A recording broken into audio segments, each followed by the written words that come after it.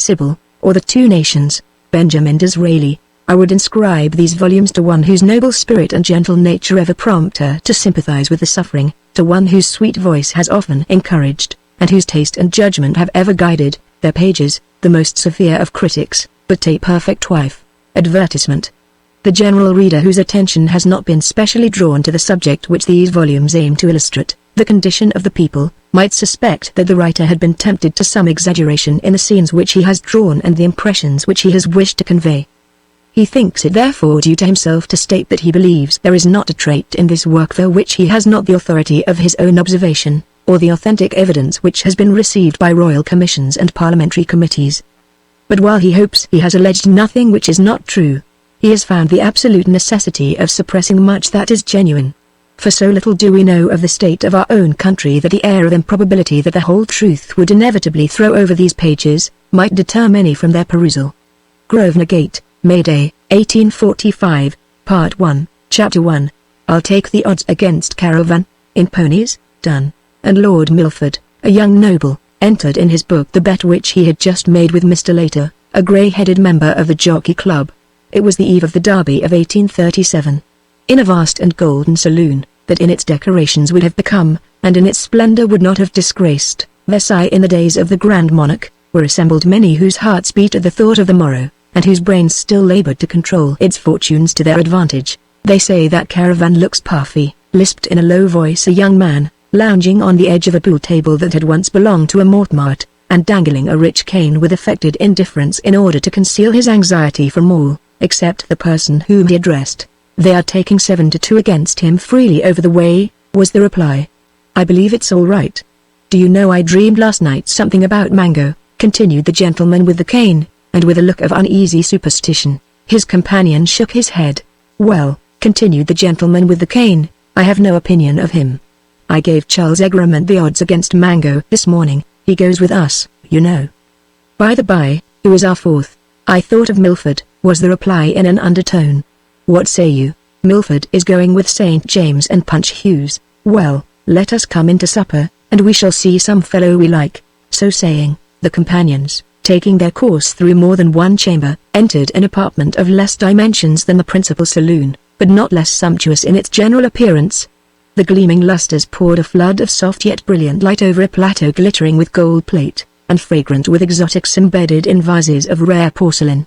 The seats on each side of the table were occupied by persons consuming, with a heedless air, delicacies for which they had no appetite, while the conversation in general consisted of flying phrases referring to the impending event of the great day that had already dawned.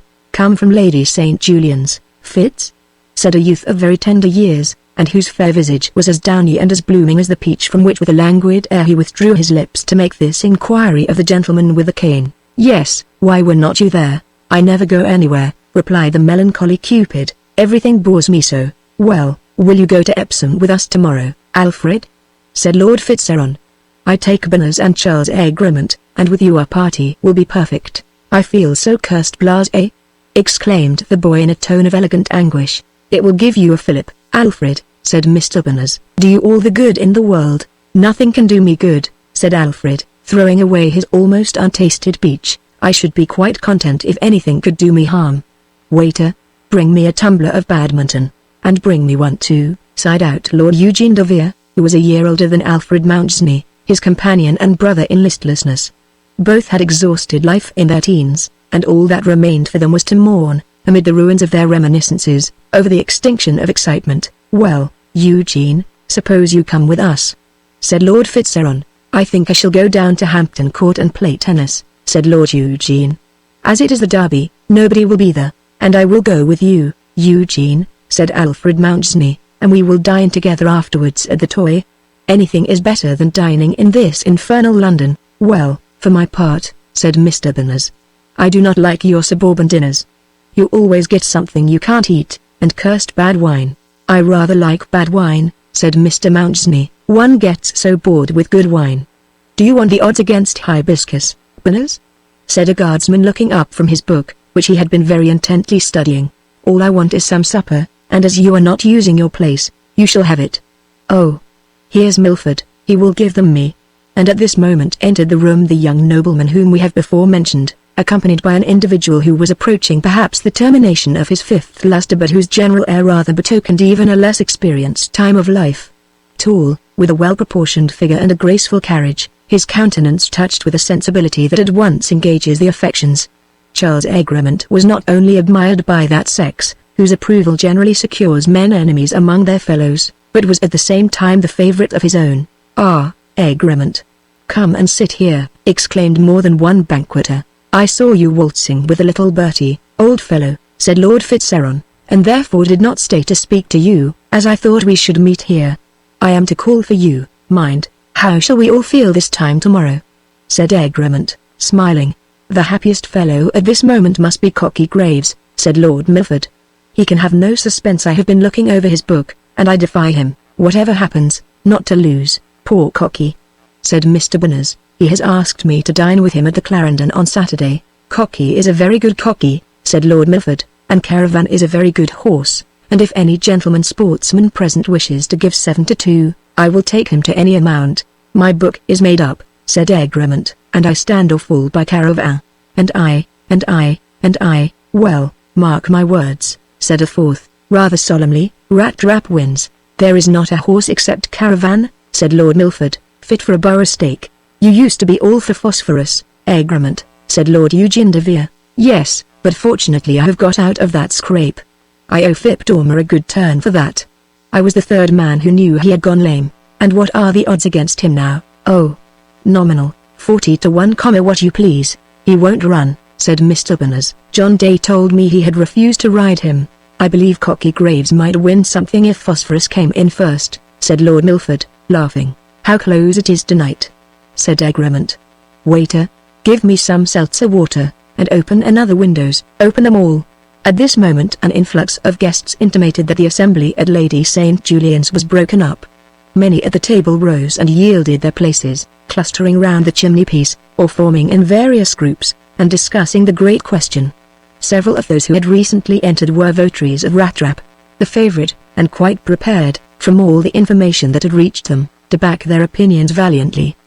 The conversation had now become general and animated, or rather there was a medley of voices in which little was distinguished except the names of horses and the amount of odds. In the midst of all this, waiters glided about handing incomprehensible mixtures bearing aristocratic names, mystical combinations of French wines and German waters, flavored with slices of Portugal fruits, and cooled with lumps of American ice, compositions which immortalize the creative genius of some high patrician name. "By Jove!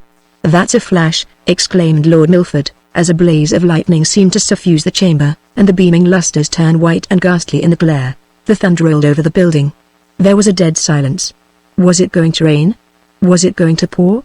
Was the storm confined to the metropolis? Would it reach Epsom?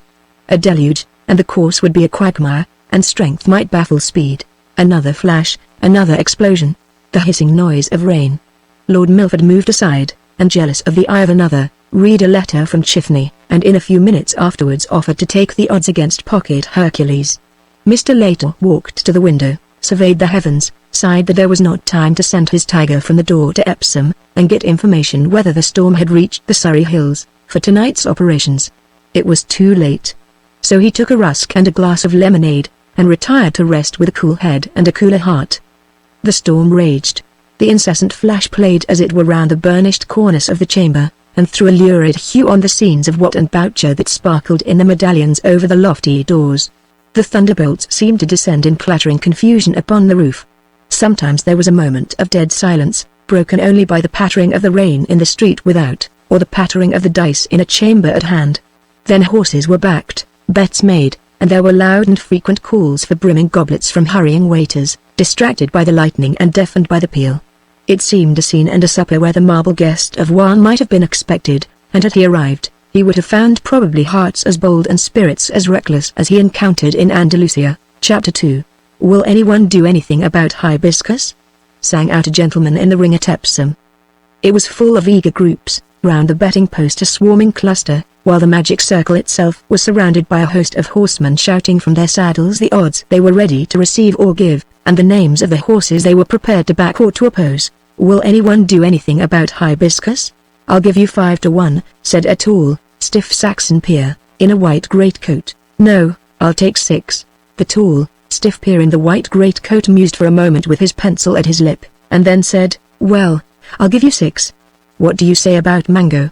11-2 against Mango, called out a little humpbacked man in a shrill voice, but with the air of one who was master of his work. "I should like to do a little business with you, Mr. Chippendale," said Lord Milford in a coaxing tone, "but I must have 6-1. 11-2, and no mistake," said this keeper of a second-rate gaming house, who, known by the flattering appellation of Hump Chippendale, now turned with malignant abruptness from the heir apparent of an English earldom. "You shall have 6-1, my lord," said Captain Spruce, a debonair personage with a well-turned silk hat arranged a little aside, his coloured cravat tied with precision, his whiskers trimmed like a quickset hedge. Spruce, who had earned his title of captain on the plains of Newmarket, which had witnessed for many a year his successful exploits, had a weakness for the aristocracy, who knowing his graceful infirmity patronized him with condescending dexterity, acknowledged his existence in Pall Mall as well as at Tattersall's, and thus occasionally got a point more than the betting out of him. Hump Chippendale had none of these gentle failings. He was a democratic leg, who loved to fleece a noble, and thought all men were born equal in insolent greed that was a hedge for his hump. 7-4 against the favourite, 7-2 against Caravan, 11-2 against Mango. What about Benedict? Will anyone do anything about Pocket Hercules? 30-1 against Dardanelles, done. 5 30 to 1 against Phosphorus, shouted a little man vociferously and repeatedly. "I will give 40, said Lord Milford. "No answer, nothing done. 40-1. Murmured Egremont, who stood against Phosphorus. "A little nervous," he said to the peer in the white greatcoat. "Don't you think that Phosphorus may after all have some chance?" "I should be cursed sorry to be deep against him," said the peer. Egremont with a quivering lip walked away. He consulted his book. He meditated anxiously. Should he hedge? It was scarcely worthwhile to mar the symmetry of his winnings. He stood so well by all the favourites, and for a horse at 40-1. No. He would trust his star. He would not hedge. "Mr. Chippendale," whispered the peer in the white greatcoat, "go and press Mr. Egremont about Phosphorus. I should not be surprised if you got a good thing." At this moment, a huge, broad-faced, rosy-gilled fellow, with one of those good-humoured yet cunning countenances that we meet occasionally on the northern side of the Trent, rode up to the ring on a square cob and dismounting entered the circle. He was a carcass butcher, famous in Carnaby Market, and the prime counsellor of a distinguished nobleman for whom privately he betted on commission. His secret service today was to bet against his noble employer's own horse, and so he at once sung out, 20-1 against Mantrap, a young gentleman just launched into the world, and who, proud of his ancient and spreading acres, was now making his first book. Seeing Mantrap marked 18-1 on the cards, jumped eagerly at this bargain, while Lord Fitzheron and Mr. Berners, who were at hand and who in their days had found their names in the book of the carcass butcher, and grown wise by it, interchanged a smile. "Mr. Egremont will not take," said Hump Chippendale to the peer in the white greatcoat. "You must have been too eager," said his noble friend. "The ring is up," the last odds declared. "All gallop away to the warren." A few minutes, only a few minutes, and the event that for 12 months has been the pivot of so much calculation, of such subtle combinations, of such deep conspiracies, round which the thought and passion of the sporting world have hung like eagles, will be recorded in the fleeting tablets of the past. But what minutes! Count them by sensation and not by calendars, and each moment is a day and the race a life. Hogarth in a coarse and yet animated sketch has painted before and after. A creative spirit of a higher vein might develop the simplicity of the idea with sublimer accessories. Pompeius before Pharsalia, Harold before Hastings, Napoleon before Waterloo, might afford some striking contrasts to the immediate catastrophe of their fortunes. Finer still the inspired mariner who has just discovered a new world, the sage who has revealed a new planet, and yet the before and after of a first-rate English race, in the degree of its excitement, and sometimes in the tragic emotions of its close, may vie even with these. They are saddling the horses. Caravan looks in great condition, and a scornful smile seems to play upon the handsome features of Pavis, as in the becoming colours of his employer, he gracefully gallops his horse before his admiring supporters.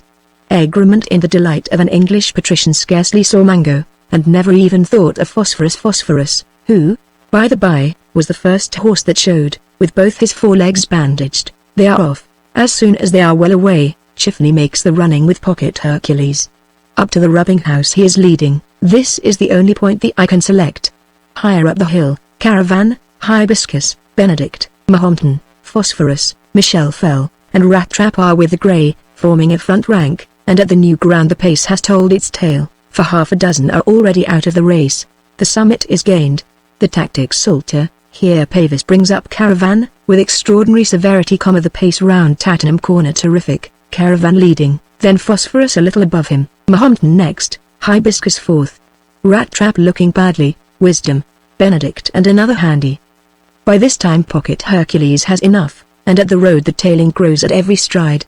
Here the favourite himself is hors de combat, as well as Dardanelles, and a crowd of lesser celebrities. There are now but 4 left in the race, and of these, 2, Hibiscus and Mahometan, are some lengths behind. Now it is neck and neck between Caravan and Phosphorus. At the stand Caravan has decidedly the best, but just at the post, Edwards, on Phosphorus, lifts the gallant little horse, and with an extraordinary effort contrives to shove him in by half a length. "You look a little low, Charlie," said Lord Fitzheron, as taking their lunch in their drag he poured the champagne into the glass of Egremont. "By Jove," said Lord Milford, "only think of Cocky Graves having gone and done it." Chapter 3. Egremont was a younger brother of an English earl, whose nobility being of nearly 3 centuries date, ranked him among our high and ancient peers, although its origin was more memorable than illustrious. The founder of the family had been a confidential domestic of one of the favourites of Henry VIII, and had contrived to be appointed one of the commissioners for visiting and taking the surrenders of divers religious houses. It came to pass that divers of these religious houses surrendered themselves eventually to the use and benefit of honest Baldwin Greymount. The king was touched with the activity and zeal of his commissioner. Not one of them whose reports were so ample and satisfactory, who could baffle a wily prior with more dexterity, or control a proud abbot with more firmness. Nor were they well-digested reports alone that were transmitted to the sovereign, they came accompanied with many rare and curious articles, grateful to the taste of one who was not only a religious reformer but a dilettante, golden candlesticks and costly chalices, sometimes jeweled pyx, fantastic spoons and patens, rings for the fingers and the ear, occasionally a ferreton and blazoned manuscript suitable offering to the royal scholar. Greymount was noticed, sent for, promoted in the household, knighted, might doubtless have been sworn of the council, and in due time have become a minister, but his was a discreet ambition of an accumulative rather than an aspiring character. He served the king faithfully in all domestic matters that required an unimpassioned, unscrupulous agent, fashioned his greed and conscience according to the royal model in all its freaks, seized the right moment to get sundry grants of abbey lands, and contrived in that dangerous age to save both his head and his estate. The Greymount family having planted themselves in the land, faithful to the policy of the founder, avoided the public gaze during the troubled period that followed the Reformation, and even during the more orderly reign of Elizabeth, rather sought their increase in alliances than in court favour. But at the commencement of the 17th century, their abbey lands infinitely advanced in value, and their rentals swollen by the prudent accumulation of more than 70 years, a Greymount, who was then a county member, was elevated to the peerage as Baron Marney. The heralds furnished his pedigree, and assured the world that although the exalted rank and extensive possessions enjoyed at present by the Greymounts had their origin immediately in great territorial revolutions of a recent reign, it was not for a moment to be supposed that the remote ancestors of the ecclesiastical commissioner of 1530 were by any means obscure. On the contrary, it appeared that they were both Norman and baronial, their real name Egremont, which, in their patent of peerage the family now resumed. In the civil wars, the Egremonts, pricked by their Norman blood, were cavaliers and fought pretty well.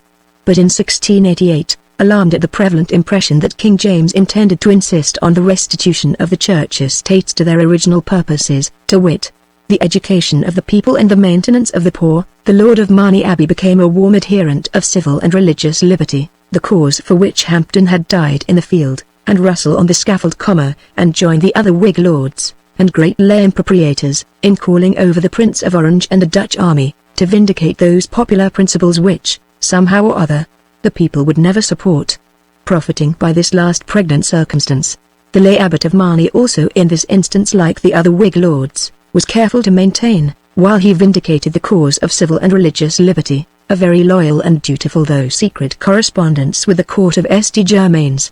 The great deliverer King William III, to whom Lord Marney was a systematic traitor, made the descendant of the ecclesiastical commissioner of Henry VIII an English earl, and from that time until the period of our history, though the Marney family had never produced one individual eminent for civil or military abilities, though the country was not indebted to them for a single statesman, orator, successful warrior, great lawyer, learned divine, eminent author, illustrious man of science, they had contrived, if not to engross any great share of public admiration and love, at least to monopolize no contemptible portion of public money and public dignities. During the 70 years of almost unbroken Whig rule, from the accession of the House of Hanover to the fall of Mr. Fox, Marney Abbey had furnished a never-failing crop of Lord Privy Seals, Lord Presidents, and Lord Lieutenants. The family had had their due quota of garters and governments and bishoprics, admirals without fleets, and generals who fought only in America. They had glittered in great embassies with clever secretaries at their elbow, and had once governed Ireland when to govern Ireland was only to apportion the public plunder to a corrupt Senate. Notwithstanding however this prolonged enjoyment of undeserved prosperity, the lay abbots of Marney were not content. Not that it was satiety that induced dissatisfaction. The egrements could feed on. They wanted something more. Not to be prime ministers or secretaries of state, for they were a shrewd race who knew the length of their tether, and notwithstanding the encouraging example of His Grace of Newcastle, they could not resist the persuasion that some knowledge of the interests and resources of nations, some power of expressing opinions with propriety, some degree of respect for the public and for himself, were not altogether indispensable qualifications, even under a Venetian constitution, in an individual who aspired to a post so eminent and responsible. Satisfied with the stars and mitres and official seals, which were periodically apportioned to them, the Marney family did not aspire to the somewhat graceless office of being their distributor. What they aimed at was promotion in their order, and promotion to the highest class. They observed that more than one of the other great civil and religious liberty families, the families who in one century plundered the church to gain the property of the people, and in another century changed the dynasty to gain the power of the crown, had their brows circled with the strawberry leaf. And why should not this distinction be the high lot also of the descendants of the old gentleman usher of one of King Henry's plundering vicar-generals? Why not? True it is, that a grateful sovereign in our days has deemed such distinction the only reward for 100 victories. True it is, that Nelson, after conquering the Mediterranean, died only a viscount. But the House of Marney had risen to higher rank, counted themselves ancient nobility, and turned up their noses at the Pratts and the Smiths, the Jenkinsons and the Robinsons of our degenerate days, and never had done anything for the nation or for their honours. And why should they now? It was unreasonable to expect it. Civil and religious liberty, that had given them a broad estate and a glittering coronet, to say nothing of 6 close seats in Parliament, ought clearly to make them dukes. But the other great Whig families who had obtained this honour, and who had done something more for it than spoliate their church and betray their king, set up their backs against this claim of the egrements. The egrements had done none of the work of the last 100 years of political mystification, during which a people without power or education had been induced to believe themselves the freest and the most enlightened nation in the world, and had submitted to lavish their blood and treasure, to see their industry crippled and their labour mortgaged, in order to maintain an oligarchy that had neither ancient memories to soften nor present services to justify their unprecedented usurpation. How had the egrements contributed to this prodigious result? Their family had furnished none of those artful orators whose bewildering phrase had fascinated the public intelligence, none of those toilsome patricians whose assiduity in affairs had convinced their unprivileged fellow subjects that government was a science, and administration an art, which demanded the devotion of a peculiar class in the state for their fulfillment and pursuit. The egrements had never said anything that was remembered, or done anything that could be recalled. It was decided by the great Revolution families, that they should not be dukes. Infinite was the indignation of the lay abbot of Marney. He counted his boroughs, consulted his cousins, and muttered revenge. The opportunity soon offered for the gratification of his passion. The situation of the Venetian party in the wane of the 18th century had become extremely critical. A young king was making often fruitless, but always energetic, struggles to emancipate his national royalty from the trammels of the factious dogeship. More than 60 years of a government of singular corruption had alienated all hearts from the oligarchy, never indeed much affected by the great body of the people. It could no longer be concealed, that by virtue of a plausible phrase power had been transferred from the crown to a parliament, the members of which were appointed by an extremely limited and exclusive class, who owned no responsibility to the country, who debated and voted in secret, and who were regularly paid by the small knot of great families that by this machinery had secured the permanent possession of the king's treasury. Whiggism was putrescent in the nostrils of the nation. We were probably on the eve of a bloodless yet important revolution, when Rockingham, a virtuous magnifico, alarmed and disgusted, resolved to revive something of the pristine purity and high-toned energy of the old Whig connection, appealed to his new generation from a degenerate age, arrayed under his banner the generous youth of the Whig families, and was fortunate to enlist in the service the supreme genius of Edmund Burke. Burke effected for the Whigs what Bolingbroke in a preceding age had done for the Tories. He restored the moral existence of the party. He taught them to recur to the ancient principles of their connection, and suffused those principles with all the delusive splendor of his imagination. He raised the tone of their public discourse. He breathed a high spirit into their public acts. It was in his power to do more for the Whigs than St. John could do for his party. The oligarchy, who had found it convenient to attain Bolingbroke for being the avowed minister of the English prince with whom they were always in secret communication, when opinion forced them to consent to his restitution, had tacked to the amnesty a clause as cowardly as it was unconstitutional, and declared his incompetence to sit in the parliament of his country. Burke on the contrary fought the Whig fight with a two-edged weapon. He was a great writer, as an orator he was transcendent. In a dearth of that public talent for the possession of which the Whigs have generally been distinguished, Burke came forward and established them alike in the parliament and the country. And what was his reward? No sooner had a young and dissolute noble, who with some of the aspirations of a Caesar oftener realized the conduct of a Catiline, appeared on the stage, and after some inglorious tergiversation adopted their colors, than they transferred to him the command which had been won by wisdom and genius, vindicated by unrivaled knowledge, and adorned by accomplished eloquence. When the hour arrived for the triumph which he had prepared, he was not even admitted into the cabinet, virtually presided over by his graceless pupil, and who, in the profuse suggestions of his teeming converse, had found the principles and the information which were among the chief claims to public confidence of Mr. Fox. Hard necessity made Mr. Burke submit to the yoke, but the humiliation could never be forgotten. Nemesis favors genius. The inevitable hour at length arrived. A voice like the apocalypse sounded over England and even echoed in all the courts of Europe. Burke poured forth the vials of his hoarded vengeance into the agitated heart of Christendom. He stimulated the panic of the world by the wild pictures of his inspired imagination. He dashed to the ground the rival who had robbed him of his hard-earned greatness, rended in twain the proud oligarchy that had dared to use and to insult him, and followed with civility by the haughtiest and the most timid of its members, amid the frantic exultation of his country. He placed his heel upon the neck of the ancient serpent. Among the Whig followers of Mr. Burke in this memorable defection, among the Devonshires and the Portlands, the Spencers and the Fitzwilliams, was the Earl of Marney, whom the Whigs would not make a duke. What was his chance of success from Mr. Pitt? If the history of England be ever written by one who has the knowledge and the courage, and both qualities are equally requisite for the undertaking, the world would be more astonished than when reading the Roman annals by Niebuhr. Generally speaking, all the great events have been distorted, most of the important causes concealed, some of the principal characters never appear, and all who figure are so misunderstood and misrepresented, that the result is a complete mystification, and the perusal of the narrative about as profitable to an Englishman as reading the Republic of Plato or the Utopia of More, the pages of Gaudenzio de Lucca or the adventures of Peter Wilkins. The influence of races in our early ages, of the Church in our middle, and of parties in our modern history, are three great moving and modifying powers, that must be pursued and analyzed with an untiring, profound, and unimpassioned spirit, before a guiding ray can be secured. A remarkable feature of our written history is the absence in its pages of some of the most influential personages.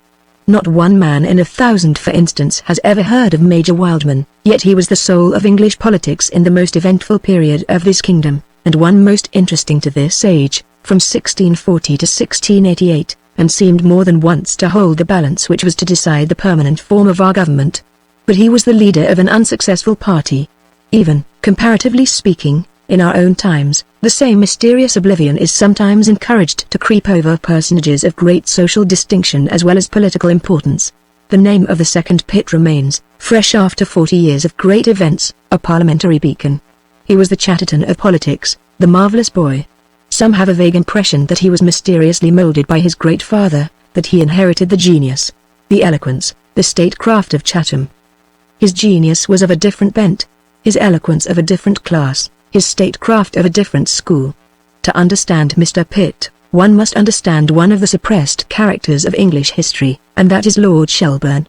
When the fine genius of the injured Bolingbroke, the only peer of his century who was educated, and proscribed by the oligarchy because they were afraid of his eloquence, the glory of his order and the shame, shut out from Parliament, found vent in those writings which recalled to the English people the inherent blessings of their old free monarchy, and painted in immortal hues his picture of a patriot king. The spirit that he raised at length touched the heart of Carteret, born a Whig, yet sceptical of the advantages of that patrician constitution which made the Duke of Newcastle the most incompetent of men, but the chosen leader of the Venetian party, virtually sovereign of England. Lord Carteret had many brilliant qualities. He was undaunted, enterprising, eloquent, had considerable knowledge of continental politics, was a great linguist, a master of public law, and though he failed in his premature effort to terminate the dogeship of George II, he succeeded in maintaining a considerable though secondary position in public life. The young Shelburne married his daughter. Of him it is singular we know less than of his father-in-law, yet from the scattered rates some idea may be formed of the ablest and the most accomplished minister of the 18th century. Lord Shelburne, influenced probably by the example and the traditionary precepts of his eminent father-in-law, appears early to have held himself aloof from the patrician connection, and entered public life as the follower of Bute in the first great effort of George III to rescue the sovereignty from what Lord Chatham called the Great Revolution families. He became in time a member of Lord Chatham's last administration, one of the strangest and the most unsuccessful efforts to aid the grandson of George II in his struggle for political emancipation. Lord Shelburne adopted from the first the Bolingbroke system, a real royalty, in lieu of the chief magistracy, a permanent alliance with France, instead of the Whig scheme of viewing in that power the natural enemy of England, and, above all, a plan of commercial freedom, the germ of which may be found in the long-maligned negotiations of Utrecht, but which in the instance of Lord Shelburne were soon in time matured by all the economical science of Europe, in which he was a proficient. Lord Shelburne seems to have been of a reserved and somewhat astute disposition, deep and adroit. He was however brave and firm. His knowledge was extensive and even profound. He was a great linguist. He pursued both literary and scientific investigations. His house was frequented by men of letters, especially those distinguished by their political abilities or economical attainments. He maintained the most extensive private correspondence of any public man of his time. The earliest and the most authentic information reached him from all courts and quarters of Europe, and it was a common phrase, that the minister of the day sent to him often for the important information which the cabinet could not itself command. Lord Shelburne was the first great minister who comprehended the rising importance of the middle class, and foresaw in its future power a bulwark for the throne against the great Revolution families. Of his qualities in council we have no record. There is reason to believe that his administrative ability was conspicuous. His speeches prove that, if not supreme, he was eminent in the art of parliamentary disputation, while they show on all the questions discussed a richness and variety of information with which the speeches of no statesman of that age except Mr. Burke can compare. Such was the man selected by George III as his champion against the Venetian party after the termination of the American War. The prosecution of that war they had violently opposed, though it had originated in their own policy. First Minister in the House of Lords, Shelburne entrusted the lead in the House of Commons to his Chancellor of the Exchequer, the youthful Pitt. The administration was brief, but it was not inglorious. It obtained peace, and for the first time since the Revolution introduced into modern debate the legitimate principles on which commerce should be conducted. It fell before the famous coalition with which the great Revolution families commenced their fiercest and their last contention for the patrician government of royal England. In the heat of that great strife, the king in the second hazardous exercise of his prerogative entrusted the perilous command to Pitt. While Lord Shelburne on that occasion was set aside, will perhaps always remain a mysterious passage of our political history, nor have we space on the present occasion to attempt to penetrate its motives. Perhaps the monarch, with a sense of the rising sympathies of his people, was prescient of the magic power of youth in touching the heart of a nation. Yet it would not be an unprofitable speculation if for a moment we pause to consider what might have been the consequences to our country if Mr. Pitt had been content for a season again to lead the Commons under Lord Shelburne, and have secured for England the unrivalled knowledge and dexterity of that statesman in the conduct of our affairs during the confounding fortunes of the French Revolution. Lord Shelburne was the only English minister competent to the task. He was the only public man who had the previous knowledge requisite to form accurate conclusions on such a conjuncture. His remaining speeches on the subject attest the amplitude of his knowledge and the accuracy of his views, and in the rout of Jena, or the agony of Austerlitz, one cannot refrain from picturing the shade of Shelburne haunting the cabinet of Pitt, as the ghost of Canning is said occasionally to linger about the Speaker's chair, and smile sarcastically on the conscientious mediocrities who pilfered his hard-earned honours. But during the happier years of Mr. Pitt, the influence of the mind of Shelburne may be traced throughout his policy.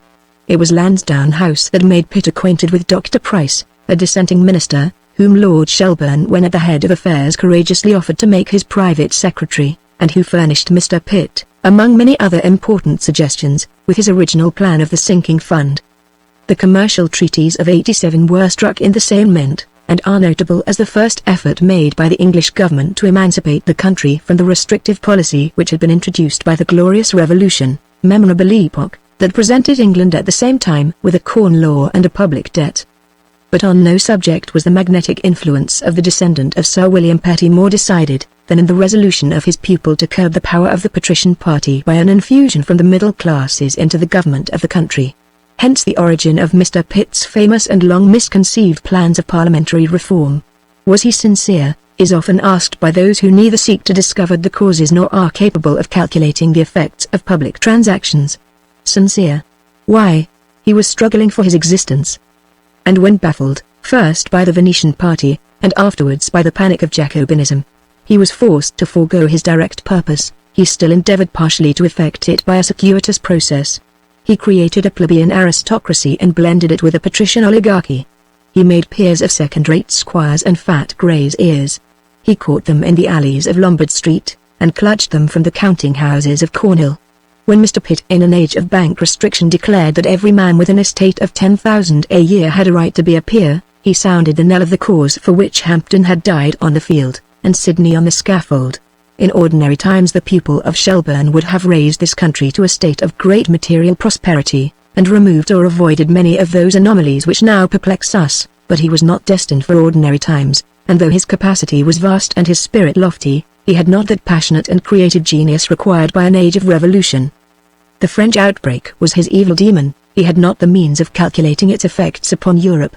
He had but a meagre knowledge himself of continental politics. He was assisted by a very inefficient diplomacy. His mind was lost in a convulsion of which he neither could comprehend the causes nor calculate the consequences, and forced to act. He acted not only violently, but in exact opposition to the very system he was called into political existence to combat. He appealed to the fears, the prejudices, and the passions of a privileged class, revived the old policy of the oligarchy he had extinguished, and plunged into all the ruinous excesses of French war and Dutch finance.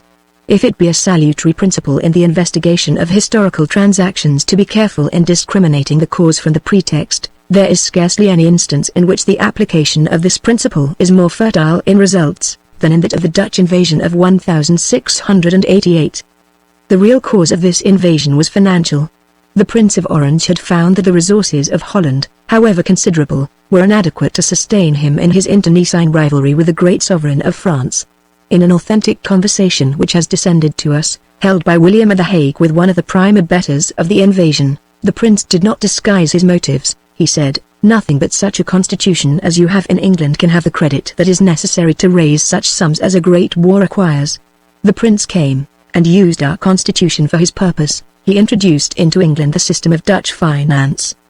The principle of that system was to mortgage industry in order to protect property. Abstractedly, nothing can be conceived more unjust. Its practice in England has been equally injurious.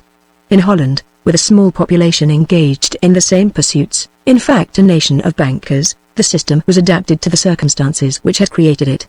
All shared in the present spoil, and therefore could endure future burthen. And so to this day Holland is sustained, almost solely sustained, by the vast capital thus created which still lingers amongst its dikes. But applied to a country in which the circumstances were entirely different, to a considerable and rapidly increasing population, where there was a numerous peasantry, a trading middle class struggling into existence, the system of Dutch finance, pursued more or less for nearly a century and a half, has ended in the degradation of a fettered and burthened multitude. Nor have the demoralizing consequences of the funding system on the more favored classes been less decided. It has made debt a national habit. It has made credit the ruling power, not the exceptional auxiliary, of all transactions. It has introduced a loose, inexact, haphazard, and dishonest spirit in the conduct of both public and private life, a spirit dazzling and yet dastardly, reckless of consequences and yet shrinking from responsibility. And in the end, it has so overstimulated the energies of the population to maintain the material engagements of the state, and of society at large, that the moral condition of the people has been entirely lost sight of.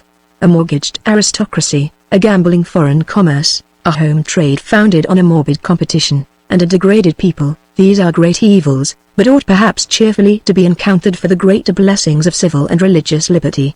Yet the first would seem in some degree to depend upon our Saxon mode of trial by our peers, upon the stipulations of the great Norman charters, upon the practice and the statute of habeas corpus, a principle native to our common law, but established by the Stuarts, nor in a careful perusal of the Bill of Rights, or in an impartial scrutiny of the subsequent legislation of those times. Though some diminution of our political franchises must be confessed, is it easy to discover any increase of our civil privileges. To those indeed who believe that the English nation, at all times a religious and Catholic people, but who even in the days of the Plantagenets were anti-papal, were in any danger of again falling under the yoke of the Pope of Rome in the reign of James II, religious liberty was perhaps acceptable, though it took the shape of a discipline which at once anathematized a great portion of the nation, and virtually establishing Puritanism in Ireland, laid the foundation of those mischiefs which are now endangering the empire. That the last of the Stuarts had any other object in his impolitic manoeuvres, than an impracticable scheme to blend the two churches, there is now authority to disbelieve.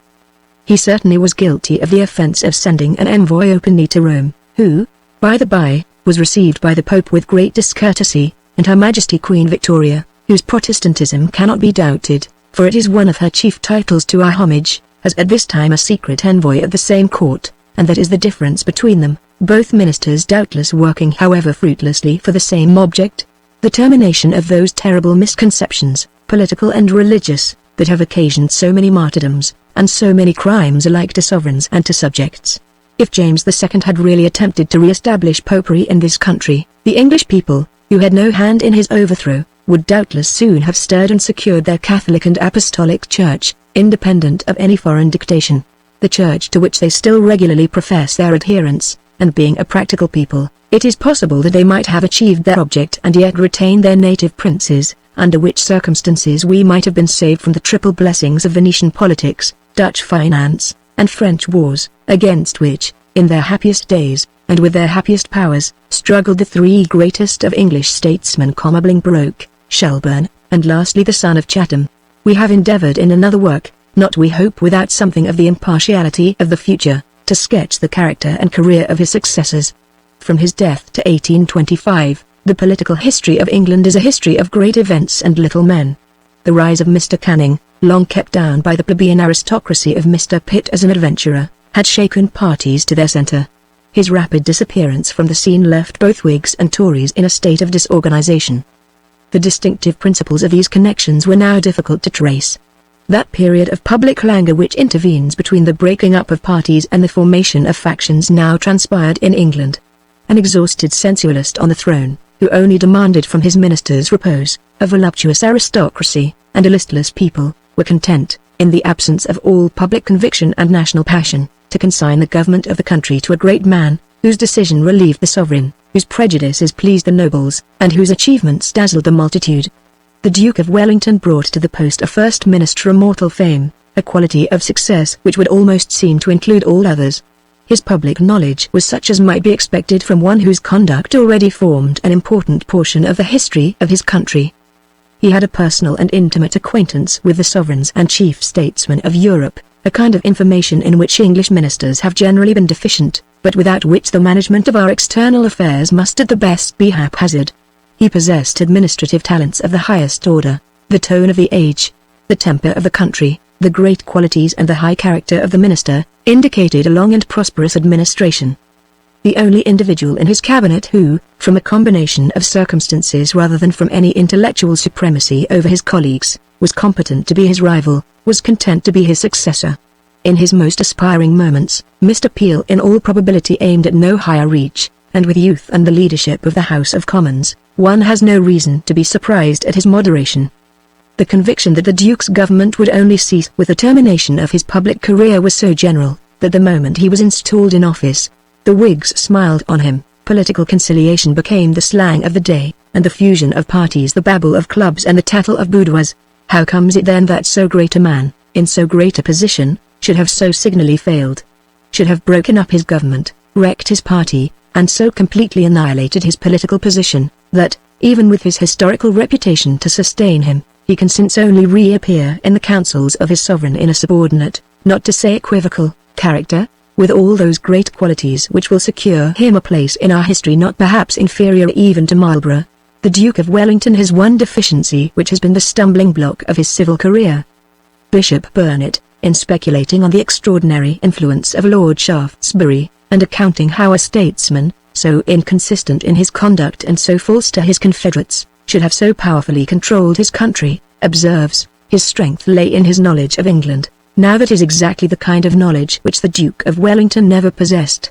When the king, finding that in Lord Godrich he had a minister who, instead of deciding, asked his royal master for advice, sent for the Duke of Wellington to undertake the government, a change in the carriage of his grace was perceived by some who had the opportunity to form an opinion on such a subject.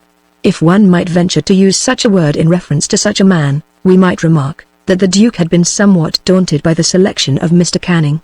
It disappointed great hopes, it baffled great plans, and dispelled for a season the conviction that, it is believed, had been long maturing in his Grace's mind, that he was the man of the age, that his military career had been only a preparation for a civil course not less illustrious, and that it was reserved for him to control for the rest of his life undisputed the destinies of a country, which was indebted to him in no slight degree for its European preeminence. The death of Mr. Canning revived, the rout of Lord Godrich restored these views. Napoleon, at St. Helena, speculating in conversation on the future career of his conqueror, asked, "What will Wellington do? After all he has done, he will not be content to be quiet. He will change the dynasty." Had the great exile been better acquainted with the real character of our Venetian constitution, he would have known that to govern England in 1820, it was not necessary to change its dynasty. But the emperor, though wrong in the main, was right by the by.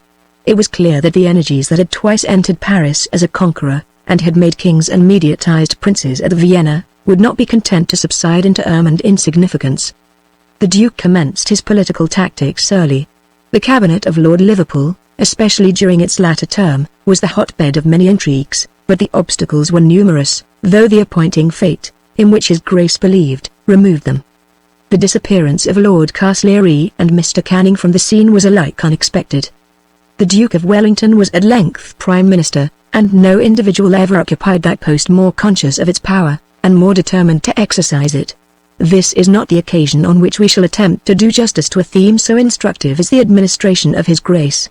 Treated with impartiality and sufficient information, it would be an invaluable contribution to the stores of our political knowledge and national experience. Throughout its brief but eccentric and tumultuous annals we see continual proof how important is that knowledge in which lay Lord Shaftesbury's strength. In 24 months we find an aristocracy estranged, without a people being conciliated, while on two several occasions, first, the prejudices, and then the pretensions of the middle class, were alike treated with contumely. The public was astonished at hearing of statesmen of long parliamentary fame, men round whom the intelligence of the nation had gathered for years with confidence, or at least with interest, being expelled from the cabinet in a manner not unworthy of Colonel Joyce, while their places were filled by second-rate soldiers, whose very names were unknown to the great body of the people, and who under no circumstances should have aspired beyond the government of a colony. This administration which commenced in arrogance ended in panic. There was an interval of perplexity, when occurred the most ludicrous instance extant of an attempt at coalition. Subordinates were promoted, while negotiations were still pending with their chiefs, and these negotiations, undertaken so crudely, were terminated in pique, in a manner which added to political disappointment personal offense. When even his parasites began to look gloomy, the Duke had a specific that was to restore all, and having allowed every element of power to escape his grasp, he believed he could balance everything by a beer bill. The growl of reform was heard, but it was not very fierce. There was yet time to save himself. His Grace precipitated a revolution which might have been delayed for half a century, and never need have occurred in so aggravated a form. He rather fled than retired. He commenced his ministry like Brennus, and finished it like the tall Gaul sent to murder the rival of Sylla, but who dropped his weapon before the undaunted gaze of his intended victim. Lord Marney was spared the pang of the catastrophe. Promoted to a high office in the household, and still hoping that, by the aid of his party, it was yet destined for him to achieve the hereditary purpose of his family, he died in the full faith of dukism, worshipping the Duke and believing that ultimately he should himself become a Duke. It was under all the circumstances in euthanasia. He expired leaning as it were on his white wand and babbling of strawberry leaves. Chapter 4. "My dear Charles," said Lady Marney to Egremont the morning after the Derby, as breakfasting with her in her boudoir he detailed some of the circumstances of the race, "we must forget your naughty horse. I sent you a little note this morning, because I wished to see you most particularly before you went out. Affairs, continued Lady Marnie, first looking round the chamber to see whether there were any fairy listening to her state secrets. Affairs are critical, no doubt of that, thought Egremont, the horrid phantom of settling day seeming to obtrude itself between his mother and himself. But not knowing precisely at what she was driving, he merely sipped his tea, and innocently replied, "Why, there will be a dissolution," said Lady Marnie. "What are we coming in?" Lady Marnie shook her head. "The present men will not better their majority," said Egremont. "I hope not," said Lady Marnie. "Why, you always said that with another general election we must come in, whoever dissolved." "But that was with the court in our favor," rejoined Lady Marnie mournfully. "What, has the king changed?" said Egremont. "I thought it was all right." "All was right," said Lady Marnie. "These men would have been turned out again, had he only lived 3 months more." "Lived?" exclaimed Egremont. "Yes," said Lady Marnie, "the king is dying." Slowly delivering himself of an ejaculation, Egremont leant back in his chair. "He may live a month," said Lady Marnie. "He cannot live 2. It is the greatest of secrets, known at this moment only to 4 individuals, and I communicate it to you, my dear Charles, in that absolute confidence which I hope will always subsist between us, because it is an event that may greatly affect your career." "How so, my dear mother?" "Marbury. I have settled with Mr. Tadpole that you shall stand for the old borough. With the government in our hands, as I had anticipated at the general election, success I think was certain. Under the circumstances which we must encounter, the struggle will be more severe, but I think we shall do it, and it will be a happy day for me to have our own again, and to see you in Parliament, my dear child." "Well, my dear mother, I should like very much to be in Parliament, and particularly to sit for the old borough, but I fear the contest will be very expensive," said Egremont inquiringly. "Oh, I have no doubt," said Lady Marnie, "that we shall have some monster of the middle class, some tinker or tailor, or candlestick maker, with his long purse, preaching reform and practicing corruption, exactly as the Liberals did under Walpole. Bribery was unknown in the time of the Stuarts, but we have capital registration, Mr. Tadpole tells me."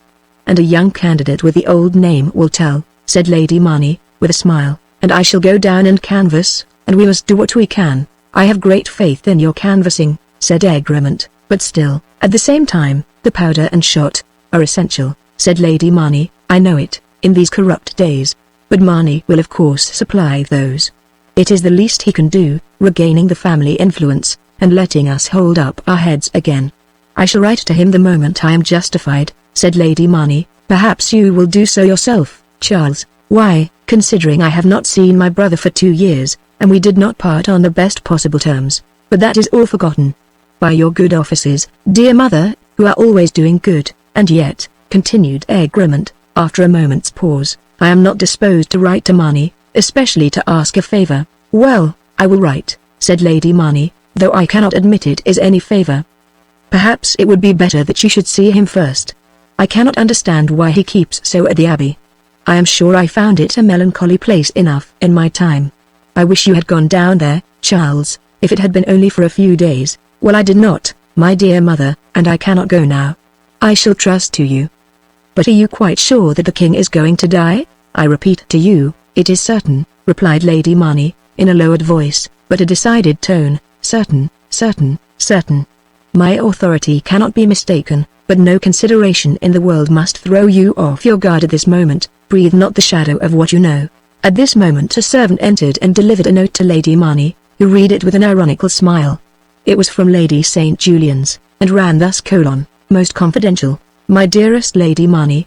It is a false report. He is ill, but not dangerously. The hay fever, he always has it, nothing more.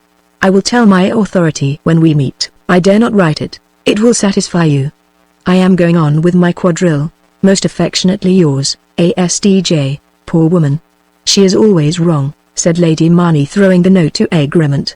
"Her quadrille will never take place, which is a pity, as it is to consist only of beauties and eldest sons.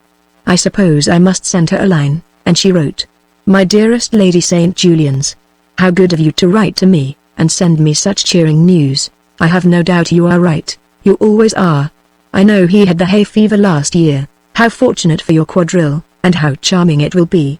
Let me know if you hear anything further from your unmentionable quarter. Ever your affectionate CM. Chapter 5. Lord Marnie left several children, His heir was 5 years older than the next son Charles, who at the period of his father's death was at Christchurch and had just entered the last year of his minority. Attaining that age, he received the sum of £15,000. His portion, a third of which amount his expenditure had then already anticipated. Egremont had been brought up in the enjoyment of every comfort and every luxury that refinement could devise and wealth furnish. He was a favourite child. His parents emulated each other in pampering and indulging him. Every freak was pardoned, every whim was gratified. He might ride what horses he liked, and if he broke their knees, what in another would have been deemed a flagrant sin, was in him held only a proof of reckless spirit. If he were not a thoroughly selfish and altogether wilful person, but very much the reverse, it was not the fault of his parents, but rather the operation of a benignant nature that had bestowed on him a generous spirit and a tender heart, though accompanied with a dangerous susceptibility that made him the child and creature of impulse, and seemed to set at defiance even the course of time to engraft on his nature any quality of prudence. The tone of Eton during the days of Charles Egremont was not of the high character which at present distinguishes the community. It was the unforeseen eve of the great change, that, whatever was its purpose or have been its immediate results, at least gave the first shock to the pseudo-aristocracy of this country. Then all was blooming, sunshine and odour, not a breeze disturbing the meridian splendour. Then the world was not only made for a few, but a very few. One could almost tell upon one's fingers the happy families who could do anything, and might have everything. A schoolboy's ideas of the church then were fat livings, and of the state, rotten boroughs. To do nothing and get something, formed a boy's ideal of a manly career. There was nothing in the lot, little in the temperament, of Charles Egremont, to make him an exception to the multitude. Gaily and securely he floated on the brilliant stream. Popular at school, idolized at home, the present had no cares, and the future secured him a family seat in Parliament the moment he entered life, and the inheritance of a glittering post at court in due time, as its legitimate consequence. Enjoyment, not ambition, seemed the principle of his existence. The contingency of a mitre, the certainty of rich preferment, would not reconcile him to the self-sacrifice which, to a certain degree, was required from a priest, even in those days of rampant Erastianism. He left the colonies as the spoil of his younger brothers, his own ideas of a profession being limited to a barrack in a London park, varied by visits to Windsor. But there was time enough to think of these things. He had to enjoy Oxford as he had enjoyed Eton. Here his allowance from his father was extravagant, though greatly increased by tithes from his mother's pin money. While he was pursuing his studies, hunting and boating, driving tandems, riding matches, tempering his energies in the crapulence of boyish banquets, and anticipating life, at the risk of expulsion, in a miserable mimicry of metropolitan dissipation, dukism, that was supposed to be eternal, suddenly crashed. The Reform Act has not placed the administration of our affairs in abler hands than conducted them previously to the passing of the measure, for the most efficient members of the present cabinet with some very few exceptions, and those attended by peculiar circumstances, were ministers before the Reform Act was contemplated.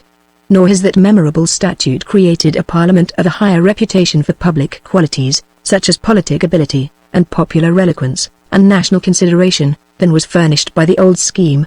On the contrary, one House of Parliament has been irremediably degraded into the decaying position of a mere court of registry, possessing great privileges, on condition that it never exercises them, while the other chamber that, at the first blush, and to the superficial, exhibits symptoms of almost unnatural vitality, engrossing in its orbit all the business of the country, assumes on a more studious inspection somewhat of the character of a select vestry, fulfilling municipal rather than imperial offices, and beleaguered by critical and clamorous millions, who cannot comprehend why a privileged and exclusive Senate is required to perform functions which immediately concern all, which most personally comprehend, and which many in their civic spheres believe they could accomplish in a manner not less satisfactory, though certainly less ostentatious. But if it have not furnished us with abler administrators or a more illustrious Senate, the Reform Act may have exercised on the country at large a beneficial influence. Has it? Has it elevated the tone of the public mind? Has it cultured the popular sensibilities to noble and ennobling ends? Has it proposed to the people of England a higher test of national respect and confidence than the debasing qualification universally prevalent in this country since the fatal introduction of the system of Dutch finance? Who'll pretend it? If a spirit of rapacious covetousness, desecrating all the humanities of life, has been the besetting sin of England for the last century and a half, since the passing of the Reform Act the altar of Mammon has blazed with triple worship. To acquire, to accumulate, to plunder each other by virtue of philosophic phrases, to propose an utopia to consist only of wealth and toil, This has been the breathless business of enfranchised England for the last 12 years, until we are startled from our voracious strife by the wail of intolerable serfage. Are we then to conclude that the only effect of the Reform Act has been to create in this country another of those class interests, which we now so loudly accuse as the obstacles to general amelioration? Not exactly that. The indirect influence of the Reform Act has been not inconsiderable, and may eventually lead to vast consequences.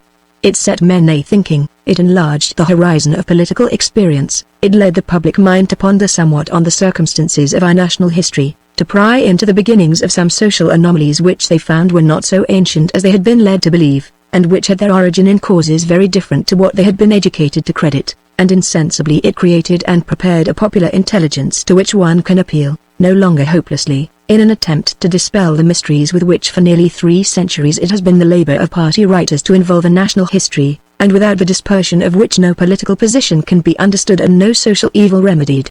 The events of 1830 did not produce any change in the modes of thought and life of Charles Egremont. He took his political cue from his mother, who was his constant correspondent. Lady Marney was a distinguished stateswoman, as they called Lady Carlisle in Charles I's time, a great friend of Lady St. Julian's, and one of the most eminent and impassioned votaries of dukism. Her first impression on the overthrow of her hero was astonishment at the impertinence of his adversaries, mingled with some lofty pity for their silly ambition and short-lived career. She existed for a week in the delightful expectation of his grace being sent for again, and informed everyone in confidence that these people could not form a cabinet. When the tocsin of peace, reform, and retrenchment sounded, she smiled bitterly, was sorry for poor Lord Grey of whom she had thought better, and gave them a year, adding with consoling malice, that it would be another canning affair. At length came the Reform Bill itself, and no one laughed more heartily than Lady Marney, not even the House of Commons to whom it was presented. The bill was thrown out, and Lady Marney gave a grand ball to celebrate the event, and to compensate the London shopkeepers for the loss of their projected franchise. Lady Marney was preparing to resume her duties at court when to her great surprise the firing of cannon announced the dissolution of Parliament. She turned pale, she was too much in the secrets of Tadpole and Taper to be deceived as to the consequences. She sank into her chair, and denounced Lord Grey as a traitor to his order. Lady Marney, who for 6 months had been writing to her son at Oxford the most charming letters, full of fun, quizzing the whole cabinet, now announced to Egremont that a revolution was inevitable, that all property would be instantly confiscated. The poor deluded king led to the block or sent over to Hanover at the best, and the whole of the nobility and principal gentry, and indeed everyone who possessed anything, guillotined without remorse. Whether his friends were immediately to resume power, or whether their estates ultimately were to be confiscated, the practical conclusion to Charles Egremont appeared to be the same. Carpe diem.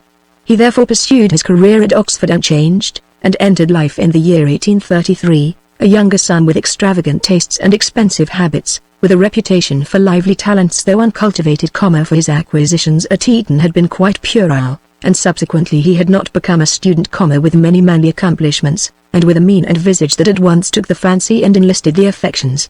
Indeed, a physiologist would hardly have inferred from the countenance and structure of Egremont the career he had pursued, or the character which attached to him. The general cast and expression of his features when in repose was pensive, an air of refinement distinguished his well-moulded brow, his mouth breathed sympathy, and his rich brown eye gleamed with tenderness. The sweetness of his voice in speaking was in harmony with this organization. 2 years passed in the most refined circles of our society exercised a beneficial influence on the general tone of Egremont, and may be said to have finished his education. He had the good sense and the good taste not to permit his predilection for sports to degenerate into slang. He yielded himself to the delicate and profitable authority of woman, and, as ever happens, it softened his manners and brightened his wit. He was fortunate in having a clever mother, and he appreciated this inestimable possession. Lady Marney had great knowledge of society, and some acquaintance with human nature, which she fancied she had fathomed to its center. She piqued herself upon her tact, and indeed she was very quick, but she was so energetic that her art did not always conceal itself. Very worldly, she was nevertheless not devoid of impulse. She was animated and would have been extremely agreeable, if she had not restlessly aspired to wit, and would certainly have exercised much more influence in society, if she had not been so anxious to show it. Nevertheless, still with many personal charms, a frank and yet, if need be, a finished manner, a quick brain, a lively tongue, a buoyant spirit, and a great social position.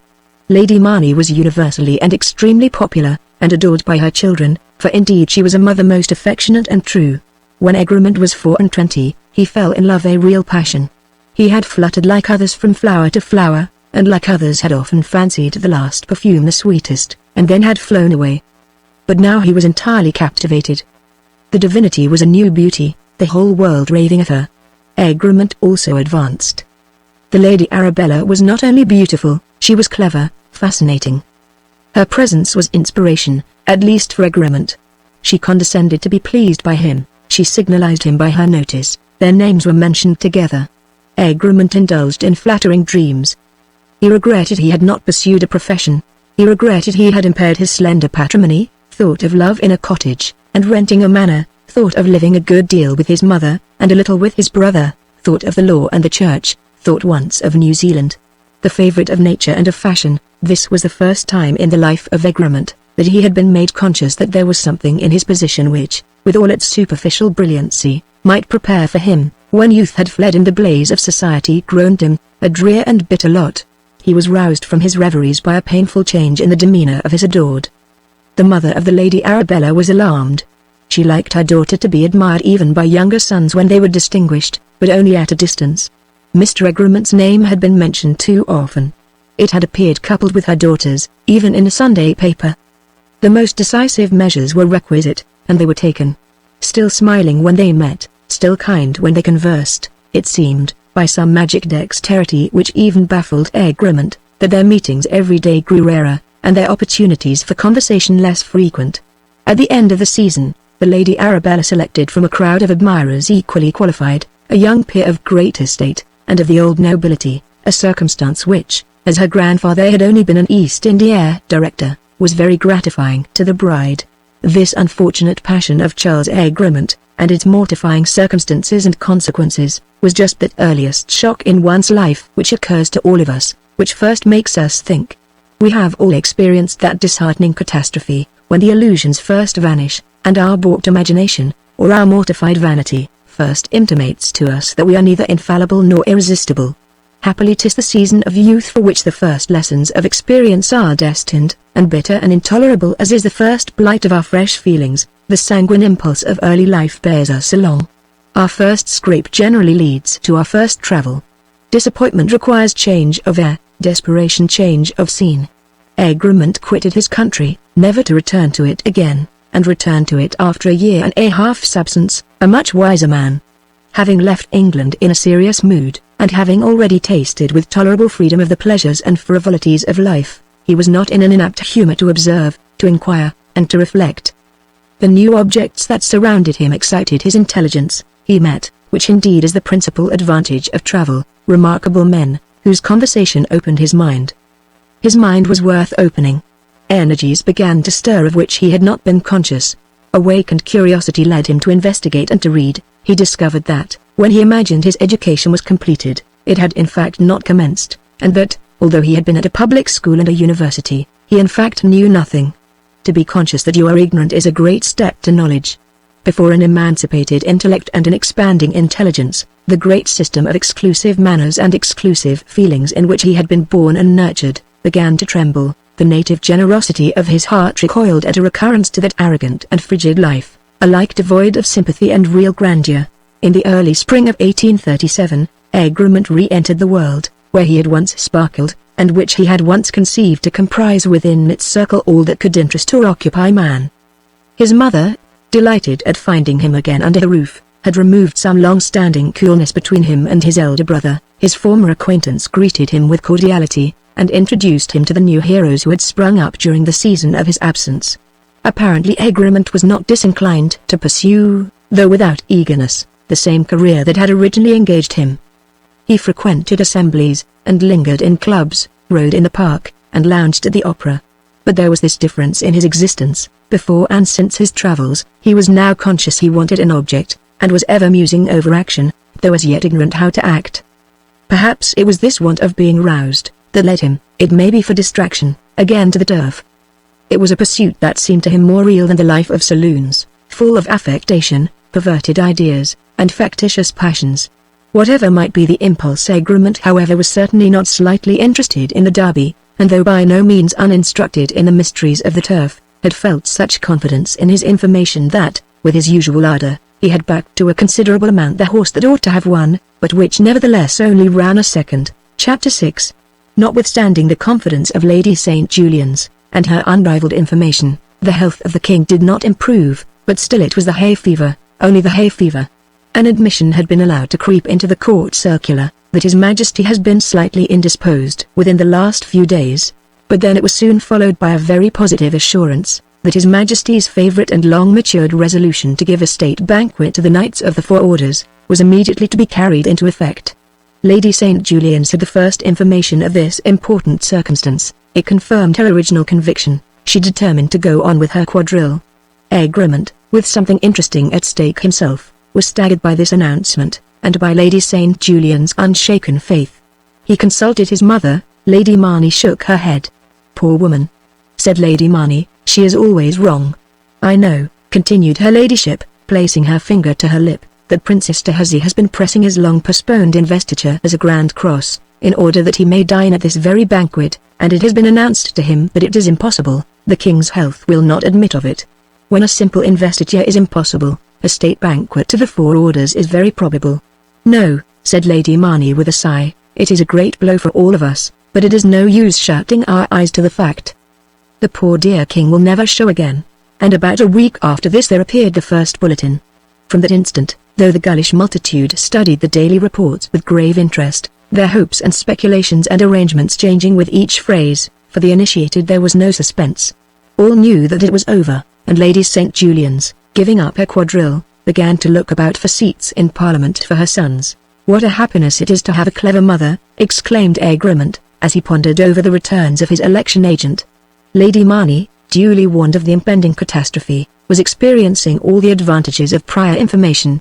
It delighted her to meet Lady St. Julian's driving distractedly about town, calling at clubs, closeted with red tapers, making ingenious combinations that would not work, by means of which some one of her sons was to stand in coalition with some rich parvenu, to pay none of the expenses and yet to come in first.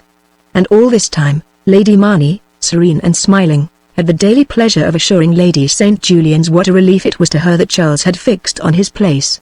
It had been arranged indeed these weeks past, but then, you know, concluded Lady Marnie in the sweetest voice and with a blandishing glance, I never did believe in that hay fever. In the meantime the impending event changed the whole aspect of the political world. The king dying before the new registration was the greatest blow to pseudo-Toryism since His Majesty, calling for a hackney coach, went down and dissolved Parliament in 1831. It was calculated by the tadpoles and tapers that a dissolution by Sir Robert, after the registration of 1837, would give him a clear majority, not too great a one, but large enough, a manageable majority, some 25 or 30 men, who with a probable peerage or two dangling in the distance, half a dozen positive baronetcies, the customs for their constituents, and court balls for their wives, might be induced to save the state. 0. England, glorious and ancient realm, the fortunes of thy polity are indeed strange. The wisdom of the Saxons, Norman valour, the statecraft of the Tudors, the national sympathies of the Stuarts, the spirit of the Latergulf struggling against their enslaved sovereignty, these are the high qualities that for 1,000 years have secured thy national development. And now all thy memorial dynasties end in the huckstering rule of some 30 unknown and anonymous jobbers.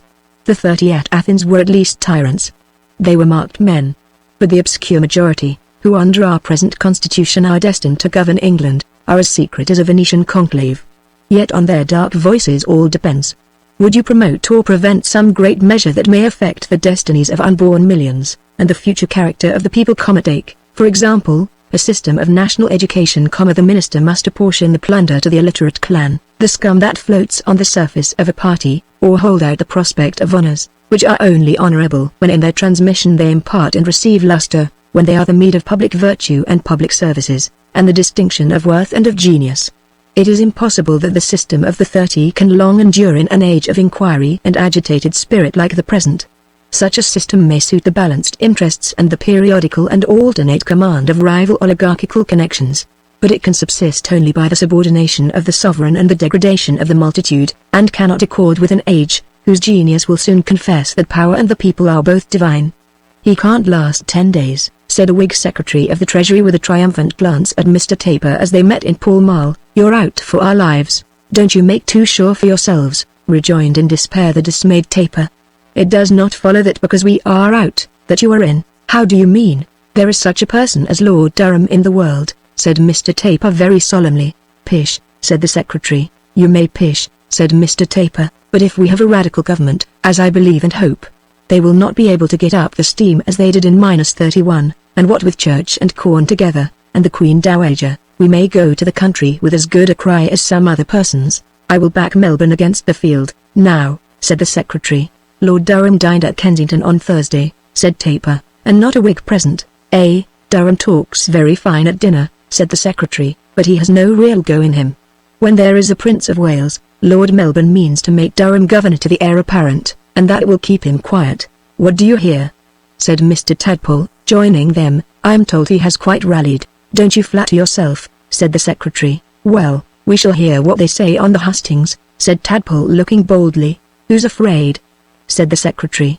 No, my dear fellow, you are dead beat. The stake is worth playing for, and don't suppose we are such flats as to lose the race for want of jockeying. Your humbugging registration will never do against a new reign. Our great men mean to shell out. I tell you, we have got Croucher. We will denounce the culton and corruption all over the kingdom, and if that won't do, we will swear till we are black in the face, that the King of Hanover is engaged in a plot to dethrone our young queen." And the triumphant secretary wished the worthy pair good morning. "They certainly have a very good cry," said Taper mournfully. "After all, the registration might be better," said Tadpole, "but still it is a very good one." The daily bulletins became more significant. The crisis was evidently at hand. A dissolution of Parliament at any time must occasion great excitement. Combined with a new reign, it inflames the passions of every class of the community. Even the poor begin to hope. The old, wholesome superstition still lingers, that the sovereign can exercise power, and the suffering multitude are faint to believe that its remedial character may be about to be revealed in their instance. As for the aristocracy in a new reign, they are all in a flutter. A bewildering vision of coronets, stars, and ribbons, smiles, and places at court, haunts their noontide speculations and their midnight dreams. Then we must not forget the numberless instances in which the coming event is deemed to supply the long-sought opportunity of distinction, or the long-dreaded cause of utter discomfiture, the hundreds, the thousands, who mean to get into Parliament, the units who dread getting out. What a crashing change from lounging in St. James's Street to sauntering on Boulogne Pier, or, after dining at Brooks and supping at Crockford's, to be saved from destruction by the friendly interposition that sends you in an official capacity to the marsupial sympathies of Sydney or Swan River. Now is the time for the men to come forward who have claims for spending their money, which nobody asked them to do, but which of course they only did for the sake of the party. They never wrote for their party, or spoke for their party, or gave their party any other vote than their own, but they urged their claims to something, a commissionership of anything, or a consulship anywhere. If no place to be had, they are ready to take it out in dignities. They once looked to the Privy Council, but would now be content with an hereditary honour. If they can have neither, they will take a clerkship in the Treasury for a younger son. Perhaps they may get that in time. At present they go away growling with a gaugership, or, having with desperate dexterity at length contrived to transform a tide waiter into a land waiter. But there is nothing like asking except refusing. Hark! It tolls. All is over. The great bell of the Metropolitan Cathedral announces the death of the last son of George III, who probably will ever reign in England. He was a good man, with feelings and sympathies, deficient in culture rather than ability, with a sense of duty, and with something of the conception of what should be the character of an English monarch. Peace to his manes. We are summoned to a different scene, in a palace in a garden, not in a haughty keep, proud with the fame, but dark with the violence of ages, not in a regal pile, bright with the splendor, but soiled with the intrigues, of courts and factions. In a palace in a garden, meet scene for youth, and innocence, and beauty came the voice that told the maiden she must ascend her throne. The Council of England is summoned for the first time within her bowers. There are assembled the prelates and captains and chief men of the realm, the priests of the religion that consuls, the heroes of the sword that has conquered, the votaries of the craft that has decided the fate of empires, men grey with thought, and fame, and age, who are the stewards of divine mysteries, who have encountered in battle the hosts of Europe, who have toiled in secret cabinets, who have struggled in the less merciful strife of aspiring senates, men too, some of them, lords of 1,000 vassals and chief proprietors of provinces, yet not one of them whose heart does not at this moment tremble as he awaits the first presence of the maiden who must now ascend her throne. a hum of half-suppressed conversation which would attempt to conceal the excitement, which some of the greatest of them have since acknowledged, fills that brilliant assemblage, that sea of plumes, and glittering stars, and gorgeous dresses. Hush! The portals open, she comes. The silence is as deep as that of a noontide forest. Attended for a moment by her royal mother and the ladies of her court, who bow and then retire, Victoria ascends her throne, a girl, alone, and for the first time, amid an assemblage of men. In a sweet and thrilling voice, and with a composed mien which indicates rather the absorbing sense of august duty than an absence of emotion, the Queen announces her accession to the throne of her ancestors, and her humble hope that divine providence will guard over the fulfillment of her lofty trust. The prelates and captains and chief men of her realm then advance to the throne, and kneeling before her, pledge their troth, and take the sacred oaths of allegiance and supremacy, allegiance to one who rules over the land that the great Macedonian could not conquer, and over a continent of which even Columbus never dreamed, to the Queen of every sea, and of nations in every zone. It is not of these that I would speak, but of a nation nearer her footstool, and which at this moment looks to her with anxiety, with affection, perhaps with hope. Fair and serene, she has the blood and beauty of the Saxon. Will it be her proud destiny at length to bear relief to suffering millions, and with that soft hand which might inspire troubadours and girder knights, break the last links in the chain of Saxon thraldom? Part 2, Chapter 1. The building, which was still called Marney Abbey, though remote from the site of the ancient monastery, was an extensive structure raised at the latter end of the reign of James I, and in the stately and picturesque style of that age. Placed on a noble elevation in the center of an extensive and well-wooded park, it presented a front with two projecting wings of equal dimensions with the center, so that the form of the building was that of a quadrangle, less one of its sides. Its ancient lattices had been removed, and the present windows, though convenient, accorded little with the structure. The old entrance door in the center of the building, however, still remained. A wondrous specimen of fantastic carving, Ionic columns of black oak, with a profusion of fruits and flowers, and heads of stags and sylvans. The whole of the building was crowned with a considerable pediment of what seemed at the first glance fanciful open work, but which examined more nearly offered in gigantic letters the motto of the House of Marney. The portal opened to a hall, such as is now rarely found, with the dais, the screen, the gallery, and the buttery hatch all perfect, and all carved black oak.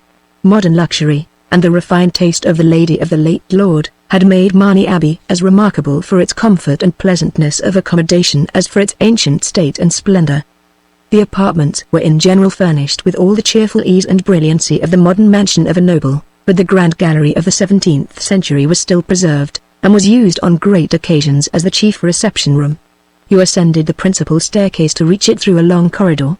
It occupied the whole length of one of the wings, was 100 feet long, and 45 feet broad. Its walls hung with a collection of choice pictures rich in history, while the Axminster carpets, the cabinets, carved tables, and variety of easy chairs, ingeniously grouped, imparted even to this palatial chamber a lively and habitable air. Lord Marney was several years the senior of Charles Egremont, yet still a young man.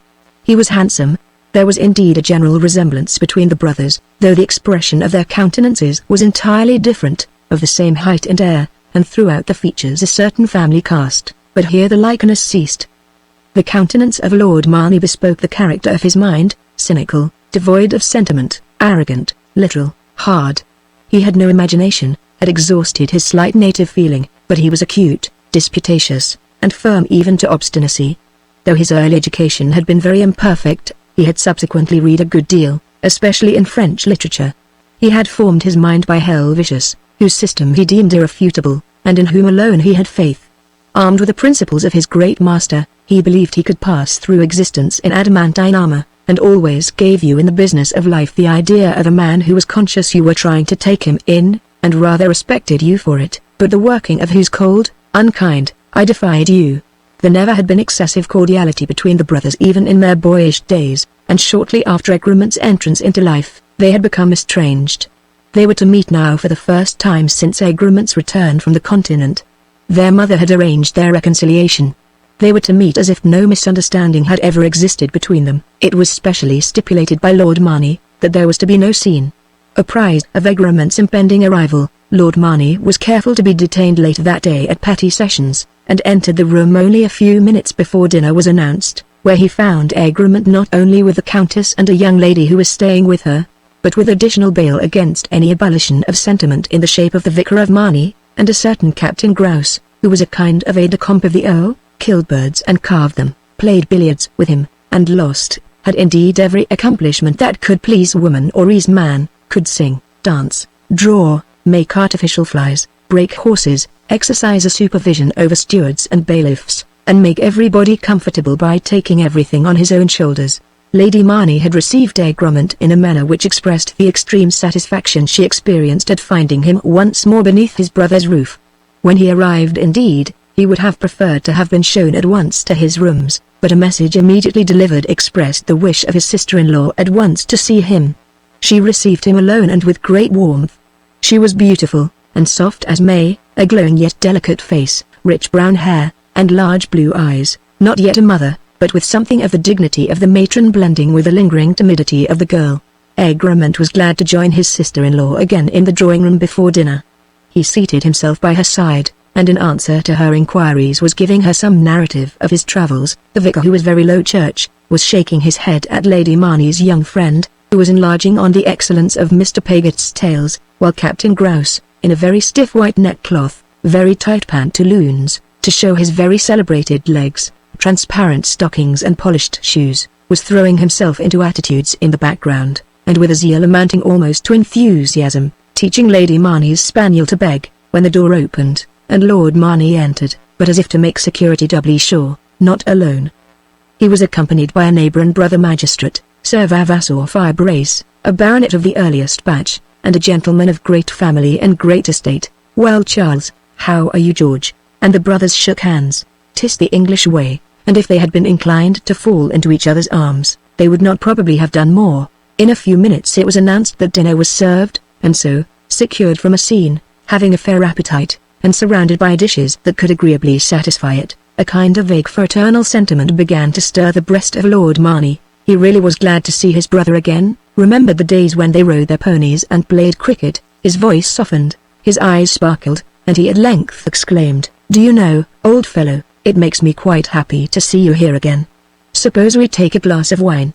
The softer heart and more susceptible spirit of Egremont were well calculated to respond to this ebullition of feeling, however slight, and truly it was for many reasons not without considerable emotion, that he found himself once more at Marnie. He sat by the side of his gentle sister-in-law, who seemed pleased by the unwonted cordiality of her husband, and anxious by many kind offices to second every indication of good feeling on his part. Captain Grouse was extremely assiduous. The vicar was of a deferential breed, agreed with Lady Marnie on the importance of infant schools, but recalled his opinion when Lord Marnie expressed his imperious hope that no infant schools would ever be found in his neighbourhood. Sir Vavassor was more than middle-aged, comely, very gentlemanlike, but with an air occasionally of absence which hardly agreed with his frank and somewhat hearty idiosyncrasy, his clear brow, florid complexion, and blue eye. But Lord Marnie talked a good deal, though chiefly dogmatical or argumentative. It was rather difficult for him to find a sufficient stock of opposition, but he laid in wait and seized every opening with wonderful alacrity. Even Captain Grouse could not escape him. If driven to extremity, Lord Marnie would even question his principles on fly-making. Captain Grouse gave up, but not too soon. He was well aware that his noble friend's passion for controversy was equal to his love of conquest. As for Lady Marnie, it was evident that with no inconsiderable talents, and with an intelligence richly cultivated, the controversial genius of her husband had completely cowed her conversational charms. She never advanced a proposition that he did not immediately bristle up, and she could only evade the encounter by a graceful submission.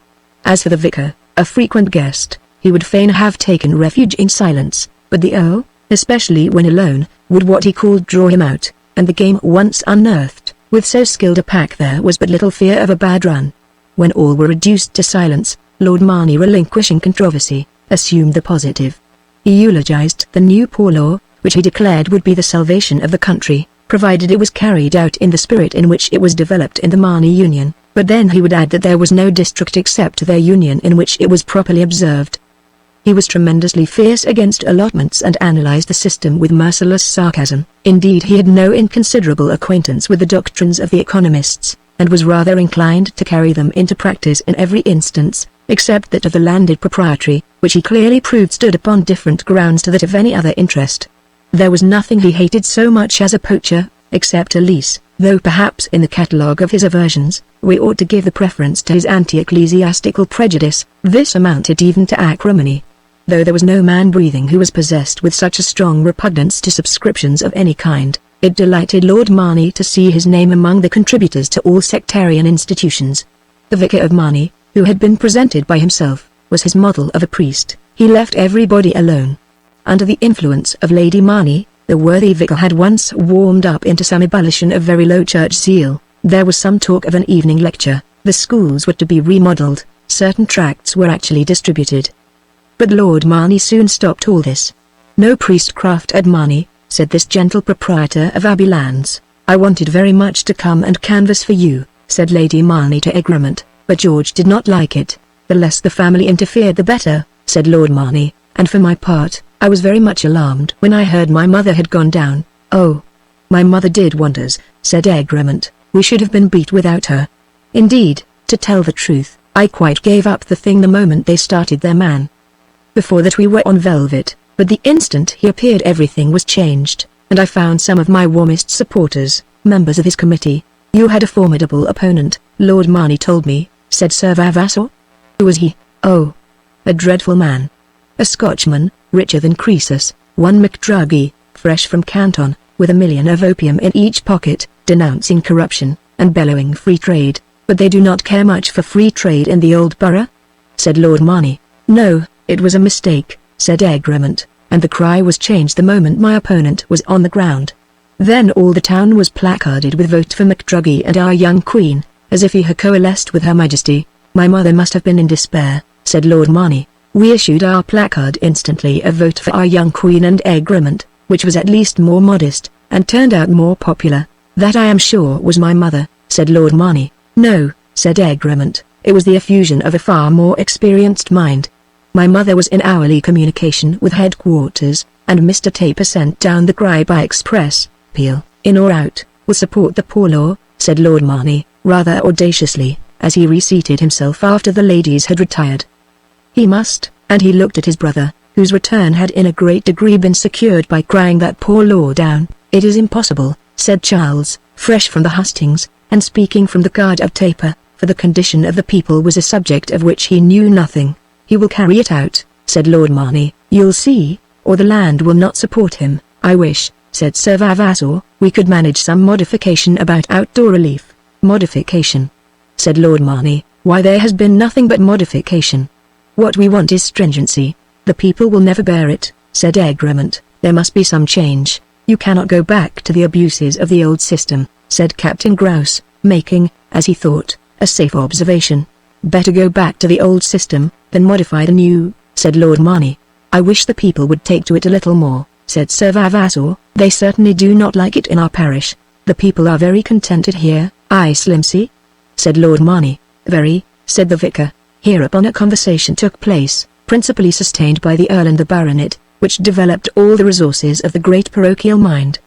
Dietaries, bastardy, jail regulations, game laws, were amply discussed, and Lord Marney wound up with a declaration of the means by which the country might be saved, and which seemed principally to consist of high prices and low church. "If the sovereign could only know her best friends," said Sir Vavassor, with a sigh. Lord Marney seemed to get uneasy. "And avoid the fatal mistakes of her predecessor," continued the Baronet. "Charles, another glass of claret," said the Earl. "She might yet rally round the throne a body of men dash." "Then we will go to the ladies," said the Earl, abruptly disturbing his guest. Chapter 2. There was music as they re-entered the drawing-room. Sir Vavassor attached himself to Egremont. "It is a great pleasure for me to see you again, Mr. Egremont," said the worthy Baronet. "Your father was my earliest and kindest friend. I remember you at Firebrace, a very little boy. Happy to see you again, sir, in so eminent a position, a legislator, one of our legislators. It gave me a sincere satisfaction to observe your return." "You are very kind, Sir Vavassor, but it is a responsible position," continued the Baronet. "Think you they'll stand?" "A majority. I suppose they have, but, I conclude, in time." "Sir Robert will have it in time? We must not be in a hurry, the more haste you know the rest. The country is decidedly conservative. All that we want now is a strong government, that will put all things to rights. If the poor king had lived, he would have sent these men to the right abouts," said Egremont. a young politician, proud of his secret intelligence. Ah, the poor king, said Sir Vavassor, shaking his head. He was entirely with us, said Egremont. Poor man, said Sir Vavassor. You think it was too late, then? Said his companion. You are a young man entering political life, said the baronet, taking Egremont kindly by the arm, and leading him to a sofa. Everything depends on the first step. You have a great opportunity. Nothing can be done by a mere individual. The most powerful body in this country wants a champion. But you can depend on Peel? Said Egremont. He is one of us, we ought to be able to depend on him. But I have spoken to him for an hour, and could get nothing out of him. He is cautious, but depend upon it, he will stand or fall by the land. I am not thinking of the land, said Sir Vavassor, of something much more important, with all the influence of the land, and a great deal more besides, of an order of men who are ready to rally round the throne, and are, indeed, if justice were done to them, its natural and hereditary champions. Egremont looked perplexity. I am speaking, added Sir Vavassor, in a solemn voice, I am speaking of the baronets. The baronets. And what do they want? Their rights, their long withheld rights. The poor king was with us. He has frequently expressed to me and other deputies, his determination to do us justice, but he was not a strong-minded man, said Sir Vavassor, with a sigh, and in these revolutionary and levelling times, he had a hard task perhaps. And the peers, who are our brethren, they were, I fear, against us.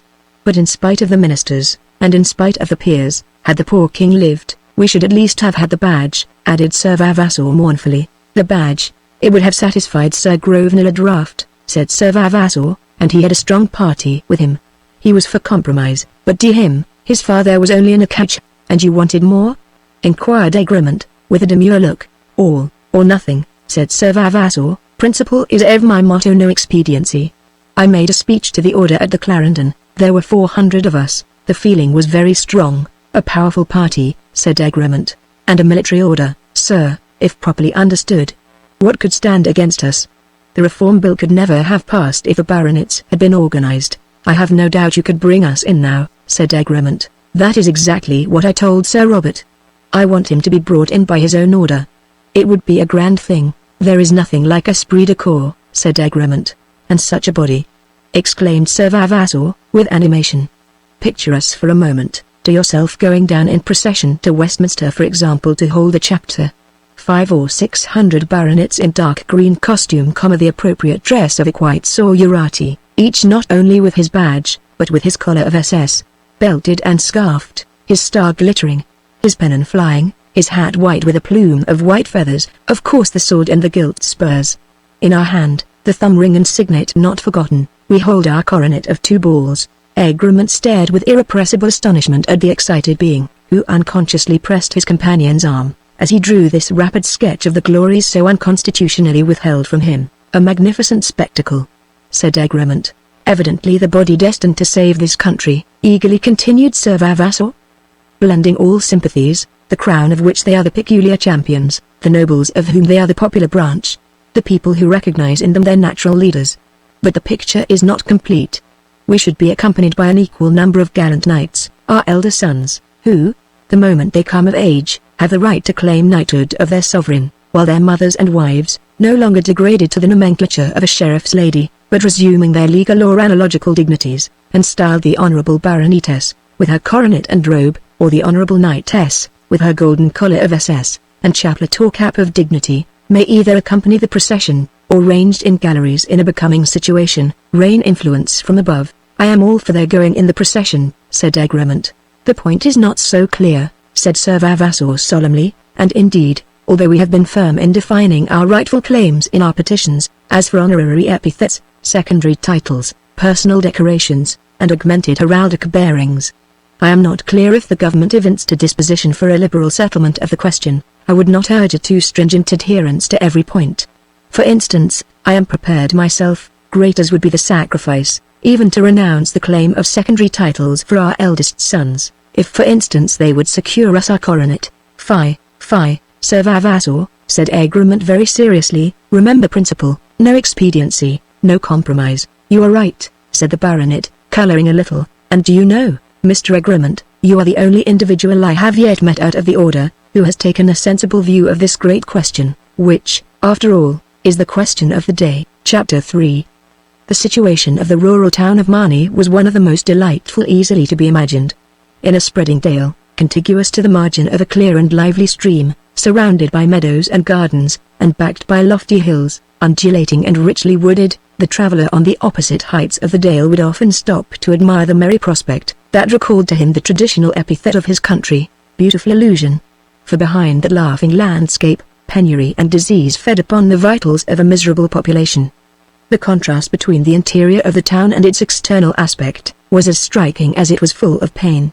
With the exception of the dull high street, which had the usual characteristics of a small agricultural market town, some sombre mansions, a dingy inn, and a petty bourse, Marnie mainly consisted of a variety of narrow and crowded lanes formed by cottages built of rubble, or unhewn stones without cement, and from age, or badness of the material, looking as if they could scarcely hold together. The gaping chinks admitted every blast, the leaning chimneys had lost half their original height. The rotten rafters were evidently misplaced, while in many instances the thatch, yawning in some parts to admit the wind and wet, and in all utterly unfit for its original purpose of giving protection from the weather, looked more like the top of a dunghill than a cottage.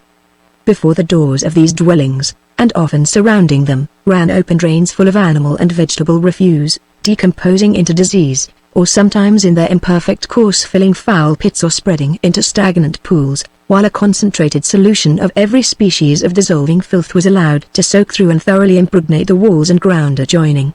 These wretched tenements seldom consisted of more than 2 rooms, in one of which the whole family, however numerous, were obliged to sleep, without distinction of age, or sex, or suffering. With the water streaming down the walls, the light distinguished through the roof, with no hearth even in winter, the virtuous mother in the sacred pangs of childbirth, gives forth another victim to our thoughtless civilization, surrounded by 3 generations whose inevitable presence is more painful than her sufferings in that hour of travail, while the father of her coming child, in another corner of the sordid chamber, lies stricken by that typhus which his contaminating dwelling has breathed into his veins, and for whose next prey is perhaps destined his newborn child. These swarming walls had neither windows nor doors sufficient to keep out the weather, or admit the sun or supply the means of ventilation, the humid and putrid roof of thatch exhaling malaria like all other decaying vegetable matter. The dwelling rooms were neither boarded nor paved, and whether it were that some were situate in low and damp places, occasionally flooded by the river, and usually much below the level of the road, or that the springs, as was often the case, would burst through the mud floor, the ground was at no time better than so much clay, while sometimes you might see little channels cut from the centre under the doorways to carry off the water, the door itself removed from its hinges, a resting place for infancy in its deluged home. These hovels were in many instances not provided with the commonest conveniences of the rudest police. Contiguous to every door might be observed the dung heap on which every kind of filth was accumulated, for the purpose of being disposed of for manure, so that, when the poor man opened his narrow habitation in the hope of refreshing it with the breeze of summer, he was met with a mixture of gases from reeking dunghills. This town of Marnie was a metropolis of agricultural labor, for the proprietors of the neighborhood having for the last half-century acted on the system of destroying the cottages on their estates, in order to become exempted from the maintenance of the population. The expelled people had flocked to Marnie, where, during the war, a manufactory had afforded them some relief, though its wheels had long ceased to disturb the waters of the March. Deprived of this resource, they had again gradually spread themselves over that land which had as it were rejected them, and obtained from its churlish breast a niggardly subsistence. Their re-entrance into the surrounding parishes was viewed with great suspicion, their renewed settlement opposed by every ingenious contrivance. Those who availed themselves of their labor were careful that they should not become dwellers on the soil, and though, from the excessive competition, there were few districts in the kingdom where the rate of wages was more depressed, those who were fortunate enough to obtain a scant remuneration, had, in addition to their toil, to endure each morn and even a weary journey before they could reach the scene of their labor, or return to the squalid hovel which profaned the name of home. To that home, over which malaria hovered, and round whose shivering hearth were clustered other guests besides the exhausted family of toil fever, in every form, pale consumption, exhausting sinecures, and trembling ague returned after cultivating the broad fields of merry England. The bold British peasant returned to encounter the worst of diseases with a frame the least qualified to oppose them, a frame that subdued by toil was never sustained by animal food, drenched by the tempest could not change its dripping rags, and was indebted for its scanty fuel to the windfalls of the woods. the eyes of this unhappy race might have been raised to the solitary spire that sprang up in the midst of them, the bearer of present consolation, the harbinger of future equality. But Holy Church at Marney had forgotten her sacred mission. We have introduced the reader to the vicar, an orderly man who deemed he did his duty if he preached each week 2 sermons, and enforced humility on his congregation and gratitude for the blessings of this life. The High Street and some neighbouring gentry were the staple of his hearers. Lord and Lady Marney came, attended by Captain Grouse, every Sunday morning with commendable regularity, and were ushered into the invisible interior of a vast pew, that occupied half of the gallery, was lined with crimson damask, and furnished with easy chairs, and, for those who chose them, well-padded stools of prayer. The people of Marney took refuge in conventicles, which abounded, little plain buildings of pale brick with the names painted on them, of Sion, Bethel, Bethesda, names of a distant land, and the language of a persecuted and ancient race. Yet, such is the mysterious power of their divine quality, breathing consolation in the 19th century to the harassed forms and the harrowed souls of a Saxon peasantry. But however devoted to his flock might have been the vicar of Marney, his exertions for their well-being, under any circumstances, must have been mainly limited to spiritual consolation. Married and a father, he received for his labours the small tithes of the parish, which secured to him an income by no means equal to that of a superior banker's clerk, or the cook of a great loanmonger. The great tithes of Marney, which might be counted by thousands, swelled the vast rental which was drawn from this district by the fortunate earls that bore its name. The morning after the arrival of Egremont at the Abbey, an unusual stir might have been observed in the High Street of the town. Round the portico of the Green Dragon Hotel and Commercial Inn, a knot of principal personages, the chief lawyer, the brewer, the vicar himself, and several of those easy quidnuncs who abound in country towns, and who rank under the designation of retired gentlemen, were in close and very earnest converse. In a short time a servant on horseback in the Abbey livery galloped up to the portico, and delivered a letter to the vicar. The excitement apparently had now greatly increased. On the opposite side of the way to the important group, a knot, larger in numbers but very deficient in quality, had formed themselves, and remained transfixed with gaping mouths and a curious not to say alarmed air. The head constable walked up to the door of the Green Dragon, and though he did not presume to join the principal group, was evidently in attendance, if required. The clock struck 11, a cart had stopped to watch events, and a gentleman's coachman riding home with a led horse. "Here they are," said the brewer. "Lord Marney himself," said the lawyer, "and Sir Vavassor Firebrace, I declare." "I wonder how he came here," said a retired gentleman, who had been a tallow chandler on Holborn Hill. The vicar took off his hat, and all uncovered. Lord Marney and his brother magistrate rode briskly up to the inn and rapidly dismounted. "Well, Snigford," said his lordship, in a peremptory tone, "this is a pretty business. I'll have this stopped directly. Fortunate man if he succeed in doing so." The torch of the incendiary had for the first time been introduced into the parish of Marney, and last night the primest stacks of the Abbey farm had blazed a beacon to the agitated neighbourhood. Chapter 4. "It is not so much the fire, sir," said Mr. Bingley of the Abbey farm to Egremont, "but the temper of the people that alarms me. Do you know, sir, there were 2 or 3 score of them here, and, except my own farm servants, not one of them would lend a helping hand to put out the flames, though, with water so near, they might have been of great service. You told my brother, Lord Marney, this? Oh, it's Mr. Charles I'm speaking to. My service to you, sir. I'm glad to see you in these parts again. It's a long time that we have had that pleasure, sir. Travelling in foreign parts, as I have heard say, something of that, but very glad to find myself at home once more, Mr. Bingley, though very sorry to have such a welcome as a blazing rick at the Abbey farm. Well, do you know, Mr. Charles, between ourselves," and Mr. Bingley lowered his tone, and looked around him, "things is very bad here. I can't make out, for my part, what has become of the country. 'Tain't the same land to live in as it was when you used to come to our moor coursing, with the old lord, you remember that, I be sure, Mr. Charles? 'Tis not easy to forget good sport, Mr. Bingley. With your permission, I will put my horse up here for half an hour. I have a fancy to stroll to the ruins. You wanna find them much changed?" said the farmer, smiling. "They have seen a deal of different things in their time. But you will taste our ale, Mr. Charles, when I return." But the hospitable Bingley would take no denial, and as his companion waved on the present occasion entering his house, for the sun had been some time declining, the farmer, calling one of his labourers to take Egremont's horse, hastened into the house to fill the brimming cup. "And what do you think of this fire?" said Egremont to the hind. I think 'tis hard times for the poor, sir. But rick burning will not make the times easier, my good man." The man made no reply, but with a dogged look led away the horse to his stable. About half a mile from Marnie, the dale narrowed, and the river took a winding course.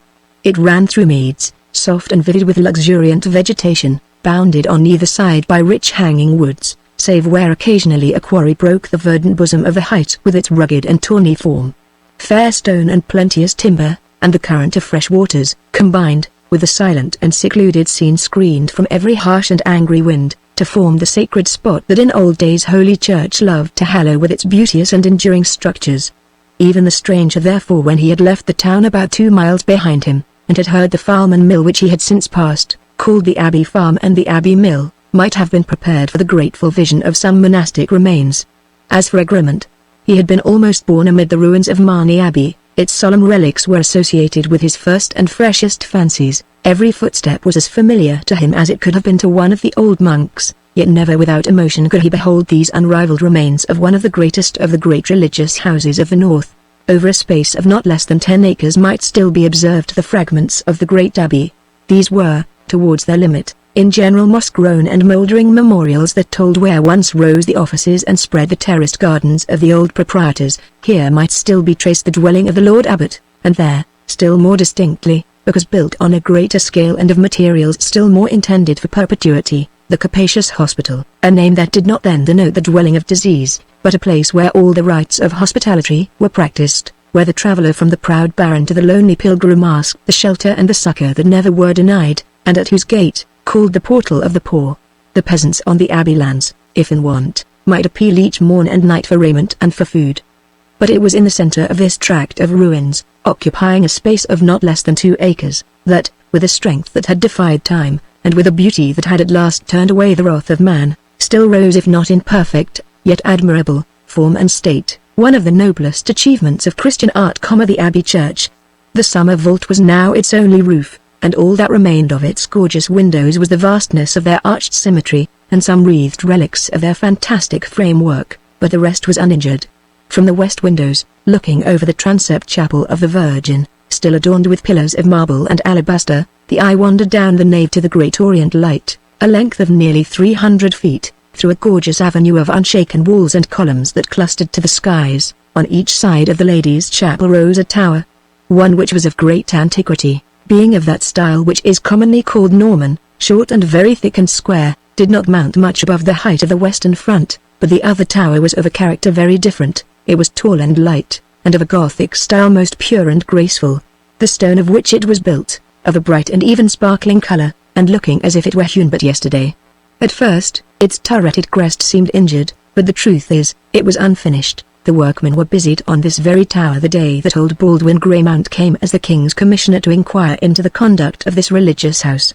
The abbots loved to memorize their reigns by some public work, which should add to the beauty of their buildings or the convenience of their subjects, and the last of the ecclesiastical lords of Marnie, a man of fine taste and a skilful architect, was raising this new belfry for his brethren when the stern decree arrived that the bells should no more sound, and the hymn was no more to be chaunted in the Ladies' Chapel, and the candles were no more to be lit on the high altar, and the gate of the poor was to be closed for ever, and the wanderer was no more to find a home. The body of the church was in many parts overgrown with brambles and in all covered with a rank vegetation. It had been a very sultry day, and the blaze of the meridian heat still inflamed the air. The kine for shelter, rather than for sustenance, had wandered through some broken arches, and were lying in the shadow of the nave. This desecration of a spot, once sacred, still beautiful and solemn, jarred on the feelings of Egremont. He sighed and turning away, followed a path that after a few paces led him into the cloister garden. This was a considerable quadrangle, once surrounding the garden of the monks, but all that remained of that fair pleasaunce was a solitary yew in its centre, that seemed the oldest tree that could well live, and was, according to tradition, more ancient than the most venerable walls of the abbey. Round this quadrangle was the refectory, the library and the kitchen, and above them the cells and dormitory of the brethren. An imperfect staircase, not without danger, led to these unroofed chambers, but Egremont, familiar with the way, did not hesitate to pursue it, so that he soon found himself on an elevation overlooking the garden, while further on extended the vast cloisters of the monks, and adjoining was a cemetery, that had once been enclosed, and communicated with the cloister garden. It was one of those summer days that are so still, that they seem as it were a holiday of nature. The weary wind was sleeping in some grateful cavern, and the sunbeams basking on some fervent knoll. The river floated with a drowsy unconscious course. There was no wave in the grass, no stir in the branches. A silence so profound amid these solemn ruins, offered the perfection of solitude, and there was that stirring in the mind of Egremont which rendered him far from indisposed for this loneliness. The slight words that he had exchanged with the farmer and the hind had left him musing. Why was England not the same land as in the days of his light-hearted youth? Why were these hard times for the poor? He stood among the ruins that, as the farmer had well observed, had seen many changes of creeds, of dynasties, of laws, of manners. New orders of men had arisen in the country, new sources of wealth had opened, new dispositions of power to which that wealth had necessarily led. His own house, his own order, had established themselves on the ruins of that great body, the emblems of whose ancient magnificence and strength surrounded him. And now his order was in turn menaced. And the people, their millions of toil, on whose unconscious energies during these changeful centuries all rested, what changes had these centuries brought to them? Had their advance in the national scale borne a due relation to that progress of their rulers, which had accumulated in the treasuries of a limited class the riches of the world, and made their possessors boast that they were the first of nations, the most powerful and the most free, the most enlightened, the most moral, and the most religious? Were there any rick burners in the times of the Lord Abbots? And if not, why not? And why should the stacks of the Earls of Marney be destroyed, and those of the Abbots of Marney spared? Brooding over these suggestions, some voices disturbed him, and looking round, he observed in the cemetery two men. One was standing beside a tomb which his companion was apparently examining. The first was of lofty stature, and though dressed with simplicity, had nothing sordid in his appearance. His garments gave no clue to his position in life. They might have been worn by a squire or by his gamekeeper, a dark velveteen dress and leathern gaiters. As Egremont caught his form, he threw his broad-brimmed country hat upon the ground and showed a frank and manly countenance. His complexion might in youth have been ruddy, but time and time's attendance, thought and passion, had paled it. His chestnut hair, faded, but not grey, still clustered over a noble brow. His features were regular and handsome, a well-formed nose, the square mouth and its white teeth, and the clear grey eye which befitted such an idiosyncrasy.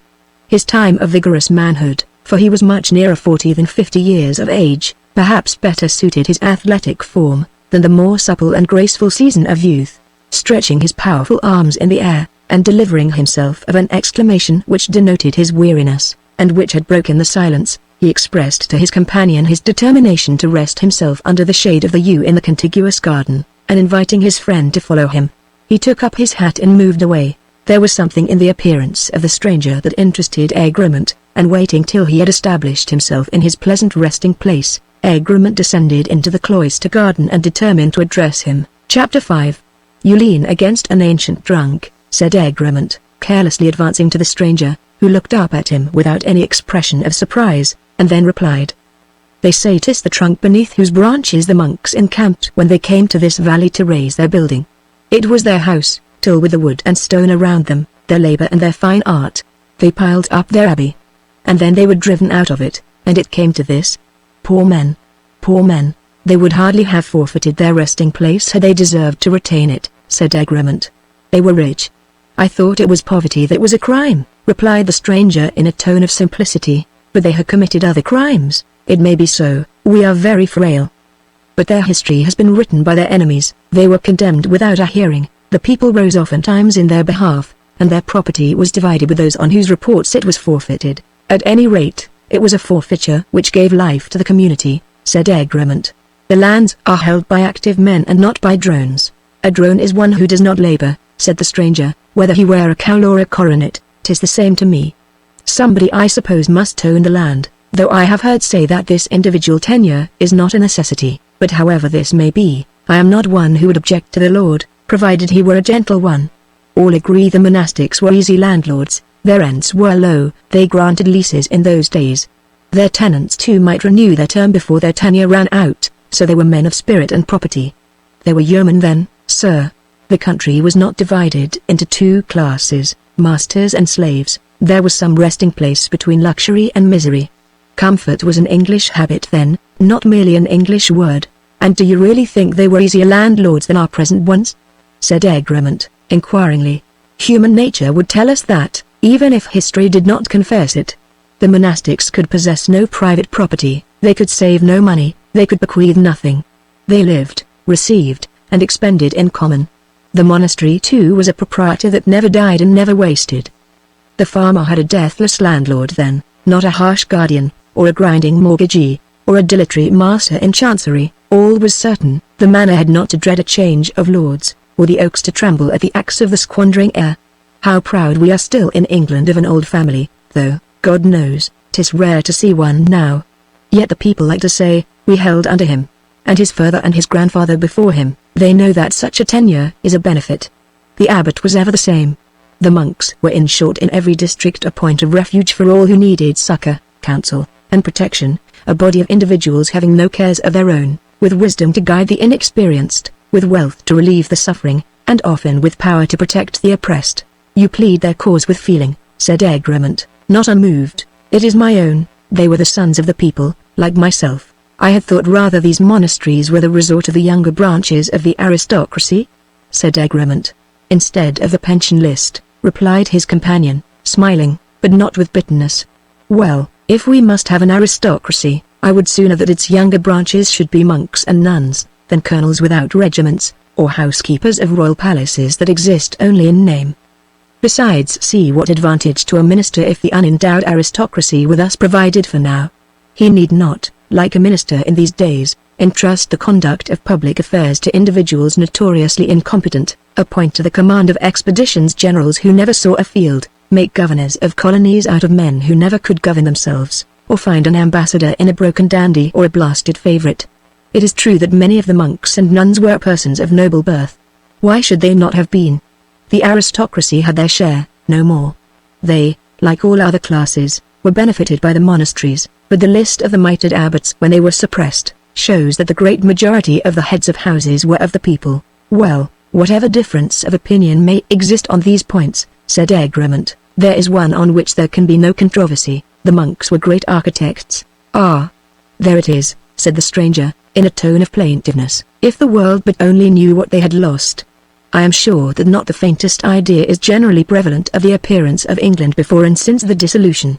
Why, sir, in England and Wales alone, there were of these institutions of different sizes, I mean monasteries, and chantries and chapels, and great hospitals, considerably upwards of 3,000, all of them fair buildings, many of them of exquisite beauty. There were on an average in every shire at least 20 structures such as this was, in this great county double that number, establishments that were as vast and as magnificent and as beautiful as your Belvoirs and your Chatsworths, your Wentworths and your Stows. Try to imagine the effect of 30 or 40 Chatsworths in this county, the proprietors of which were never absent. You complain enough now of absentees. The monks were never non-resident. They expended their revenue among those whose labor had produced it. These holy men too built and planted as they did everything else for posterity. Their churches were cathedrals, their schools colleges, their halls and libraries the muniment rooms of kingdoms, their woods and waters, their farms and gardens, were laid out and disposed on a scale and in a spirit that are now extinct. They made the country beautiful, and the people proud of their country. Yet if the monks were such public benefactors, why did not the people rise in their favor? They did, but too late. They struggled for a century, but they struggled against property and they were beat. As long as the monks existed, the people, when aggrieved, had property on their side. And now 'tis all over, said the stranger, and travellers come and stare at these ruins, and think themselves very wise to moralize over time. They are the children of violence, not of time. It is war that created these ruins, civil war, of all our civil wars the most inhuman, for it was waged with the unresisting. The monasteries were taken by storm, they were sacked, gutted, battered with warlike instruments, blown up with gunpowder. You may see the marks of the blast against the new tower here. Never was such a plunder. The whole face of the country for a century was that of a land recently invaded by a ruthless enemy. It was worse than the Norman conquest, nor has England ever lost this character of ravage.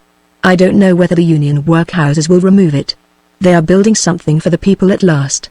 After an experiment of 3 centuries, your jails being full, and your treadmills losing something of their virtue, you have given us a substitute for the monasteries. You lament the old faith, said Egremont, in a tone of respect. I'm not viewing the question as one of faith, said the stranger. It is not as a matter of religion, but as a matter of right, that I am considering it, as a matter, I should say, of private right and public happiness. You might have changed if you thought fit the religion of the abbots as you changed the religion of the bishops. But you had no right to deprive men of their property, and property moreover which under their administration so mainly contributed to the welfare of the community. As for community, said a voice which proceeded neither from Egremont nor the stranger, with the monasteries expired the only type that we ever had in England of such an intercourse? There is no community in England, there is aggregation, but aggregation under circumstances which make it rather a dissociating, than an uniting, principle. It was a still voice that uttered these words, yet one of a peculiar character, one of those voices that instantly arrest attention, gentle and yet solemn, earnest yet unimpassioned. With a step as whispering as his tone, the man who had been kneeling by the tomb, had unobserved joined his associate and Egremont. He hardly reached the middle height, his form slender, but well proportioned. His pale countenance, slightly marked with the smallpox, was redeemed from absolute ugliness by a highly intellectual brow, and large dark eyes that indicated deep sensibility and great quickness of apprehension. Though young, he was already a little bald. He was dressed entirely in black, the fairness of his linen, the neatness of his beard, his gloves much worn, yet carefully mended, intimated that his very faded garments were the result of necessity rather than of negligence. You also lament the dissolution of these bodies, said Egremont. There is so much to lament in the world in which we live, said the younger of the strangers, that I can spare no pang for the past. Yet you approve of the principle of their society, you prefer it, you say, to our existing life. Yes, I prefer association to gregariousness. That is a distinction, said Egremont, musingly. It is a community of purpose that constitutes society, continued the younger stranger. Without that, men may be drawn into contiguity, but they still continue virtually isolated. And is that their condition in cities? It is their condition everywhere, but in cities the condition is aggravated.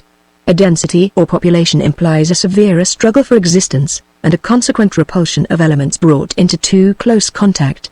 In great cities men are brought together by the desire of gain. They are not in a state of cooperation, but of isolation, as to the making of fortunes, and for all the rest they are careless of neighbors.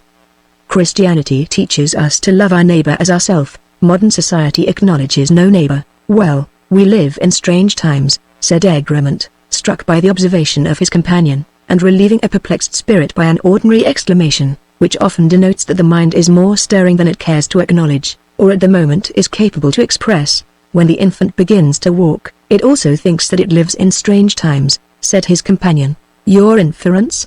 Asked Egremont. That society, still in its infancy, is beginning to feel its way. This is a new reign, said Egremont. Perhaps it is a new era.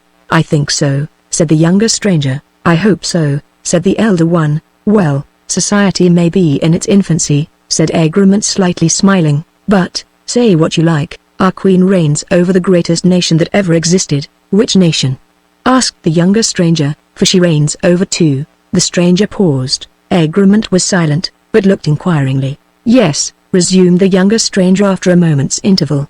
Two nations, between whom there is no intercourse and no sympathy, who are as ignorant of each other's habits, thoughts, and feelings, as if they were dwellers in different zones, or inhabitants of different planets, who are formed by a different breeding, are fed by a different food, are ordered by different manners, and are not governed by the same laws. You speak of, said Egremont, hesitatingly, the rich and the poor. At this moment a sudden flush of rosy light, suffusing the grey ruins, indicated that the sun had just fallen, and through a vacant arch that overlooked them, alone in the resplendent sky, glittered the twilight star. The hour, the scene, the solemn stillness and the softening beauty, repressed controversy, induced even silence. The last words of the stranger lingered in the ear of Egremont. His musing spirit was teeming with many thoughts, many emotions, when from the Lady Chapel there rose the evening hymn to the Virgin.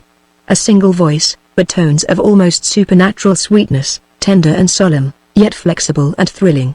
Egremont started from his reverie. He would have spoken, but he perceived that the elder of the strangers had risen from his resting place, and with downcast eyes and crossed arms, was on his knees. The other remained standing in his former posture. The divine melody ceased, the elder stranger rose. The words were on the lips of Egremont, that would have asked some explanation of this sweet and holy mystery, when in the vacant and starlit arch on which his glance was fixed, he beheld a female form. She was apparently in the habit of a religious, yet scarcely could be a nun, for her veil, if indeed it were a veil, had fallen on her shoulders, and revealed her thick tresses of long fair hair. The blush of deep emotion lingered on a countenance, which though extremely young, was impressed with a character of almost divine majesty, while her dark eyes and long dark lashes, contrasting with the brightness of her complexion and the luxuriance of her radiant locks, combined to produce a beauty as rare as it is choice, and so strange, that Egremont might for a moment have been pardoned for believing her a seraph, that had lighted on this sphere, or the fair phantom of some saint haunting the sacred ruins of her desecrated fane. Chapter 6. I understand, then, said Lord Marney to his brother, as on the evening of the same day they were seated together in the drawing-room, in close converse. I understand then, that you have in fact paid nothing, and that my mother will give you £1,000. That won't go very far, it will hardly pay for the chairing, said Egremont. The restoration of the family influence was celebrated on so great a scale. The family influence must be supported, said Lord Marney, and my mother will give you £1,000. As I said, that will not do much for you, but I like her spirit. Contests are very expensive things, yet I quite approve of what you have done, especially as you won. It is a great thing in these £10 days to win your first contest, and shows powers of calculation which I respect. Everything in this world is calculation, there is no such thing as luck, depend upon it, and if you go on calculating with equal exactness, you must succeed in life. Now the question is, what is to be done with your election bills? Exactly. You want to know what I will do for you, or rather what I can do for you, that is the point. My inclination of course is to do everything for you, but when I calculate my resources, I may find that they are not equal to my inclination. I am sure, George, you will do everything, and more than everything you ought. I am extremely pleased about this £1,000 of my mother, Charles. Most admirable of her. But she always is so generous. Her jointure has been most regularly paid, continued Lord Marney. Always be exact in your payments, Charles. There is no end to the good it produces. Now if I had not been so regular in paying my mother her jointure, she would not in all probability have been able to have given you this £1,000, and, therefore, to a certain extent, you are indebted for this £1,000 to me. Egremont drew up a little, but said nothing. I am obliged to pay my mother her jointure, whether ricks are burnt or not, said Lord Marney. It's very hard, don't you think so? But these ricks were Bingley's, but he was not insured, and he will want some reduction in his rent, and if I do not see fit to allow it him, which I probably shall not, for he ought to have calculated on these things, I have ricks of my own, and they may be burnt any night. But you, of course, are insured? No, I am not. I calculate 'tis better to run the risk. I wonder why ricks are burnt now, and were not in old days, said Egremont. Because there is a surplus population in the kingdom, said Lord Marney, and no rural police in the county. You were speaking of the election, George, said Egremont, not without reluctance, yet anxious, as the ice had been broken, to bring the matter to a result. Lord Marney, before the election, had written, in reply to his mother consulting him on the step, a letter with which she was delighted, but which Egremont at the time could have wished to have been more explicit. However, in the excitement attendant on a first contest, and influenced by the person whose judgment always swayed, and, in the present case, was peculiarly entitled to sway him, he stifled his scruples, and persuaded himself that he was a candidate not only with the sanction, but at the instance, of his brother. You were speaking of the election, George, said Egremont. About the election, Charles. Well, the long and short of it is this, that I wish to see you comfortable. To be harassed about money is one of the most disagreeable incidents of life. It ruffles the temper, lowers the spirits, disturbs the rest, and finally breaks up one's health. Always, if you possibly can, keep square. And if by any chance you do find yourself in a scrape, come to me. There is nothing under those circumstances like the advice of a cool-headed friend, as valuable as the assistance of a cold-hearted one, thought Egremont, who did not fancy too much the tone of this conversation. But there is one thing of which you must particularly beware, continued Lord Marney. There is one thing worse even than getting into difficulties patching them up. The patching up system is fatal. It is sure to break down. You never get clear. Now, what I want to do for you, Charles, is to put you right altogether. I want to see you square and more than square, in a position which will forever guarantee you from any annoyance of this kind. He is a good fellow after all, thought Egremont. That £1,000 of my mother was very apropos, said Lord Marney. I suppose it was a sop that will keep them all right till we have made our arrangements. Oh, there is no pressure of that kind, said Egremont. If I see my way, and write to them, of course they will be quite satisfied. Excellent, said Lord Marney, and nothing could be more convenient to me, for, between ourselves, My balances are very low at this moment. The awful expenditure of keeping up this place. And then such terrible encumbrances as I came to. Encumbrances, George. Why, I thought you had not any. There was not a single mortgage. No mortgages, they are nothing. You find them, you get used to them, and you calculate accordingly. You quite forget the portions for younger children. Yes, but you had plenty of ready money for them. I had to pay them though, said Lord Marney. Had I not, I might have bought Grimbalette up with the money. Such an opportunity will never occur again. But you talked of encumbrances, said Egremont. Ah, my dear fellow, said Lord Marney, you don't know what it is to have to keep up an estate like this, and very lucky for you. It is not the easy life you dream of. There's buildings I am ruined in, buildings our poor dear father thought he left me money without an encumbrance. Why, there was not a barn on the whole estate that was weatherproof, not a farmhouse that was not half in ruins. What I have spent in buildings. And draining. Though I make my own tiles, draining, my dear fellow, is a something of which you have not the least idea. Well, said Egremont, anxious to bring his brother back to the point, you think, then, I had better write to them and say, ah. Now for your business, said Lord Marney. Now, I will tell you what I can do for you. I was speaking to Arabella about it last night, she quite approves my idea. You remember the de Mowbrays? Well, we are going to stay at Mowbray Castle. And you are to go with us. It is the first time they have received company since their great loss. Ah. You were abroad at the time, and so you are behindhand. Lord Mowbray's only son, Fitzwarren, you remember him, a deuced clever fellow, he died about a year ago, in Greece, of a fever. Never was such a blow. His two sisters, Lady Joan and Lady Maud, are looked upon as the greatest heiresses in the kingdom, but I know Mowbray well, he will make an eldest son of his eldest daughter. She will have it all, she is one of Arabella's dearest friends, and you are to marry her. Egremont stared at his brother, who patted him on the back with an expression of unusual kindness, and adding, you have no idea what a load this has taken off my mind, my dear Charles, so great has my anxiety always been about you, particularly of late. To see you Lord of Mowbray Castle will realize my fondest hopes.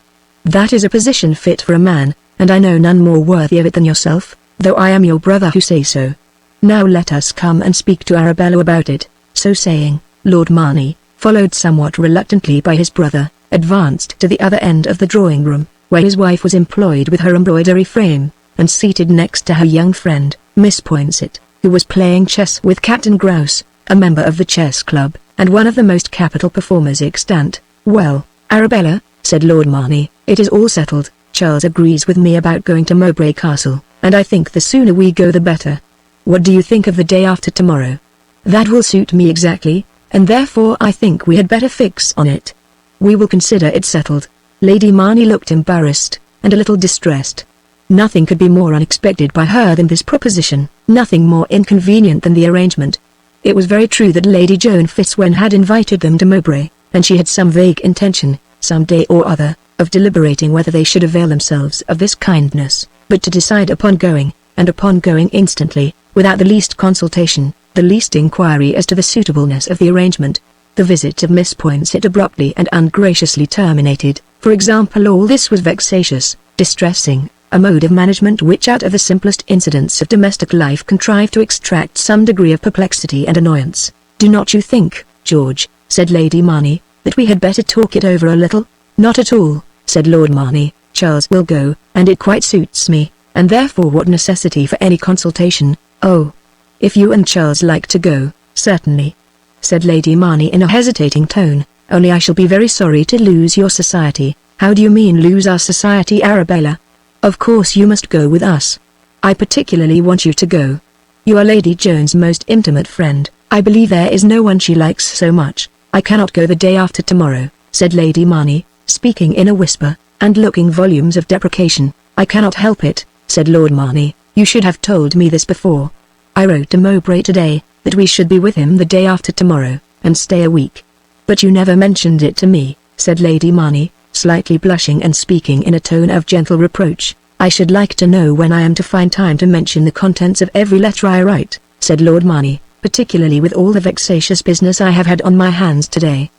But so it is, the more one tries to save you trouble, the more discontented you get. No, not discontented, George, I do not know what you call discontented, but when a man has made every possible arrangement to please you and everybody, and all his plans are to be set aside merely because the day he was fixed on does not exactly suit your fancy. If that be not discontent, I should like very much to know what is. Arabella. Lady Marnie did not reply. Always sacrificed, always yielding. The moment she attempted to express an opinion, she ever seemed to assume the position not of the injured but the injurer. Arabella was a woman of abilities, which she had cultivated. She had excellent sense, and possessed many admirable qualities. She was far from being devoid of sensibility, but her sweet temper shrank from controversy, and nature had not endowed her with a spirit which could direct and control. She yielded without a struggle to the arbitrary will and unreasonable caprice of a husband, who was scarcely her equal in intellect, and far her inferior in all the genial qualities of our nature, but who governed her by his iron selfishness. Lady Marnie absolutely had no will of her own. A hard, exact, literal, bustling, acute being environed her existence, directed, planned, settled everything. Her life was a series of petty sacrifices and balked enjoyments.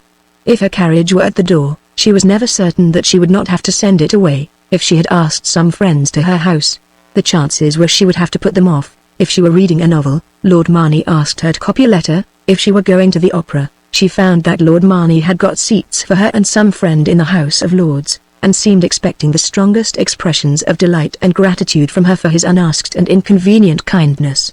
Lady Marnie had struggled against this tyranny in the earlier days of their union. Innocent, inexperienced Lady Marnie.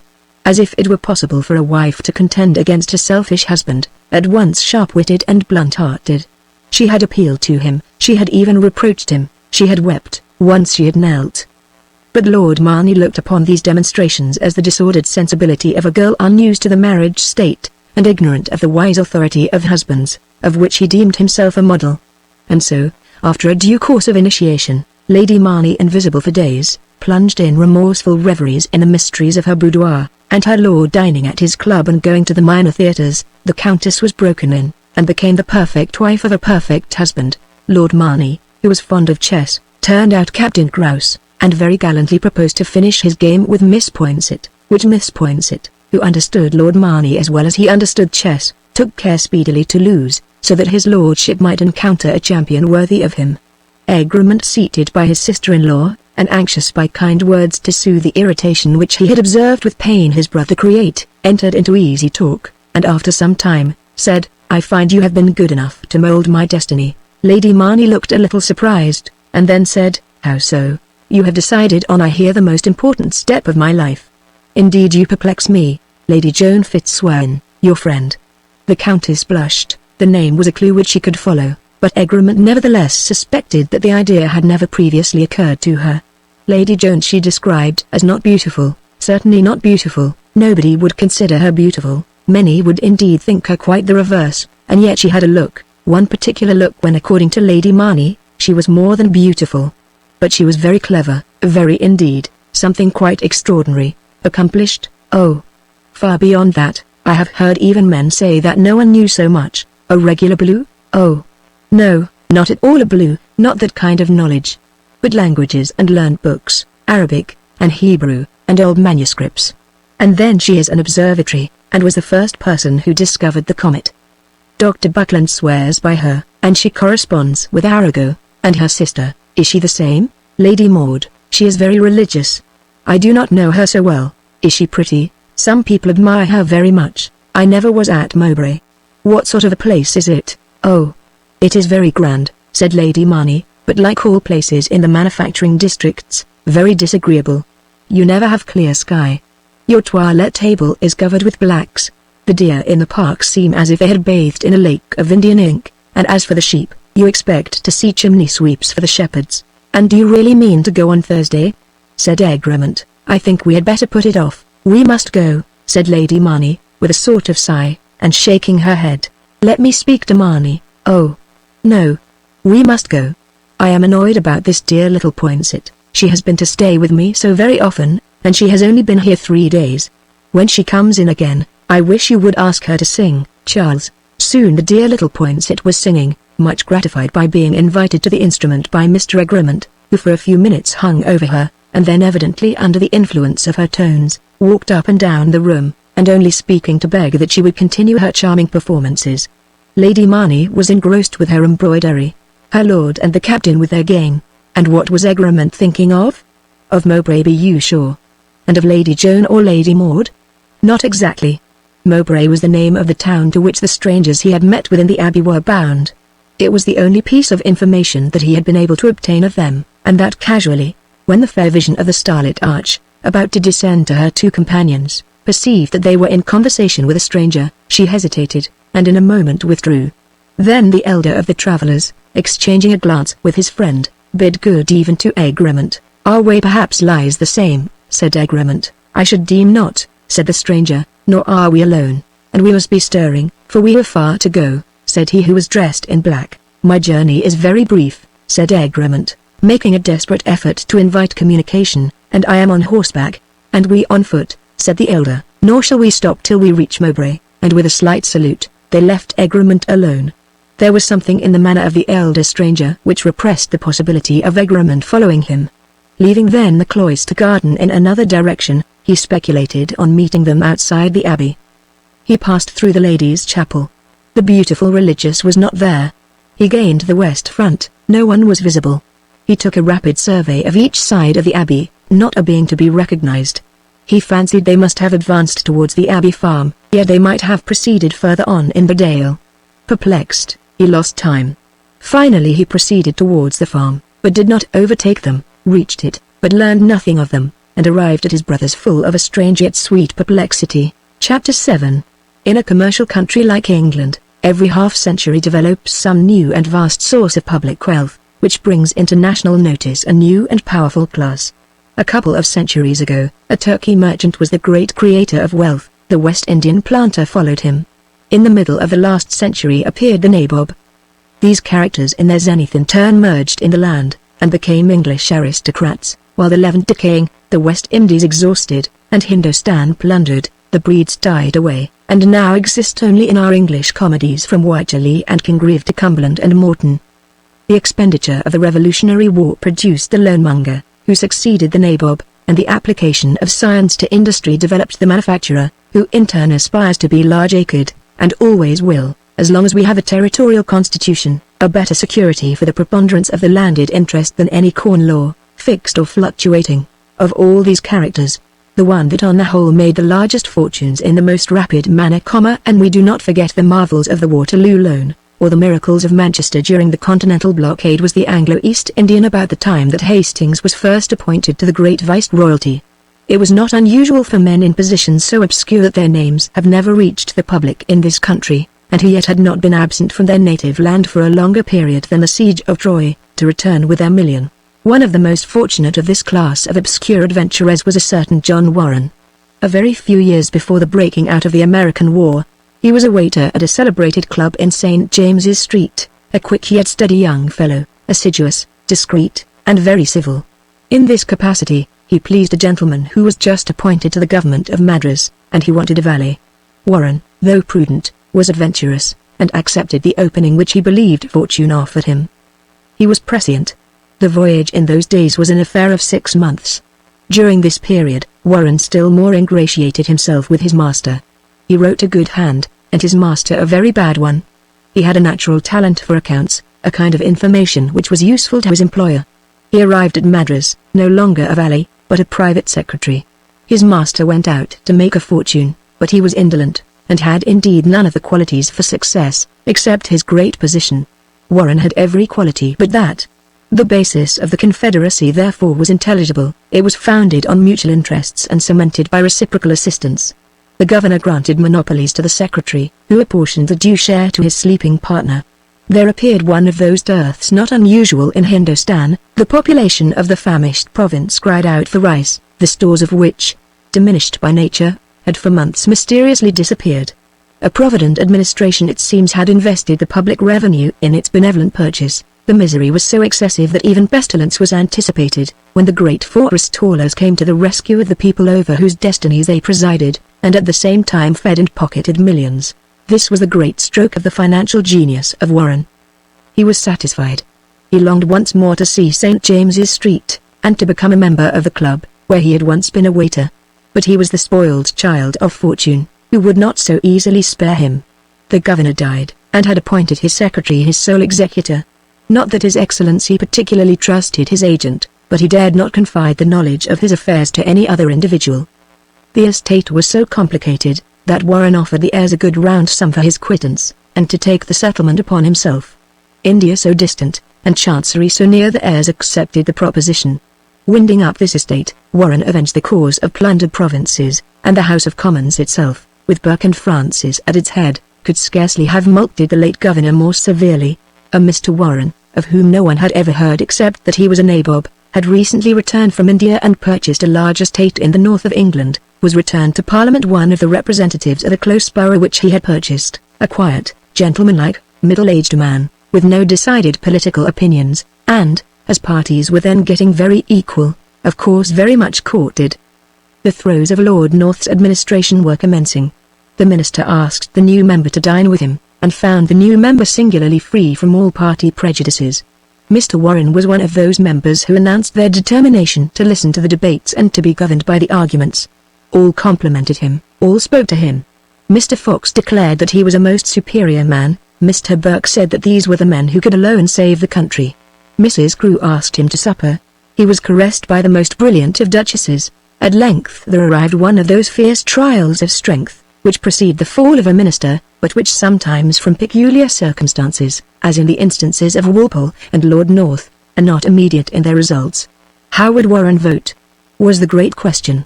He would listen to the arguments. Burke was full of confidence that he should catch Warren. The day before the debate there was a levee, which Mr. Warren attended. The sovereign stopped him, spoke to him, smiled on him, asked him many questions, about himself, the House of Commons, how he liked it, how he liked England. There was a flutter in the circle, a new favourite at court. The debate came off, the division took place. Mr. Warren voted for the minister. Burke denounced him, the king made him a baronet. Sir John Warren made a great alliance, at least for him. He married the daughter of an Irish earl, became one of the king's friends, supported Lord Shelburne, threw over Lord Shelburne, had the tact early to discover that Mr. Pitt was the man to stick to, stuck to him. Sir John Warren bought another estate, and picked up another borough. He was fast becoming a personage. Throughout the Indian debates he kept himself extremely quiet. Once indeed in vindication of Mr. Hastings, whom he greatly admired, he ventured to correct Mr. Francis on a point of fact with which he was personally acquainted. He thought that it was safe, but he never spoke again. He knew not the resources of vindictive genius or the powers of a malignant imagination. Burke owed the nabob a turn for the vote which had gained him a baronetcy. The orator seized the opportunity and alarmed the secret conscience of the Indian adventurer by his dark allusions, and his fatal familiarity with the subject. Another estate however and another borough were some consolation for this little misadventure, and in time the French Revolution, to Sir John's great relief, turned the public attention forever from Indian affairs. The nabob from the faithful adherent of Mr. Pitt had become even his personal friend. The wits indeed had discovered that he had been a waiter, and endless were the epigrams of Fitzpatrick and the jokes of Hare, but Mr. Pitt cared nothing about the origin of his supporters. On the contrary, Sir John was exactly the individual from whom the minister meant to carve out his plebeian aristocracy, and using his friend as a feeler before he ventured on his greater operations, the nabob one morning was transformed into an Irish baron. The new baron figured in his patent as Lord Fitzwarren, his Norman origin and descent from the old barons of this name having been discovered at Herald's College. This was a rich harvest for Fitzpatrick and Hare, but the public gets accustomed to everything, and has an easy habit of faith. The new baron cared nothing for ridicule, for he was working for posterity. He was compensated for every annoyance by the remembrance that the St. James's Street waiter was ennobled, and by his determination that his children should rank still higher in the proud peerage of his country. So he obtained the royal permission to resume the surname and arms of his ancestors, as well as their title. There was an ill-natured story set afloat, that Sir John owed this promotion to having lent money to the minister, but this was a calumny. Mr. Pitt never borrowed money of his friends. Once indeed, to save his library, he took £1,000 from an individual on whom he had conferred high rank and immense promotion, and this individual, who had the minister's bond when Mr. Pitt died, insisted on his right, and actually extracted the 1,000 litres from the insolvent estate of his magnificent patron. But Mr. Pitt always preferred an usurer to a friend, and to the last day of his life borrowed money at 50%. The nabob departed this life before the minister, but he lived long enough to realize his most aspiring dream. 2 years before his death the Irish baron was quietly converted into an English peer, and without exciting any attention, all the squibs of Fitzpatrick, all the jokes of Hare, quite forgotten. The waiter of the St. James's Street Club took his seat in the most natural manner possible in the House of Lords. The great estate of the late Lord Fitzwarren was situated at Mowbray, a village which principally belonged to him, and near which he had raised a Gothic castle, worthy of his Norman name and ancestry. Mowbray was one of those places which during the long war had expanded from an almost unknown village to a large and flourishing manufacturing town, a circumstance which, as Lady Marney observed, might have somewhat deteriorated the atmosphere of the splendid castle, but which had nevertheless doubled the vast rental of its lord. He who had succeeded to his father was Altamont Belvedere, named after his mother's family, Fitzwarren, Lord Fitzwarren. He was not deficient in abilities, though he had not his father's talents, but he was over-educated for his intellect, a common misfortune. The new Lord Fitzwarren was the most aristocratic of breathing beings. He most fully, entirely, and absolutely believed in his pedigree. His coat of arms was emblazoned on every window, embroidered on every chair, carved in every corner. Shortly after his father's death he was united to the daughter of a ducal house, by whom he had a son and 2 daughters, christened by names which the ancient records of the Fitzwarrens authorized. His son, who gave promise of abilities which might have rendered the family really distinguished, was Valence. His daughters, Joan and Maud. All that seemed wanting to the glory of the house was a great distinction of which a rich peer, with 6 seats in the House of Commons, could not ultimately despair. Lord Fitzwarren aspired to rank among the Earls of England. But the successors of Mr. Pitt were strong. They thought the Fitzwarrens had already been too rapidly advanced. It was whispered that the king did not like the new man, that his majesty thought him pompous, full of pretense, in short, a fool. But though the successors of Mr. Pitt managed to govern the country for 20 years and were generally very strong, in such an interval of time, however good their management or great their luck, there were inevitably occasions when they found themselves in difficulties, when it was necessary to conciliate the lukewarm or to reward the devoted. Lord Fitzwarren well understood how to avail himself of these occasions. It was astonishing how conscientious and scrupulous he became during Walcheren expeditions, Manchester massacres, Queen's trials. Every scrape of the government was a step in the ladder to the great boroughmonger. The old king too had disappeared from the stage, and the tawdry grandeur of the great Norman peer rather suited George IV. He was rather a favourite at the cottage. They wanted his 6 votes for Canning. He made his terms, and one of the means by which we got a man of genius for a minister, was elevating Lord Fitzwarren in the peerage, by the style and title of Earl de Mowbray of Mowbray Castle. Chapter 8. We must now for a while return to the strangers of the Abbey ruins. When the 2 men had joined the beautiful religious, whose apparition had so startled Egremont, they all 3 quitted the Abbey by a way which led them by the back of the cloister garden, and so on by the bank of the river for about 100 yards, when they turned up the winding glen of a dried-up tributary stream.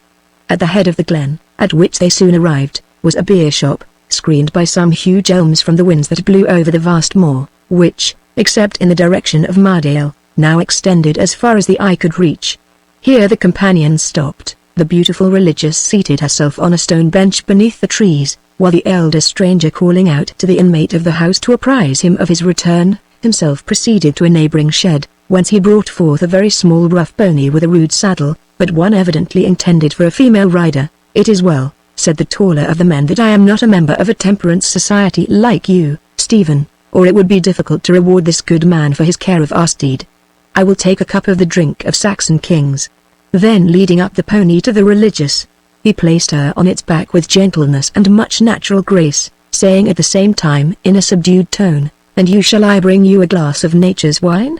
I have drank of the spring of the Holy Abbey," said the religious, "and none other must touch my lips this eve. Come, our course must be brisk," said the elder of the men as he gave up his glass to their host and led off the pony, Stephen walking on its other side. Though the sun had fallen, the twilight was still glowing, and even on this wide expanse the air was still. The vast and undulating surface of the brown and purple moor, varied occasionally by some fantastic rocks, gleamed in the shifting light. Hesperus was the only star that yet was visible, and seemed to move before them and lead them on their journey. "I hope," said the religious, turning to the elder stranger, "that if ever we regain our right, my father, and that we ever can save by the interposition of divine will seems to me clearly impossible, that you will never forget how bitter it is to be driven from the soil, and that you will bring back the people to the land. I would pursue our right for no other cause," said the father. "After centuries of sorrow and degradation, it should never be said that we had no sympathy with the sad and the oppressed. After centuries of sorrow and degradation, said Stephen. "Let it not be said that you acquired your right only to create a baron or a squire. Nay, thou shalt have thy way, Stephen," said his companion, smiling, "if ever the good hour come. As many acres as thou choosest for thy New Jerusalem. Call it what you will, Walter," replied Stephen, "but if I ever gain the opportunity of fully carrying the principle of association into practice, I will sing Nunc me dimittis, Nunc me dimittis," burst forth the religious in a voice of thrilling melody, and she pursued for some minutes the divine canticle. Her companions gazed on her with an air of affectionate reverence as she sang, each instant the stars becoming brighter, the wide moor assuming a darker hue. "Now, tell me, Stephen," said the religious, turning her head and looking round with a smile, "think you not it would be a fairer lot to bide this night at some kind monastery, than to be hastening now to that least picturesque of all creations, a railway station?" "The railways will do as much for mankind as the monasteries did," said Stephen. "Had it not been for the railway, we should never have made our visit to Marney Abbey," said the elder of the travellers, "nor seen its last abbot's tomb," said the religious. "When I marked your name upon the stone, my father woe is me, but I felt sad indeed, that it was reserved for our blood to surrender to ruthless men that wholly trust." "He never surrendered," said her father. "He was tortured and hanged." "He is with the communion of saints," said the religious. "I would I could see a communion of men," said Stephen, "and then there would be no more violence, for there would be no more plunder." "You must regain our lands for us, Stephen," said the religious. "Promise me my father that I shall raise a holy house for pious women. If that ever hap, we will not forget our ancient faith," said her father, "the only old thing that has not left us." "I cannot understand," said Stephen, "why you should ever have lost sight of these papers, Walter. You see, friend, they were never in my possession, they were never mine when I saw them. They were my father's, and he was jealous of all interference. He was a small yeoman, who had risen in the wartime, well-to-do in the world, but always hankering after the old tradition that the lands were ours. This Hatton got hold of him, he did his work well. I have heard certain it is my father spared nothing. It is 25 years come Martinmas since he brought his writ of right, and though baffled, he was not beaten. But then he died. His affairs were in great confusion. He had mortgaged his land for his writ, and the war prices were gone. There were debts that could not be paid. I had no capital for a farm. I would not sink to be a labourer on the soil that had once been our own. I had just married, it was needful to make a great exertion. I had heard much of the high wages of this new industry. I left the land. And the papers? I never thought of them, or thought of them with disgust, as the cause of my ruin. Then when you came the other day, and showed me in the book that the last abbot of Marney was a Walter Gerard, the old feeling stirred again, and I could not help telling you that my father's fought at Hazincourt, though I was only the overlooker at Mr. Trafford's mill. A good old name of the good old faith, said the religious, and a blessing be on it. We have cause to bless it, said Gerard. I thought it then something to serve a gentleman, and as for my daughter, she, by their goodness, was brought up in holy walls, which have made her what she is. Nature made her what she is, said Stephen in a low voice, and speaking not without emotion. Then he continued, in a louder and brisker tone, but this Hatton you know nothing of his whereabouts, never heard of him since. I had indeed about a year after my father's death, cause to inquire after him, but he had quitted Mowbray, and none could give me tidings of him. He had lived I believe on our lawsuit, and vanished with our hopes. After this, there was silence, each was occupied with his thoughts, while the influence of the soft night and starry hour induced to contemplation. I hear the murmur of the train, said the religious. 'Tis the up train, said her father. We have yet a quarter of an hour, we shall be in good time. So saying, he guided the pony to where some lights indicated the station of the railway, which here crossed the moor. There was just time to return the pony to the person at the station from whom it had been borrowed, and obtain their tickets, when the bell of the down train sounded, and in a few minutes the religious and her companions were on their way to Mowbray. Whither a course of 2 hours carried them. It was 2 hours to midnight when they arrived at Mowbray station, which was about a quarter of a mile from the town. Labour had long ceased. A beautiful heaven, clear and serene, canopied the city of smoke and toil. In all directions rose the columns of the factories, dark and defined in the purple sky, a glittering star sometimes hovering by the crest of their tall and tapering forms. The travellers proceeded in the direction of a suburb and approached the very high wall of an extensive garden. The moon rose as they reached it, tipped the trees with light, and revealed a lofty and centre portal, by the side of it a wicket at which Gerard rang. The wicket was quickly opened. I fear, holy sister, said the religious, that I am even later than I promised. Those that come in Our Lady's name are ever welcome, was the reply. "Sister Marion," said Gerard to the portress, "we have been to visit a holy place. All places are holy with holy thoughts, my brother, dear father." "Good night," said the religious, "the blessings of all the saints be on thee, and on thee, Stephen, though thou dost not kneel to them." "Good night, mine own child," said Gerard. "I could believe in saints when I am with thee," murmured Stephen. "Good night, Sybil." Chapter 9. When Gerard and his friend quitted the convent, they proceeded at a brisk pace into the heart of the town. The streets were nearly empty, and with the exception of some occasional burst of brawl or merriment from a beer shop, all was still. The chief street of Mowbray, called Castle Street after the ruins of the old baronial stronghold in its neighborhood, was as significant of the present civilization of this community as the haughty keep had been of its ancient dependence. The dimensions of Castle Street were not unworthy of the metropolis. It traversed a great portion of the town, and was proportionately wide. Its broad pavements and its blazing gas lights indicated its modern order and prosperity, while on each side of the street rose huge warehouses, not as beautiful as the palaces of Venice, but in their way not less remarkable, magnificent shops, and here and there, though rarely, some ancient factory built among the fields in the infancy of Mowbray by some mill owner not sufficiently prophetic of the future, or sufficiently confident in the energy and enterprise of his fellow citizens, to foresee that the scene of his labors would be the future eyesore of a flourishing posterity. Pursuing their course along Castle Street for about a quarter of a mile, Gerard and Stephen turned down a street which intersected it, and so on, through a variety of ways and winding lanes, till they arrived at an open portion of the town, a district where streets and squares and even rows disappeared, and where the tall chimneys and bulky barrack-looking buildings that rose in all directions, clustering yet isolated, announced that they were in the principal scene of the industry of Mowbray. Crossing this open ground they gained a suburb, but one of a very different description to that in which was situate the convent where they had parted with Sybil. This one was populous, noisy, and lighted. It was Saturday night, the streets were thronged, an infinite population kept swarming to and fro the close courts and pestilential cul-de-sacs that continually communicated with the streets by narrow archways, like the entrance of hives, so low that you were obliged to stoop for admission, while ascending to these same streets, from their dank and dismal dwellings by narrow flights of steps the subterraneous nation of the cellars poured forth to enjoy the coolness of the summer night, and mark it for the day of rest. The bright and lively shops were crowded, and groups of purchasers were gathered round the stalls, that by the aid of glaring lamps and flaunting lanthorns, displayed their wares. "Come, come, it's a prime piece," said a jolly-looking woman, who was presiding at a stall which, though considerably thinned by previous purchasers, still offered many temptations to many who could not purchase. "And so it is, widows," said a little pale man, wistfully. "Come, come, it's getting late, and your wife's ill. You're a good soul, we'll say 5 a pound, and I'll throw you the scrag end in for love. No butcher's meat tomorrow for us, widow," said the man. "And why not, neighbor? With your wages, you ought to live like a prize fighter, or the mayor of Mowbray at least." "Wages," said the man, "I wish you may get 'em. Those villains, Shuffle and Screw, have served me with another bait ticket, and a pretty figure too." "Oh, the carnal monsters!" exclaimed the widow. "If their day don't come, the bloody-minded knaves. And for small cops, too. Small cops be hanged. Am I the man to send up a bad-bottomed cop, Widow Carey? You sent up for snicks. I have known you man and boy John Hill these 20 summers, and never heard a word against you till you got into Shuffle and Screw's mill.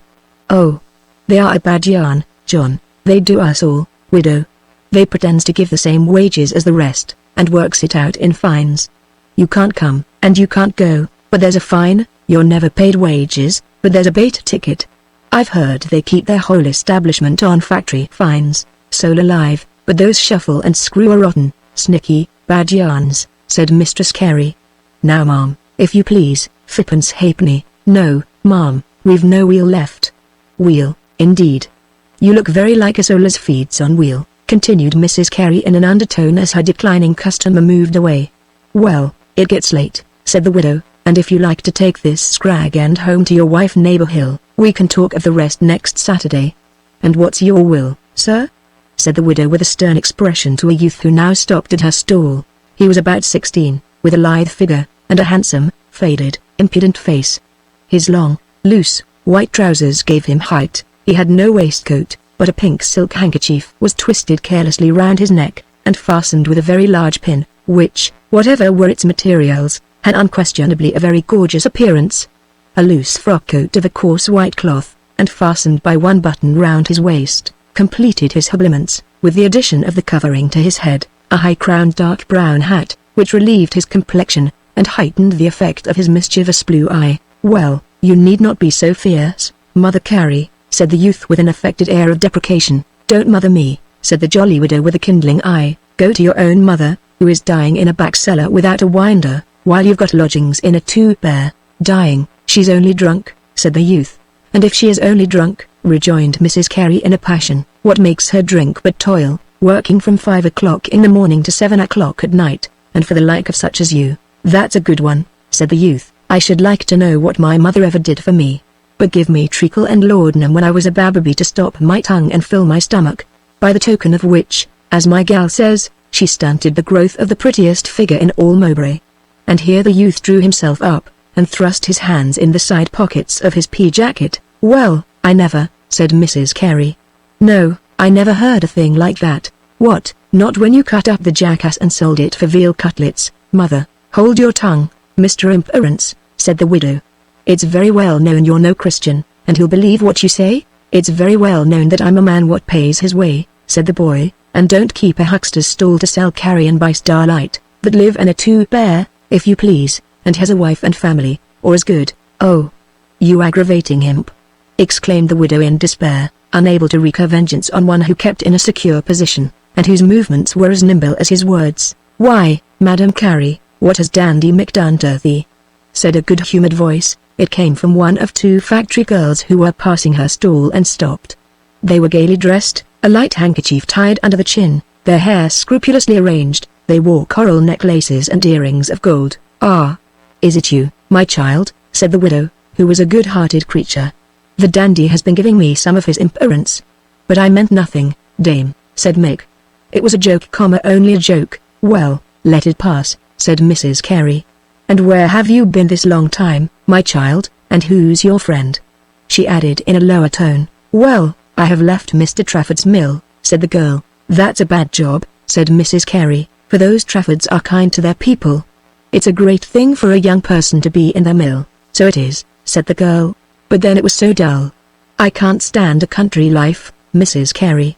I must have company." "Well, I do love a bit of gossip myself," said Mrs. Carey, with great frankness. "And then I'm no scholar," said the girl, "and never could take to learning."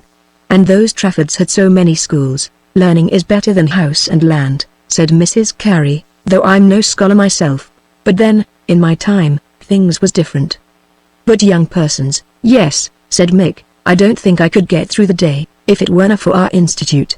"And what's that?" asked Mrs. Carey with a sneer. "The Shoddy Court Literary and Scientific, to be sure," said Mick. "We have got 50 members, and take in 3 London papers, 1 Northern Star and 2 Moral Worlds." "And where are you now, child?" continued the widow to the girl. "I am at Wiggins and Webster's," said the girl, "and this is my partner. We keep house together. We have a very nice room in Arbor Court, number 7, high up. It's very airy.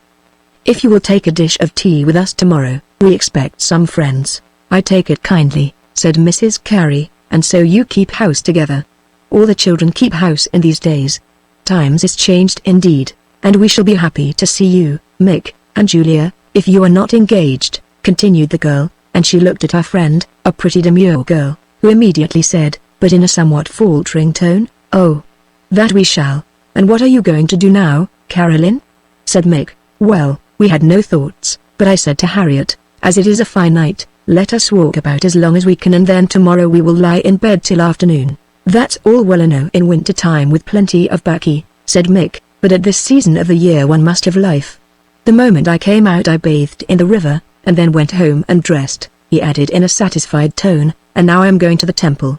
I'll tell you what, Julia has been pricked today with a shuttle. 'Tis not much, but she can't go out. I'll stand treat, and take you and your friend to the temple." "Well, that's delight," said Caroline. "There's no one does the handsome thing like you, Dandy Mick, and I always say so. Oh, I love the temple. 'Tis so genteel. I was speaking of it to Harriet last night. She never was there. I proposed to go with her, but 2 girls alone, you understand me.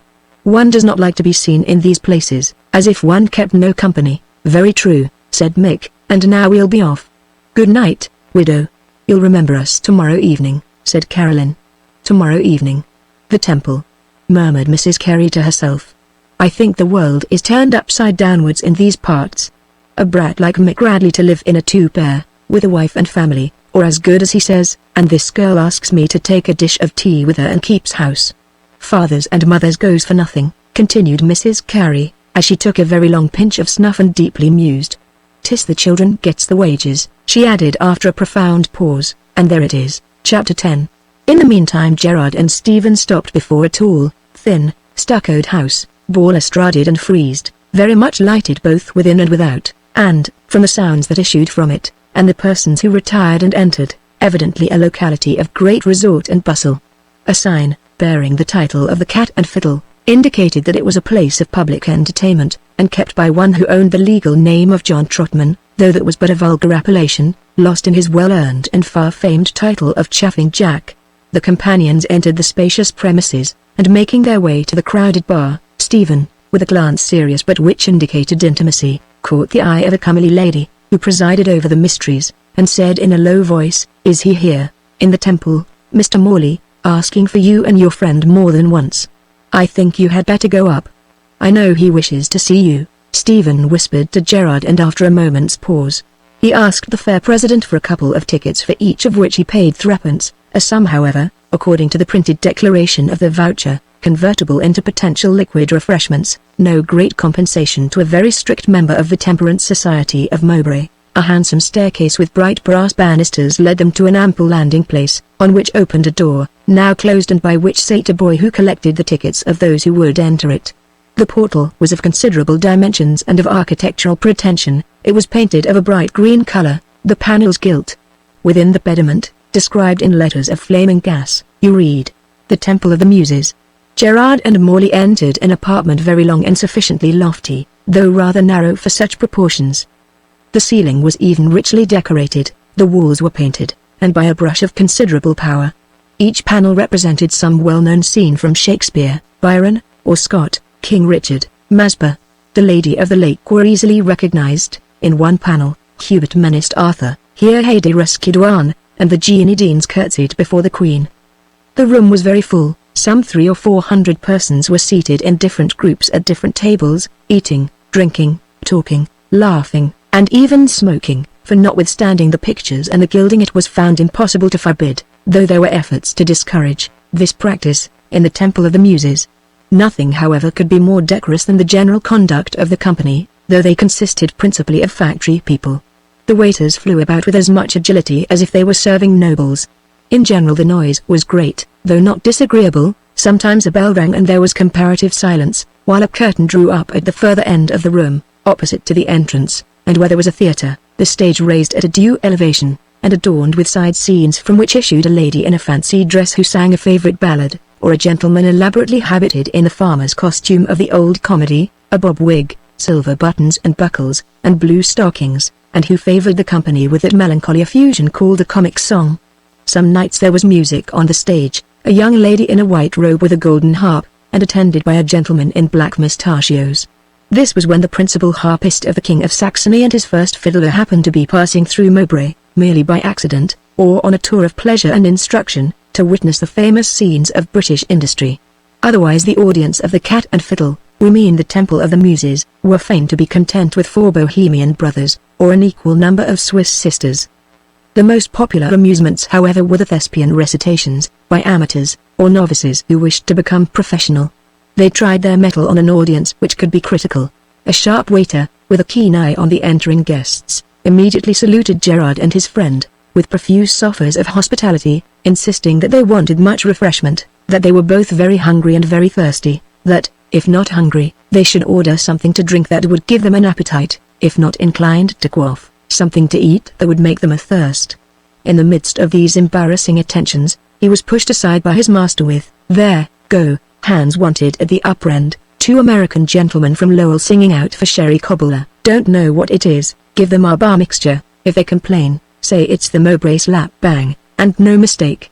Must have a name, Mr. Morley, name's everything, made the fortune of the temple. If I had called it the saloon, it never would have filled, and perhaps the magistrates never have granted a license." The speaker was a very portly man who had passed the maturity of manhood, but active as Harlequin. He had a well-favored countenance, fair, good-humoured, but very sly. He was dressed like the head butler of the London tavern, and was particular as to his white waistcoat and black silk stockings, punctilious as to his knee buckles, proud of his diamond pin, that is to say when he officiated at the temple. "Your mistress told us we should find you here," said Stephen, "and that you wished to see us." "Plenty to tell you," said their host, putting his finger to his nose. "If information is wanted in this part of the world, I flatter myself come, Master Gerard. Here's a table. What shall I call for? Glass of the Mowbray slap bang? No better. The receipt has been in our family these 50 years. Mr. Morley I know won't join us. Did you say a cup of tea, Mr. Morley? Water, only water. Well, that's strange. Boy alive do you hear me call?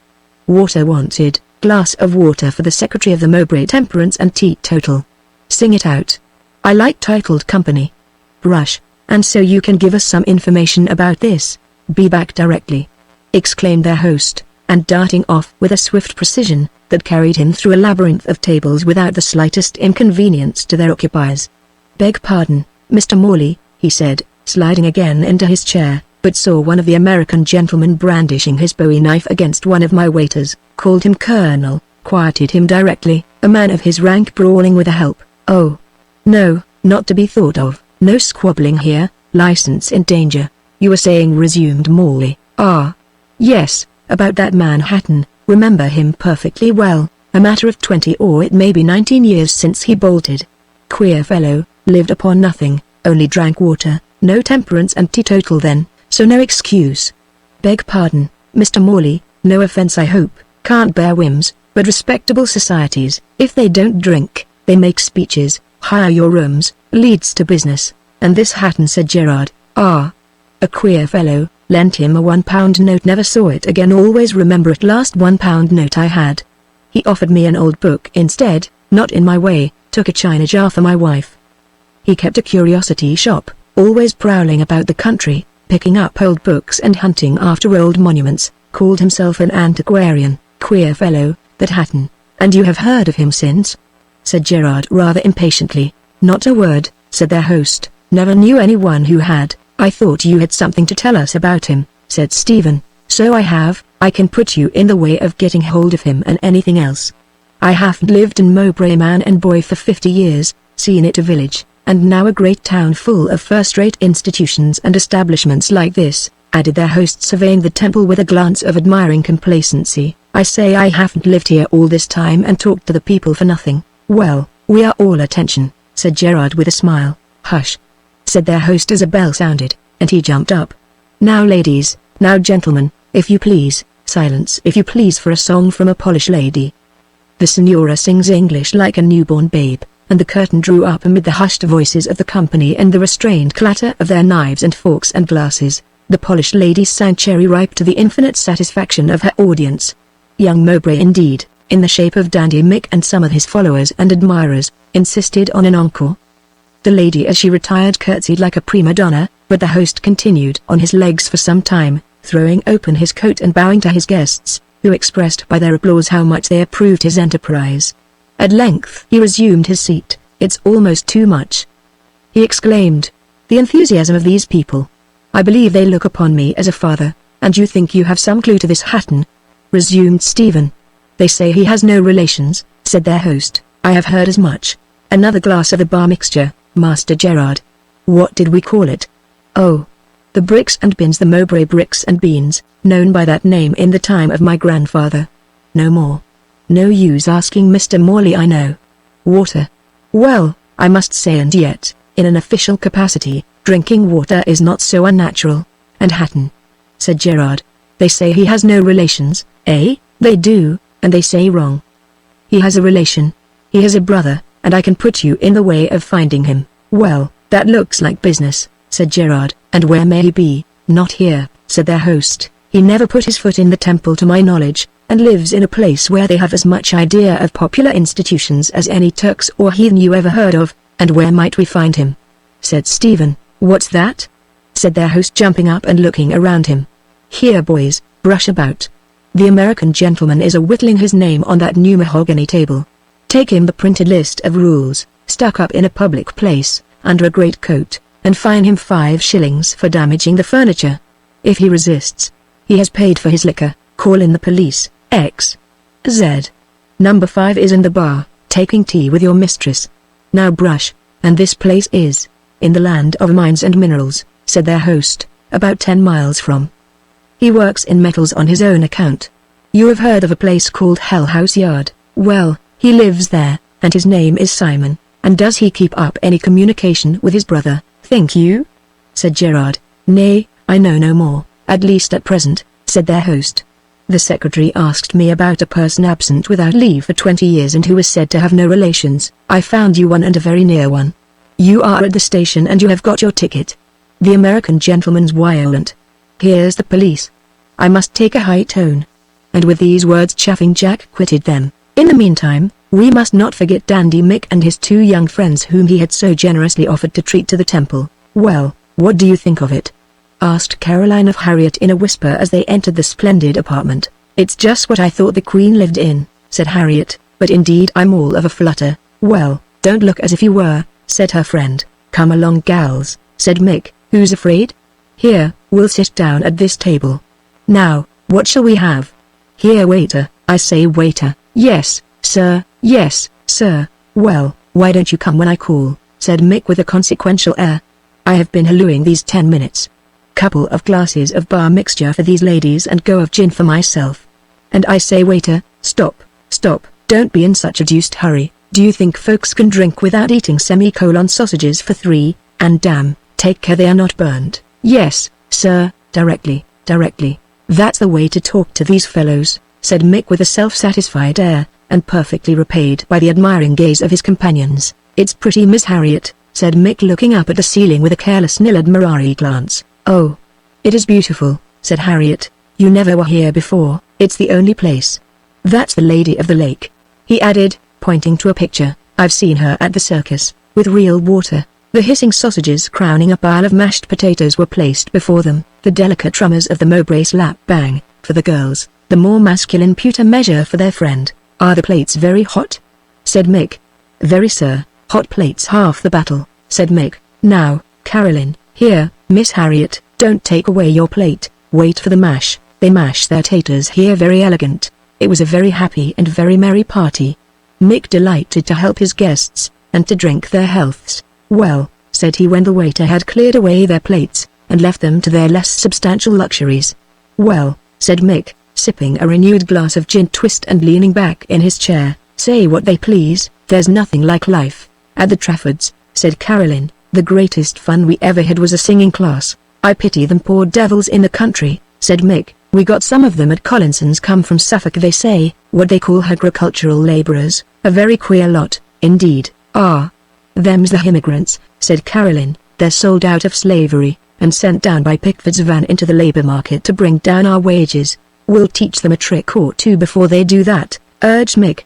Where are you, Miss Harriet? I'm at Wiggins and Webster's, sir, where they clean machinery during mealtime. That won't do, said Mick. I see one of your partners coming in, said Mick, making many signals to a person who very soon joined them. Well, devil's dust, how are you? This was the familiar appellation of a young gentleman, who really had no other, baptismal or patrimonial. About a fortnight after his mother had introduced him into the world, she returned to her factory and put her infant out to nurse, that is to say, paid 3d a week to an old woman who takes charge of these newborn babes for the day, and gives them back at night to their mothers as they hurriedly return from the scene of their labor to the dungeon or the den, which is still by courtesy called home. The expense is not great. Laudanum and treacle, administered in the shape of some popular elixir, affords these innocents a brief taste of the sweets of existence, and keeping them quiet, prepares them for the silence of their impending grave. Infanticide is practiced as extensively and as legally in England, as it is on the banks of the Ganges, a circumstance which apparently has not yet engaged the attention of the Society for the Propagation of the Gospel in foreign parts. But the vital principle is an impulse from an immortal artist, and sometimes baffles, even in its tenderest phases, the machinations of society for its extinction. There are infants that will defy even starvation and poison, unnatural mothers and demon nurses. Such was the nameless one of whom we speak. We cannot say he thrived, but he would not die. So at 2 years of age, his mother being lost sight of, and the weekly payment having ceased, he was sent out in the street to play, in order to be run over. Even this expedient failed. The youngest and the feeblest of the band of victims, Juggernaut spared him to Moloch. All his companions were disposed of. 3 months' play in the streets got rid of this tender company, shoeless, half-naked, and uncombed, whose age varied from 2 to 5 years. Some were crushed, some were lost, some caught cold and fevers, crept back to their garret or their cellars, were dosed with Godfrey's cordial, and died in peace. The nameless one would not disappear. He always got out of the way of the carts and horses, and never lost his own. They gave him no food. He foraged for himself, and shared with the dogs the garbage of the streets. But still he lived, stunted and pale. He defied even the fatal fever which was the only habitant of his cellar that never quitted it. And slumbering at night on a bed of mouldering straw, his only protection against the plashy surface of his den, with a dung heap at his head and cesspool at his feet, he still clung to the only roof which shielded him from the tempest.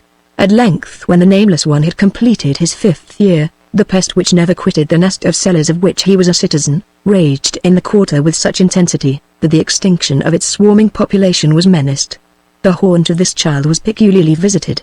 All the children gradually sickened except himself, and one night when he returned home he found the old woman herself dead, and surrounded only by corpses. The child before this had slept on the same bed of straw with a corpse, but then there were also breathing beings for his companions. A night passed only with corpses seemed to him in itself a kind of death.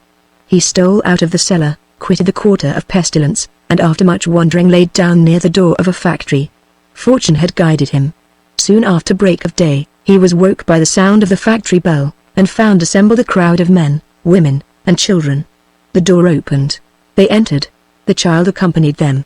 The roll was called, his unauthorized appearance noticed. He was questioned. His acuteness excited attention.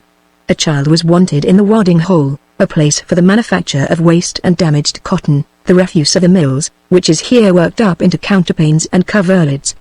The nameless one was preferred to the vacant post, received even a salary, more than that, and name, for as he had none, he was christened on the spot Devil's Dust.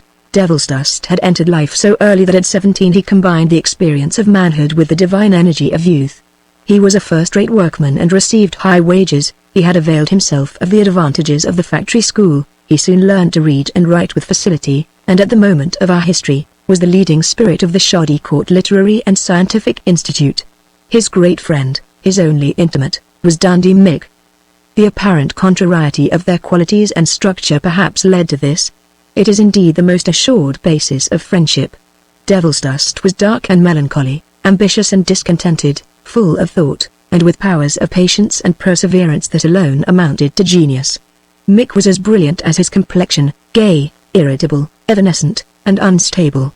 Mick enjoyed life, his friend only endured it, yet Mick was always complaining of the lowness of his wages and the greatness of his toil, while Devil's Dust never murmured, but read and pondered on the rights of labor, and sighed to vindicate his order. "I have some thoughts of joining the total abstinence," said Devil's Dust. "Ever since I read Stephen Morley's address it has been in my mind. We shall never get our rights till we leave off consuming excisable articles, and the best thing to begin with is liquors." "Well, I could do without liquors myself," said Caroline. "If I was a lady, I would never drink anything except fresh milk from the cow." "Tea for my money," said Harriet. "I must say there's nothing I grudge for good tea.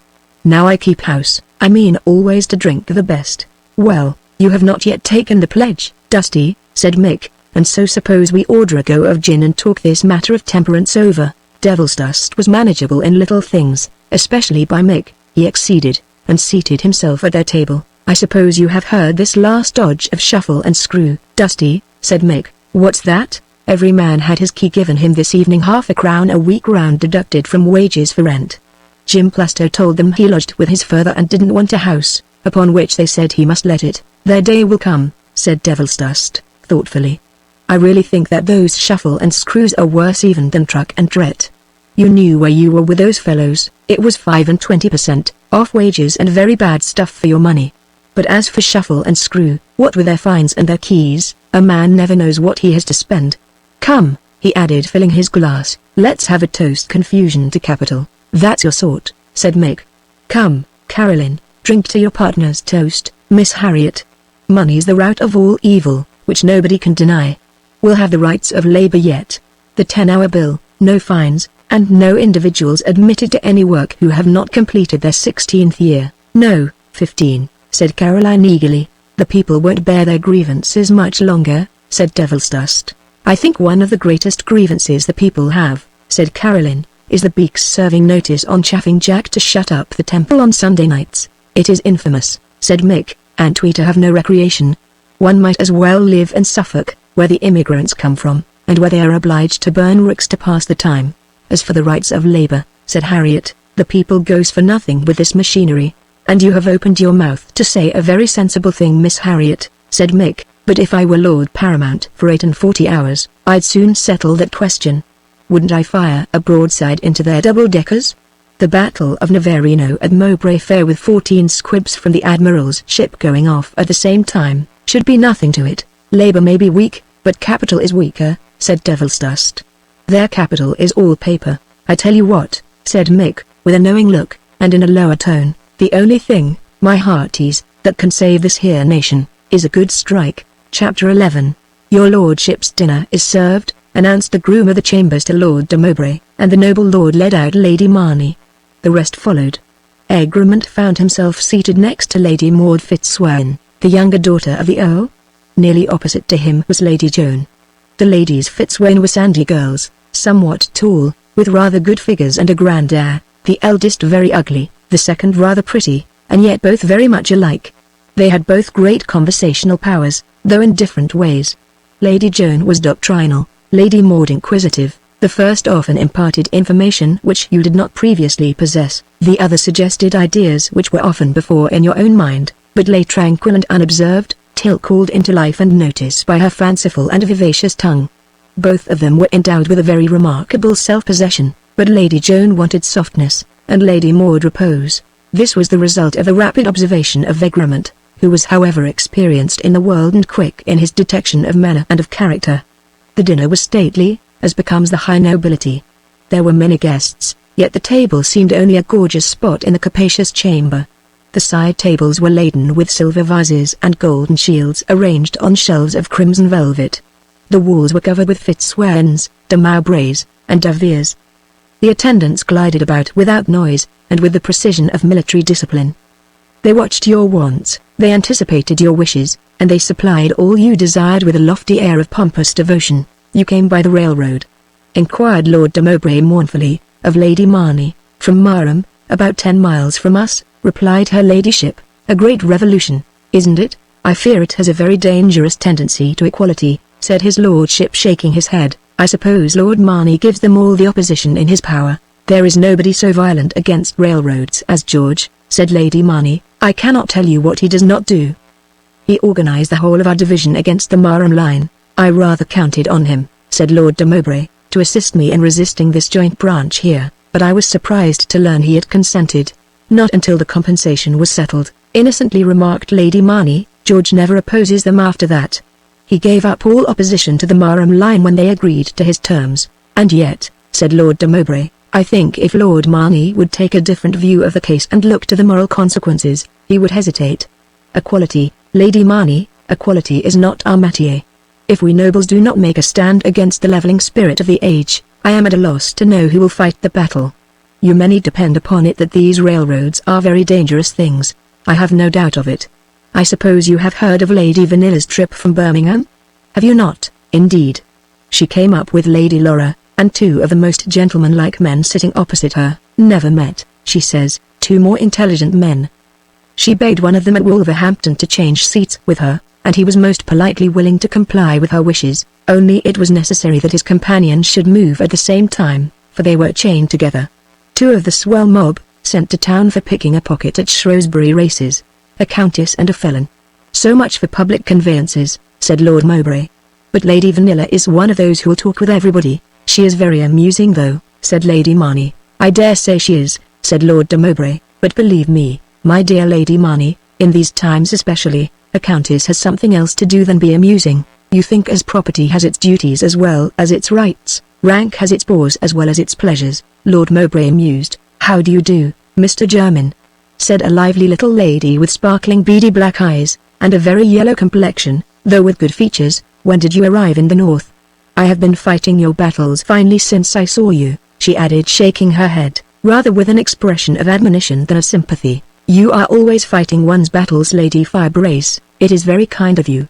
If it were not for you, we should none of us know how much we are all abused," replied Mr. Jermyn, a young MP. "They say you gave the most radical pledges," said Lady Firebrace eagerly, "and not without malice.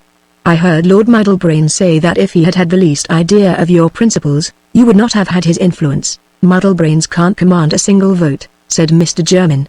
"He is a political humbug, the greatest of all humbugs, a man who swaggers about London clubs and consults solemnly about his influence, and in the country is a non-entity." "Well, that can't be said of Lord Clarendel," rejoined Lady Firebrace. "And have you been defending me against Lord Clarendel's attacks?" inquired Mr. Jermyn. "No, but I am going to Wemsbury, and then I have no doubt I shall have the opportunity." "I am going to Wemsbury myself," said Mr. Jermyn. "And what does Lord Clarendel think of your pledge about the pension list?" said Lady Firebrace, daunted but malignant. "He never told me," said Mr. Jermyn. "I believe you did not pledge yourself to the ballot?" inquired Lady Firebrace with an affected air of inquisitiveness. "It is a subject that requires some reflection," said Mr. Jermyn. "I must consult some profound politician like Lady Firebrace. By the by, you told my mother that the Conservatives would have a majority of 15. Do you think they will have as much?" said Mr. Jermyn with an innocent air, it now being notorious that the Whig administration had a majority of double that amount. "I said Mr. Tadpole gave us a majority of 15, said Lady Firebrace. "I knew he was in error, because I had happened to see Lord Melbourne's own list, made up to the last hour, and which gave the government a majority of 60. It was only shown to 3 members of the cabinet," she added in a tone of triumphant mystery. Lady Firebrace, a great stateswoman among the Tories, was proud of an admirer who was a member of the Whig cabinet. She was rather an agreeable guest in a country house, with her extensive correspondence, and her bulletins from both sides. Tadpole, flattered by her notice, and charmed with female society that talked his own slang, and entered with affected enthusiasm into all his dirty plots and barren machinations, was vigilant in his communications, while her Whig cavalier, an easy individual who always made love by talking or writing politics, abandoned himself without reserve, and instructed Lady Firebrace regularly after every council. Taper looked grave at this connection between Tadpole and Lady Firebrace, and whenever an election was lost, or a division stuck in the mud, he gave the cue with a nod and a monosyllable, and the Conservative pack that infests clubs, chattering on subjects of which it is impossible they can know anything, instantly began barking and yelping, denouncing traitors, and wondering how the leaders could be so led by the nose, and not see that which was flagrant to the whole world. If, on the other hand, the advantage seemed to go with the Canton Club, or the opposition benches, then it was the Whig and Liberal hounds who howled and moaned, explaining everything by the indiscretion, infatuation, treason, of Lord Viscount Mask, and appealing to the initiated world of idiots around them, whether any party could ever succeed, hampered by such men, and influenced by such means. The best of the joke was, that all this time Lord Mask and Tadpole were 2 old foxes, neither of whom conveyed to Lady Firebrace a single circumstance but with the wish, intention, and malice aforethought, that it should be communicated to his rival. "I must get you to interest Lord de Mowbray in our cause," said Sir Vavassor Firebrace, in an insinuating voice to his neighbour, Lady Joan. "I have sent him a large packet of documents. You know, he is one of us, still one of us. Once a baronet, always a baronet. The dignity merges, but does not cease, and happy as I am to see one covered with high honours, who is in every way so worthy of them, still I confess to you it is not so much as Earl de Mowbray that your worthy father interests me, as in his undoubted character and capacity of Sir Altamont Fitzwarren, Baronet. You have the data on which you move, I suppose, well digested," said Lady Joan, attentive but not interested. "The case is clear, as far as equity is concerned, irresistible. Indeed, the late king pledged himself to a certain point. But if you would do me the favor of reading our memorial." "The proposition is not one adapted to our present civilization," said Lady Joan. "A baronetcy has become the distinction of the middle class. A physician, our physician for example, is a baronet, and I dare say some of our tradesmen, brewers, of people of that class. An attempt to elevate them into an order of nobility, however inferior, would partake in some degree of the ridiculous. And has the Duke escaped his gout this year?" inquired Lord Marney of Lady de Mowbray. "A very slight touch. I never knew my father so well. I expect you will meet him here. We look for him daily. I shall be delighted. I hope he will come to Marney in October. I keep the blue ribbon cover for him. "What you suggest is very just," said Egremont to Lady Maud. "If we only in our own spheres made the exertion, the general effect would be great. Marney Abbey, for instance, I believe one of the finest of our monastic remains, that indeed is not disputed, diminished yearly to repair barns, the cattle browsing in the nave. All this might be prevented, if my brother would not consent to preserve or to restore. Still any member of the family, even I, without expense, only with a little zeal as you say, might prevent mischief, might stop at least demolition. If this movement in the church had only revived a taste for Christian architecture," said Lady Maud, "it would not have been barren, and it has done so much more. But I am surprised that old families can be so dead to our national art, so full of our ancestors, their exploits, their mind." "Indeed you and I have no excuse for such indifference, Mr. Egremont, and I do not think I shall ever again be justly accused of it," replied Egremont. "You plead its cause so effectively. But to tell you the truth, I have been thinking of late about these things, monasteries and so on, the influence of the old church system on the happiness and comfort of the people, and on the tone of the nobles. Do not you think so?" said Lady Maud. "I know it is the fashion to deride the Crusades, but do not you think they had their origin in a great impulse, and in a certain sense, led to great results? Pardon me, if I speak with emphasis, but I never can forget I am a daughter of the first Crusaders." "The tone of society is certainly lower than of yore," said Egremont.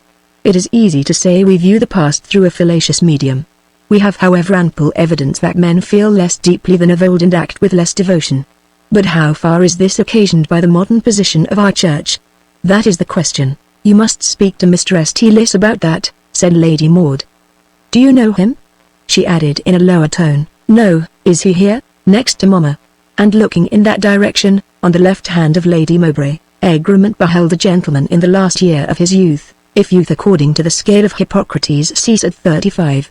He was distinguished by that beauty of the noble English blood, of which in these days few types remain, the Norman tempered by the Saxon, the fire of conquest softened by integrity, and a serene, though inflexible habit of mind. The chains of convention, an external life grown out of all proportion with that of the heart and mind, have destroyed this dignified beauty. There is no longer in fact an aristocracy in England, for the superiority of the animal man is an essential quality of aristocracy. But that it once existed, any collection of portraits from the 16th century will show. Aubrey St. Lys was a younger son of the most ancient Norman family in England. The Conqueror had given them the moderate estate on which they now lived, and which, in spite of so many civil conflicts and religious changes, they had handed down to each other, from generation to generation, for 8 centuries. Aubrey St. Lys was the vicar of Mowbray. He had been the college tutor of the late Lord Fitzwarren, whose mind he had formed, whose bright abilities he had cultivated, who adored him. To that connection he owed the slight preferment which he possessed, but which was all he desired. A bishopric would not have tempted him from his peculiar charge. In the centre of the town of Mowbray, teeming with its toiling thousands, there rose a building which might vie with many of the cathedrals of our land. Beautiful its solemn towers, its sculptured western front, beautiful its columned aisles and lofty nave, its sparkling shrine and delicate chantry, most beautiful the streaming glories of its vast orient light. This magnificent temple, built by the monks of Mowbray, and once connected with their famous house of which not a trace now remained, had in time become the parish church of an obscure village, whose population could not have filled one of its side chapels. These strange vicissitudes of ecclesiastical buildings are not singular in the north of England. Mowbray Church remained for centuries the wonder of passing peasants, and the glory of county histories. But there is a magic in beautiful buildings which exercises an irresistible influence over the mind of man. One of the reasons urged for the destruction of the monasteries after the dispersion of their inhabitants, was the pernicious influence of their solemn and stately forms on the memories and imagination of those that beheld them. It was impossible to connect systematic crime with the creators of such divine fabrics. And so it was with Mowbray Church. When manufactures were introduced into this district, which abounded with all the qualities which were necessary for their successful pursuit, Mowbray, offering equal though not superior advantages to other positions, was accorded the preference, because it possessed such a beautiful church. The lingering genius of the monks of Mowbray hovered round the spot which they had adorned, and sanctified, and loved, and thus they had indirectly become the authors of its present greatness and prosperity. Unhappily for a long season the vicars of Mowbray had been little conscious of their mission. An immense population gathered round the sacred citadel and gradually spread on all sides of it for miles. But the parish church for a long time remained the only one at Mowbray when the population of the town exceeded that of some European capitals. and even in the parish church the frigid spell of Erastian self-complacency fatally prevailed. A scanty congregation gathered together for form, and as much influenced by party as higher sentiments. Going to church was held more genteel than going to meeting. The principal tradesmen of the neighbouring great houses deemed it more aristocratic, using a favourite and hackneyed epithet which only expressed their own civility. About the time the church commission issued, the congregation of Mowbray was approaching zero. There was an idea afloat for a time of making it the seat of a new bishopric. The cathedral was ready, another instance of the influence of fine art. But there was no residence for the projected prelate, and a jobbing bishop on the commission was afraid that he might have to contribute to building one. So the idea died away, and the living having become vacant at this moment, instead of a bishop, Mowbray received a humble vicar in the shape of Aubrey Estilis, who came among 100,000 heathens to preach the unknown God. Chapter 12. "And how do you find the people about you, Marnie?" said Lord de Mowbray, seating himself on a sofa by his guest. "All very well, my lord," replied the Earl, who ever treated Lord de Mowbray with a certain degree of ceremony, especially when the descendant of the Crusaders affected the familiar. There was something of a puck-like malignity in the temperament of Lord Marnie, which exhibited itself in a remarkable talent for mortifying persons in a small way, by a gesture, an expression, a look, cloaked too very often with all the character of profound deference. The old nobility of Spain delighted to address each other only by their names, when in the presence of a spick and span grandee, calling each other, Infantado, Sidonia, Osuna, and then turning round with the most distinguished consideration, and appealing to the most noble Marquis of Ensenada. "They begin to get a little uneasy here," said Lord de Mowbray. "We have nothing to complain of," said Lord Marnie. "We continue reducing the rates, and as long as we do that the country must improve. The workhouse test tells. We had the other day a case of incendiarism, which frightened some people, but I inquired into it, and am quite satisfied it originated in purely accidental circumstances, at least nothing to do with wages. I ought to be a judge, for it was on my own property." "And what is the rate of wages, in your part of the world, Lord Marnie?" inquired Mr. Estilis, who was standing by. "Oh, good enough, not like your manufacturing districts, but people who work in the open air, instead of a furnace, can't expect, and don't require such. They get their 8 shillings a week, at least generally, 8 shillings a week," said Mr. Estilis.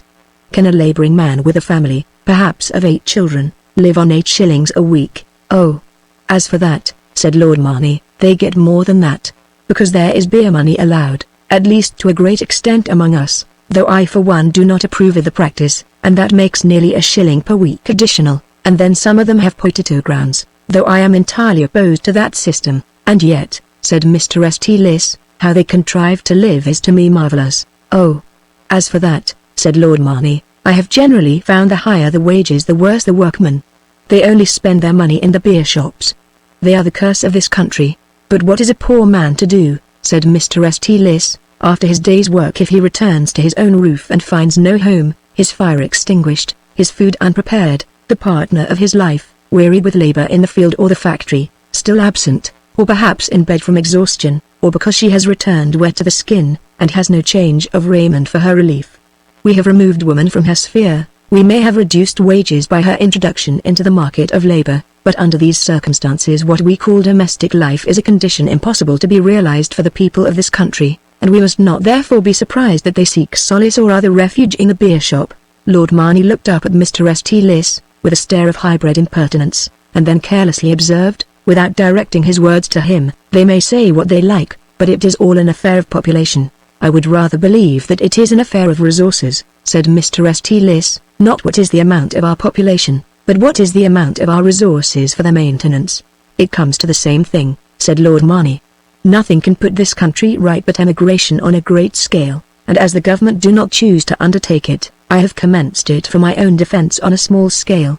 I will take care that the population of my parishes is not increased. I build no cottages and I destroy all I can, and I am not ashamed or afraid to say so." "You have declared war to the cottage, then?" said Mr. Estilis, smiling. "It is not at the first sound so startling a cry as war to the castle. But you think it may lead to it?" said Lord Mowbray. "I love not to be a prophet of evil," said Mr. Estilis. Lord Marnie rose from his seat and addressed Lady Fibrace, whose husband in another part of the room had caught Mr. Jermyn, and was opening his mind on the question of the day. Lady Maud, followed by Egremont, approached Mr. Estilis, and said, Mr. Egremont has a great feeling for Christian architecture, Mr. St. Lys, and wishes particularly to visit our church of which we are so proud. And in a few moments they were seated together and engaged in conversation. Lord Mowbray placed himself by the side of Lady Marney, who was seated by his countess. "Oh, how I envy you at Marney," he exclaimed. "No manufactures, no smoke, living in the midst of a beautiful park and surrounded by a contented peasantry. It is very delightful," said Lady Marney, "but then we are so very dull, we have really no neighborhood." "I think that's such a great advantage," said Lady Mowbray. "I must say I like my friends from London. I never know what to say to the people here. Excellent people, the very best people in the world. The way they behaved to poor dear Fitzwarren, when they wanted him to stand for the county, I never can forget, but then they do not know the people we know, or do the things we do, and when you have gone through the routine of county questions, and exhausted the weather and all the winds, I'm positively, my dear Lady Marney, oh our boys, and then they think you are proud, when really one is only stupid. I am very fond of work," said Lady Marney, "and I talk to them always about it." "Ah, you are fortunate. I never could work, and Joan and Maud, they neither of them work. Maud did embroider a banner once for her brother, it is in a hail. I think it beautiful, but somehow or other she never cultivated her talent. For all that has occurred or may occur," said Mr. St. Lys to Egremont, "I blame only the church. The church deserted the people, and from that moment the church has been in danger and the people degraded. Formerly religion undertook to satisfy the noble wants of human nature, and by its festivals relieved the painful weariness of toil. The day of rest was consecrated, if not always to elevated thought, at least to sweet and noble sentiments. The church convened to its solemnities under its splendid and almost celestial roofs amid the finest monuments of art that human hands have raised, the whole Christian population, for there, in the presence of God, all were brethren. It shared equally among all its prayer, its incense, and its music, its sacred instructions, and the highest enjoyments that the arts could afford. You believe then in the efficacy of forms and ceremonies? What you call forms and ceremonies represent the divinest instincts of our nature. Push your aversion to forms and ceremonies to a legitimate conclusion, and you would prefer kneeling in a barn rather than in a cathedral. Your tenets would strike at the very existence of all art, which is essentially spiritual. I am not speaking abstractedly, said Egremont, but rather with reference to the indirect connection of these forms and ceremonies with another church. The people of this country associate them with an enthralling superstition and a foreign dominion, with Rome, said Mr. St. Lys, yet forms and ceremonies existed before Rome. But practically, said Egremont, has not their revival in our service at the present day a tendency to restore the Romish system in this country? It is difficult to ascertain what may be the practical effect of certain circumstances among the uninformed, said Mr. St. Lys. The Church of Rome is to be respected as the only Hebreo-Christian church extant. All other churches established by the Hebrew apostles have disappeared, but Rome remains, and we must never permit the exaggerated position which it assumed in the Middle Centuries to make us forget its early and apostolical character, when it was fresh from Palestine and as it were fragrant from paradise. The Church of Rome is sustained by apostolical succession, but apostolical succession is not an institution complete in itself. It is a part of a whole. If it be not part of a whole, it has no foundation. The apostles succeeded the prophets. Our Master announced himself as the last of the prophets. They in their turn were the heirs of the patriarchs, men who were in direct communication with the Most High. To men not less favored than the apostles, the revelation of the priestly character was made, and those forms and ceremonies ordained, which the Church of Rome has never relinquished. But Rome did not invent them. Upon their practice, the duty of all congregations, we cannot consent to her founding a claim to supremacy. For would you maintain then that the church did not exist in the time of the prophets? Was Moses then not a churchman? And Aaron, was he not a high priest? Greater than any pope or prelate, whether he be at Rome or at Lambeth. In all these church discussions, we are apartment to forget that the Second Testament is avowedly only a supplement. Jehovah Jesus came to complete the law and the prophets. Christianity is completed re Judaism, or it is nothing. Christianity is incomprehensible without Judaism, as Judaism is incomplete without Christianity. What has Rome to do with its completion, what with its commencement? The law was not thundered forth from the Capitolian Mount, the divine atonement was not fulfilled upon Mount Sassa. No, the order of our priesthood comes directly from Jehovah, and the forms and ceremonies of his church are the regulations of his supreme intelligence. Rome indeed boasts that the authenticity of the Second Testament depends upon the recognition of her infallibility. The authenticity of the Second Testament depends upon its congruity with the first. Did Rome preserve that? I recognize in the Church an institution thoroughly, sincerely, Catholic, adapted to all climes and to all ages. I do not bow to the necessity of a visible head in a defined locality, but were I to seek for such, it would not be at Rome. I cannot discover in its history, however memorable, any testimony of a mission so sublime. When Omnipotence deigned to be incarnate, the ineffable Word did not select a Roman frame. The prophets were not Romans. The apostles were not Romans. She, who was blessed above all women, I never heard she was a Roman maiden. No, I should look to a land more distant than Italy, to a city more sacred even than Rome. Chapter 13. It was a cloudy, glimmering dawn. A cold withering east wind blew through the silent streets of Mowbray. The sounds of the night had died away, the voices of the day had not commenced. There reigned a stillness complete and absorbing. Suddenly there is a voice, there is movement. The first footstep of the new week of toil is heard. A man muffled up in a thick coat, and bearing in his hand what would seem at the first glance to be a shepherd's crook, only its handle is much longer, appears upon the pavement. He touches a number of windows with great quickness as he moves rapidly along.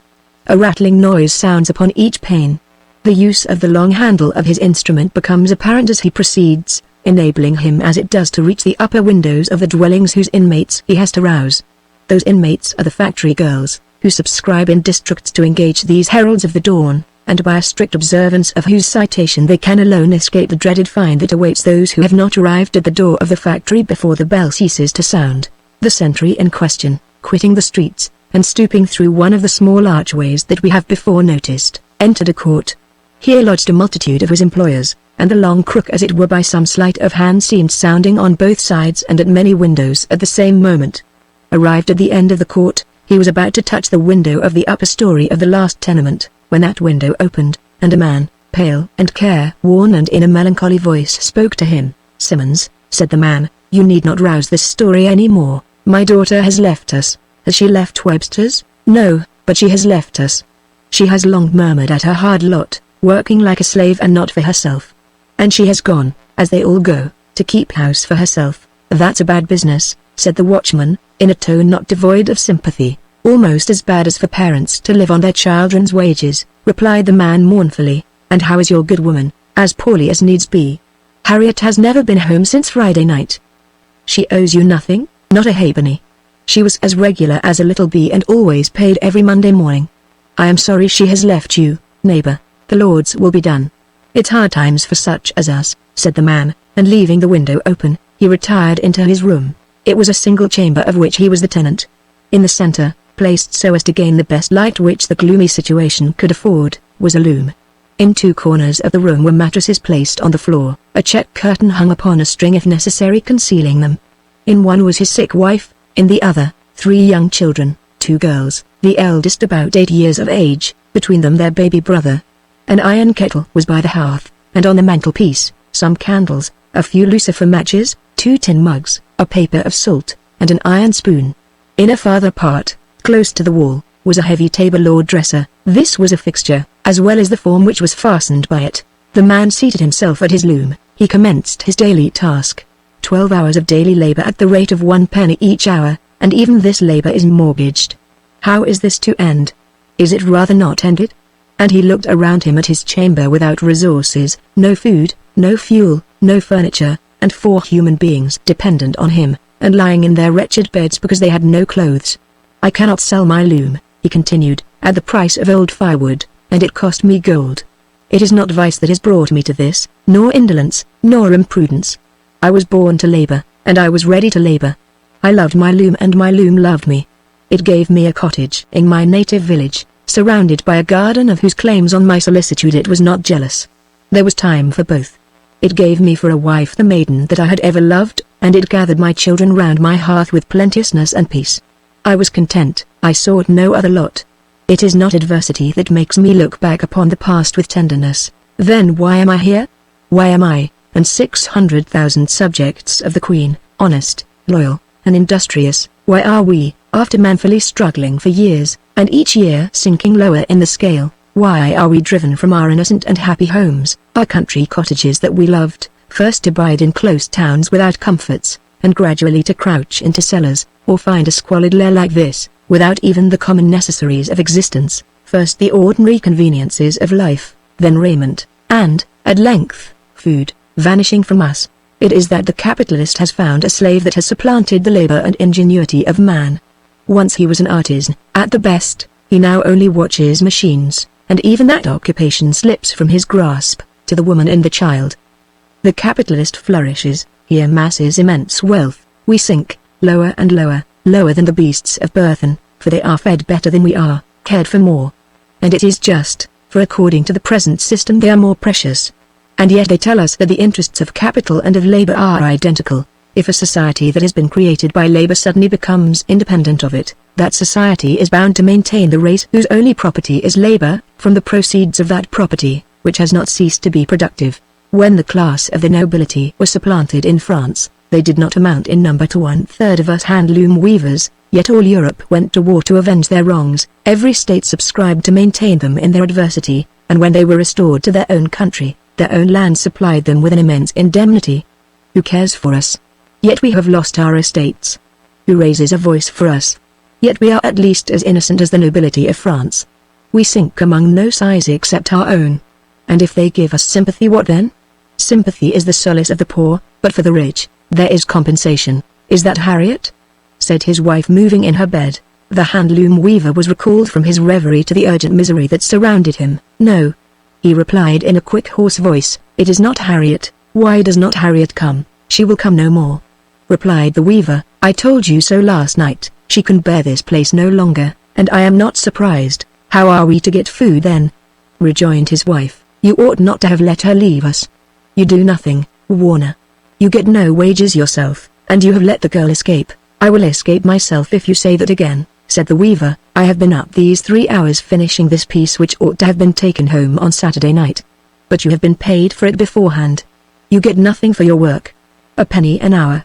What sort of work is it that brings a penny an hour? Work that you have often admired, Mary, and has before this gained a prize.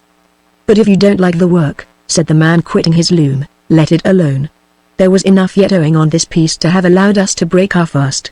However, no matter, we must starve sooner or later. Let us begin at once. No, no, Philip. Work.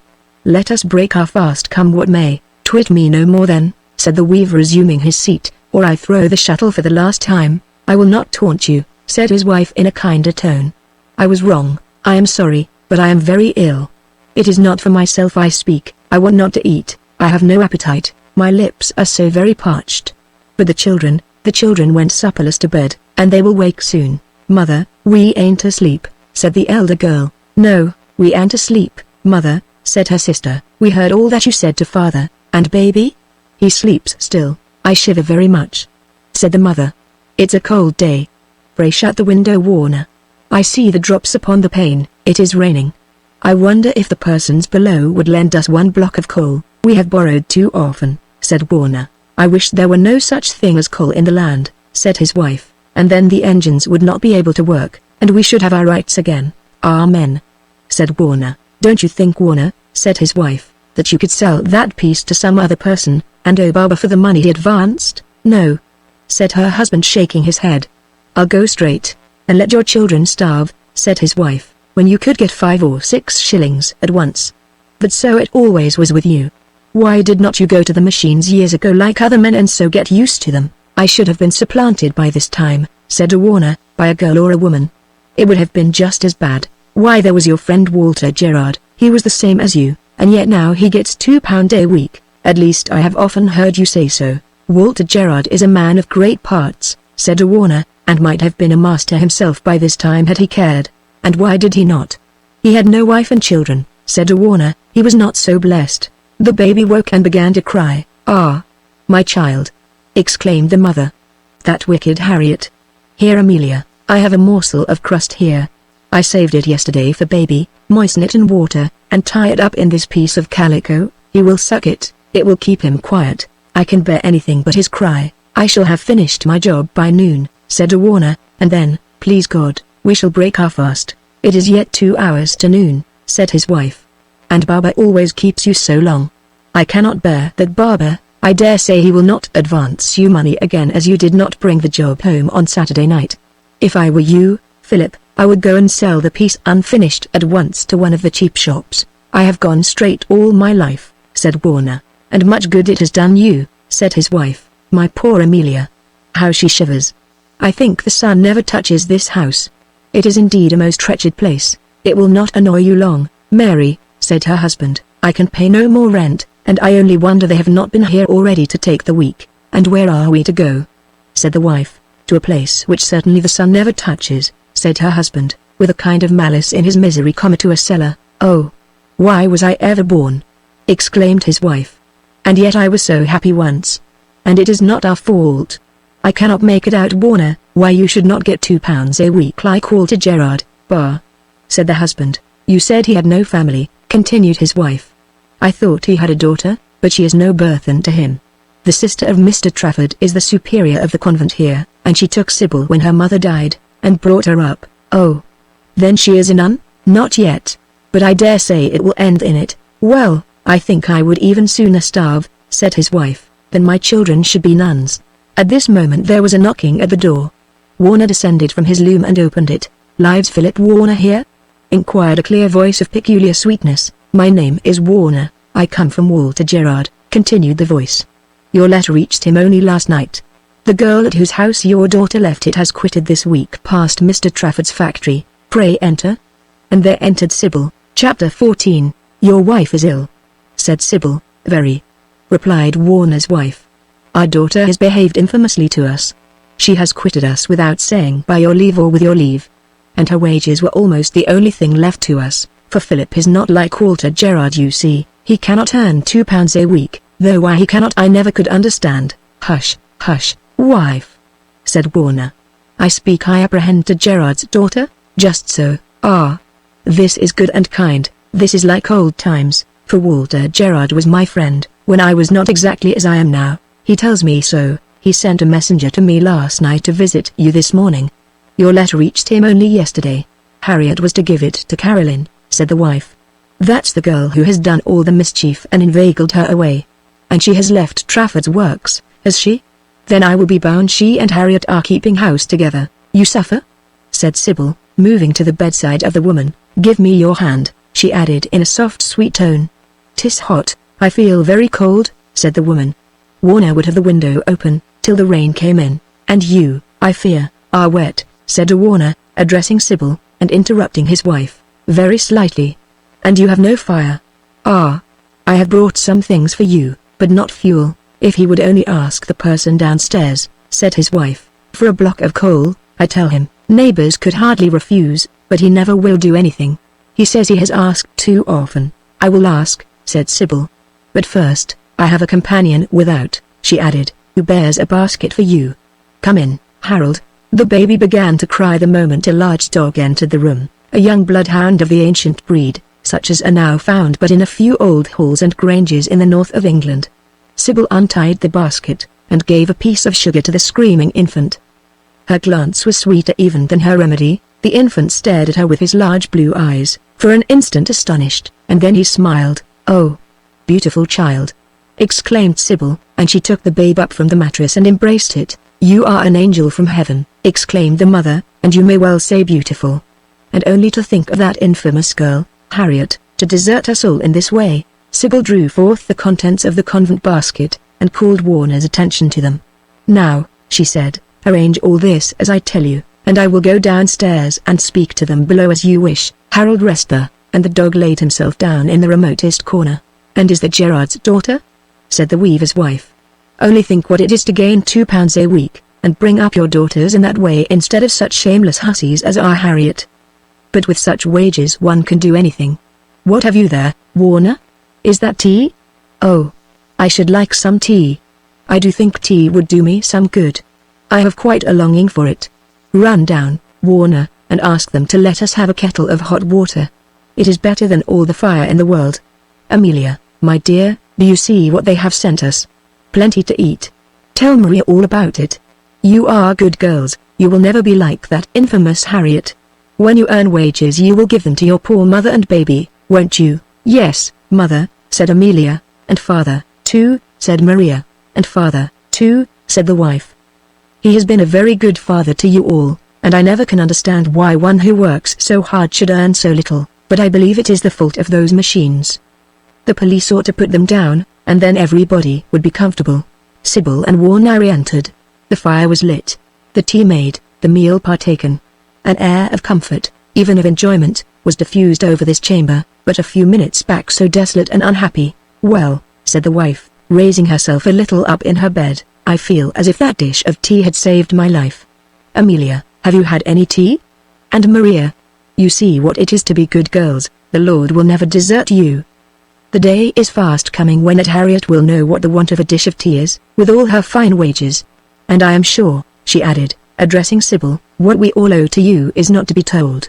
Your father well deserves his good fortune, with such a daughter." "My father's fortunes are not much better than his neighbors," said Sybil, "but his wants are few, and who should sympathize with the poor, but the poor? Alas! None else can. Besides, it is the superior of our convent that has sent you this meal. What my father can do for you, I have told your husband. 'Tis little, but with the favor of heaven, it may avail. When the people support the people, the divine blessing will not be wanting. I am sure the divine blessing will never be wanting to you," said Warner in a voice of great emotion. There was silence. The querulous spirit of the wife was subdued by the tone of Sybil. She revolved in her mind the present and the past. The children pursued their ungrudged and unusual meal. The daughter of Gerard, that she might not interfere with their occupation, walked to the window and surveyed the chink of troubled sky, which was visible in the court. The wind blew in gusts, the rain beat against the glass. Soon after this, there was another knock at the door.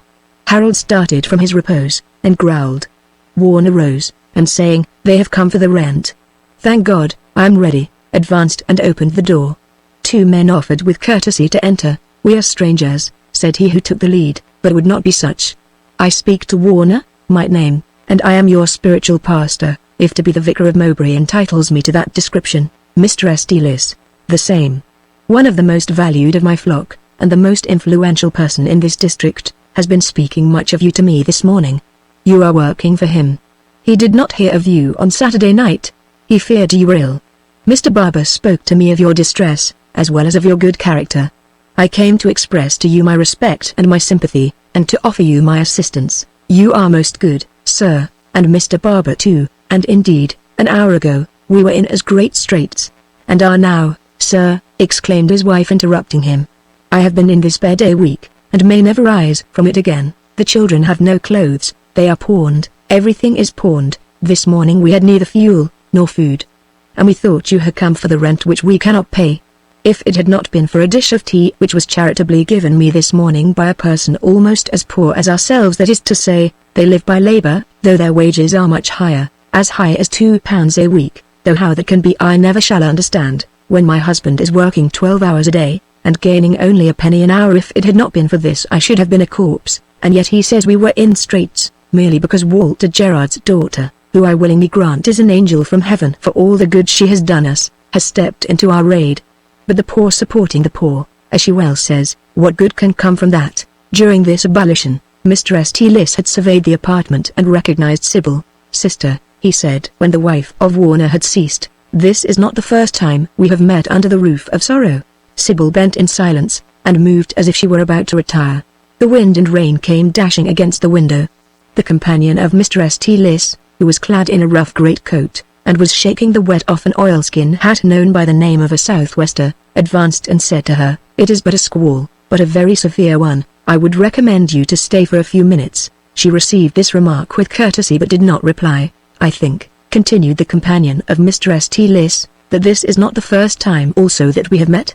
"I cannot recall our meeting before," said Sybil, "and yet it was not many days past, though the sky was so very different, that it would almost make one believe it was in another land and another clime." Sybil looked at him as if for explanation.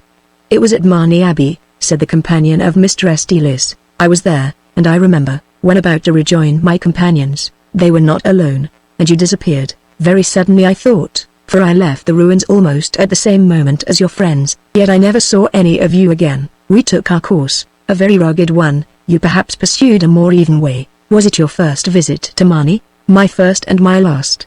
There was no place I more desired to see, no place of which the vision made me so sad." "The glory has departed," said Egremont mournfully. "It is not that," said Sybil, "I was prepared for decay. but not for such absolute desecration. The abbey seems a quarry for materials to repair farmhouses, and the nave a cattle gate. What people they must be, that family of sacrilege who hold these lands, said Egremont. They certainly do not appear to have much feeling for ecclesiastical art, and for little else, as we were told, said Sybil. There was a fire at the abbey farm the day we were there, and from all that reached us, it would appear the people were as little tended as the abbey walls. They have some difficulty perhaps in employing their population in those parts. You know the country? Not at all. I was travelling in the neighbourhood, and made a diversion for the sake of seeing an abbey of which I had heard so much. Yes, it was the greatest of the northern houses. But they told me the people were most wretched round the abbey, nor do I think there is any other cause for their misery than the hard hearts of the family that have got the lands. You feel deeply for the people, said Egremont, looking at her earnestly. Sybil returned him a glance expressive of some astonishment, and then said, and do not you?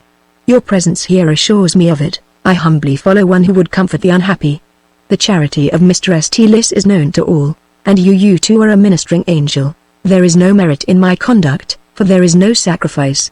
When I remember what this English people once was, the truest, the freest, and the bravest, the best-natured and the best-looking, the happiest and the most religious race upon the surface of this globe, and think of them now, with all their crimes and all their slavish sufferings, their soured spirits and their stunted forms, their lives without enjoyment and their deaths without hope, I may well feel for them, even if I were not the daughter of their blood. And that blood mantled to her cheek as she ceased to speak, and her dark eye gleamed with emotion, and an expression of pride and courage hovered on her brow.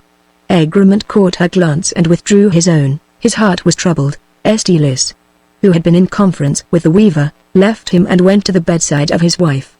Warner advanced to Sybil, and expressed his feelings for her father, his sense of her goodness.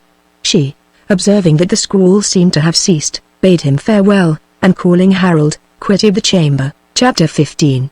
Where have you been all the morning, Charles? Said Lord Marney, coming into his brother's dressing room a few minutes before dinner. Arabella had made the nicest little riding party for you and Lady Joan, and you were to be found nowhere. If you go on in this way, there is no use of having affectionate relations, or anything else. I've been walking about Mowbray. One should see a factory once in one's life. I don't see the necessity, said Lord Marney. I never saw one, and never intend. Though to be sure, when I hear the rents that Mowbray gets for his land in their neighbourhood, I must say I wish the worsted works had answered at money. And if it had not been for our poor dear father, they would. Our family have always been against manufactories, railroads, everything, said Egremont. Railroads are very good things, with high compensation, said Lord Marney, and manufactories not so bad, with high rents, but, after all, these are enterprises for the canaille, and I hate them in my heart, but they employ the people, George. The people do not want employment. It is the greatest mistake in the world. All this employment is a stimulus to population. Never mind that. What I came in for, is to tell you that both Arabella and myself think you talk too much to Lady Maud. I like her the best. What has that to do with it, my dear fellow? Business is business. Old Mowbray will make an elder son out of his elder daughter. The affair is settled. I know it from the best authority. Talking to Lady Maud is insanity. It is all the same for her as if Fitzwen had never died. And then that great event, which ought to be the foundation of your fortune, would be perfectly thrown away. Lady Maud, at the best, is nothing more than £20,000 and a fat living. Besides, she is engaged to that parson fellow, Tillis. Tillis told me today that nothing would ever induce him to marry. He would practice celibacy, though he would not enjoin it. Enjoin fiddlestick. How came you to be talking to such a sanctified impostor, and, I believe, with all his fine phrases, a complete radical? I tell you what, Charles, you must really make way with Lady Joan. The grandfather has come today, the old Duke. Quite a family party. It looks so well. Never was such a golden opportunity. And you must be sharp too. That little German, with his brown eyes and his white hands, has not come down here, in the month of August, with no sport of any kind, for nothing. I shall set Lady Firebrace at him. She is quite your friend, and a very sensible woman too, Charles, and an ally not to be despised. Lady Joan has a very high opinion of her. There's a bell. Well, I shall tell Arabella that you mean to put up the steam, and Lady Firebrace shall keep German off. And perhaps it is as well you did not seem too eager at first. Mowbray Castle, my dear fellow, in spite of its manufactories, is not to be despised. And with a little firmness, you could keep the people out of your park. Mowbray could do it, only he has no pluck. He is afraid people would say he was the son of a footman. The Duke, who was the father of the Countess de Mowbray, was also Lord Lieutenant of the county. Although advanced in years, he was still extremely handsome, with the most winning manners, full of amenity and grace. He had been a roue in his youth, but seemed now the perfect representative of a benignant and virtuous old age. He was universally popular, admired by young men, adored by young ladies. Lord de Mowbray paid him the most distinguished consideration. It was genuine. However maliciously the origin of his own father might be represented, nobody could deprive him of that great fact: his father-in-law, a duke of a great house who had intermarried for generations with great houses, one of the old nobility, and something even loftier. The county of which his grace was Lord Lieutenant was very proud of its nobility, and certainly with Marney Abbey at one end, and Mowbray Castle at the other, it had just cause. But both these illustrious houses yielded in importance, though not in possessions, to the great peer who was the governor of the province. A French actress, clever as French actresses always are, had persuaded, once upon a time, an easy-tempered monarch of this realm, that the paternity of her coming babe was a distinction of which His Majesty might be proud. His Majesty did not much believe her, but he was a sensible man, and never disputed a point with a woman, so when the babe was born, and proved a boy, he christened him with his name, and elevated him to the peerage in his cradle by the title of Duke of Fitzaquitaine and Marquis of Gascony, an estate the royal father could not endow him with, for he had spent all his money, mortgaged all his resources, and was obliged to run in debt himself for the jewels of the rest of his mistresses, but he did his best for the young peer, as became an affectionate father or a fond lover. His Majesty made him when he arrived at man's estate the hereditary keeper of a palace which he possessed in the north of England, and this secured his grace a castle and a park. He could wave his flag and kill his deer, and if he had only possessed an estate, he would have been as well off as if he had helped conquer the realm with King William, or plundered the church for King Harry. A revenue must however be found for the Duke of Fitzaquitaine, and it was furnished without the interference of Parliament, but with a financial dexterity worthy of that assembly to whom and not to our sovereigns we are obliged for the public debt. The King granted the Duke and his heirs forever, a pension on the post office, a light tax upon coals shipped to London, and a tithe of all the shrimps caught on the southern coast. This last source of revenue became in time, with the development of watering places, extremely prolific. And so, what with the foreign courts and colonies for the younger sons, it was thus contrived very respectably to maintain the hereditary dignity of this great peer. The present Duke of Fitzaquitaine had supported the Reform Bill, but had been shocked by the appropriation clause, very much admired Lord Stanley, and was apartment to observe, that if that nobleman had been the leader of the Conservative party, he hardly knew what he might not have done himself.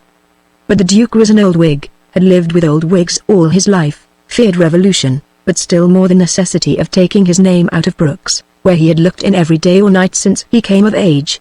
So, not approving of what was going on, yet not caring to desert his friends, he withdrew, as the phrase runs, from public life, that is to say, was rarely in his seat, did not continue to Lord Melbourne the proxy that had been entrusted to Lord Grey, and made Tory magistrates in his county though a Whig Lord Lieutenant. When forces were numbered, and speculations on the future indulged in by the Tadpoles and Tapers, the name of the Duke of Fitzaquitaine was mentioned with a knowing look and in a mysterious tone.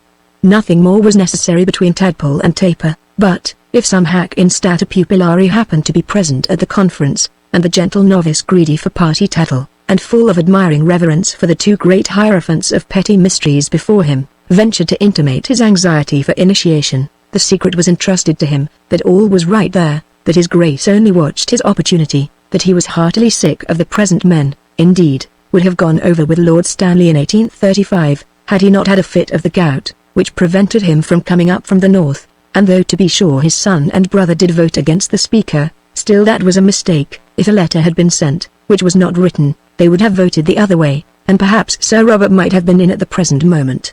The Duke of Fitzaquitaine was the great staple of Lady Firebrace's correspondence with Mr. Tadpole. Woman's mission took the shape to her intelligence of getting over his grace to the Conservatives. She was much assisted in these endeavours by the information which she so dexterously acquired from the innocent and incautious Lord Mask. Egremont was seated at dinner today by the side of Lady Joan. Unconsciously to himself this had been arranged by Lady Marney. The action of woman on our destiny is unceasing. Egremont was scarcely in a happy mood for conversation. He was pensive, inclined to be absent. His thoughts indeed were of other things and persons than those around him. Lady Joan however only required a listener. She did not make inquiries like Lady Maud, or impart her own impressions by suggesting them as your own. Lady Joan gave Egremont an account of the Aztec cities, of which she had been reading that morning, and of the several historical theories which their discovery had suggested. Then she imparted her own, which differed from all, but which seemed clearly the right one. Mexico led to Egypt. Lady Joan was as familiar with the pharaohs as with the caciques of the New World.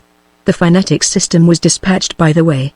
Then came Champollion, then Paris, then all its celebrities, literary and especially scientific. Then came the letter from Arago received that morning, and the letter from Dr. Buckland expected tomorrow. She was delighted that one had written, wondered why the other had not. Finally, before the ladies had retired, she had invited Egremont to join Lady Marnie in a visit to her observatory, where they were to behold a comet which she had been the first to detect. Lady Firebrace next to the Duke indulged in mysterious fiddle-fad as to the state of parties. She too had her correspondence, and her letters received or awaited. Tadpole said this. Lord Mask, on the contrary, said that, the truth lay perhaps between them, some result developed by the clear intelligence of Lady Firebrace acting on the data with which they supplied her. The Duke listened with calm excitement to the transcendental revelations of his Egeria. Nothing appeared to be concealed from her. The inmost mind of the sovereign, there was not a royal prejudice that was not mapped in her secret inventory. The cabinets of the Whigs and the clubs of the Tories, she had the open sesame to all of them. Sir Somebody did not want office, though he pretended to, and Lord Nobody did want office, though he pretended he did not. One great man thought the pear was not ripe, another that it was quite rotten. But then the first was coming on the stage, and the other was going off. In estimating the accuracy of a political opinion, one should take into consideration the standing of the opinionist.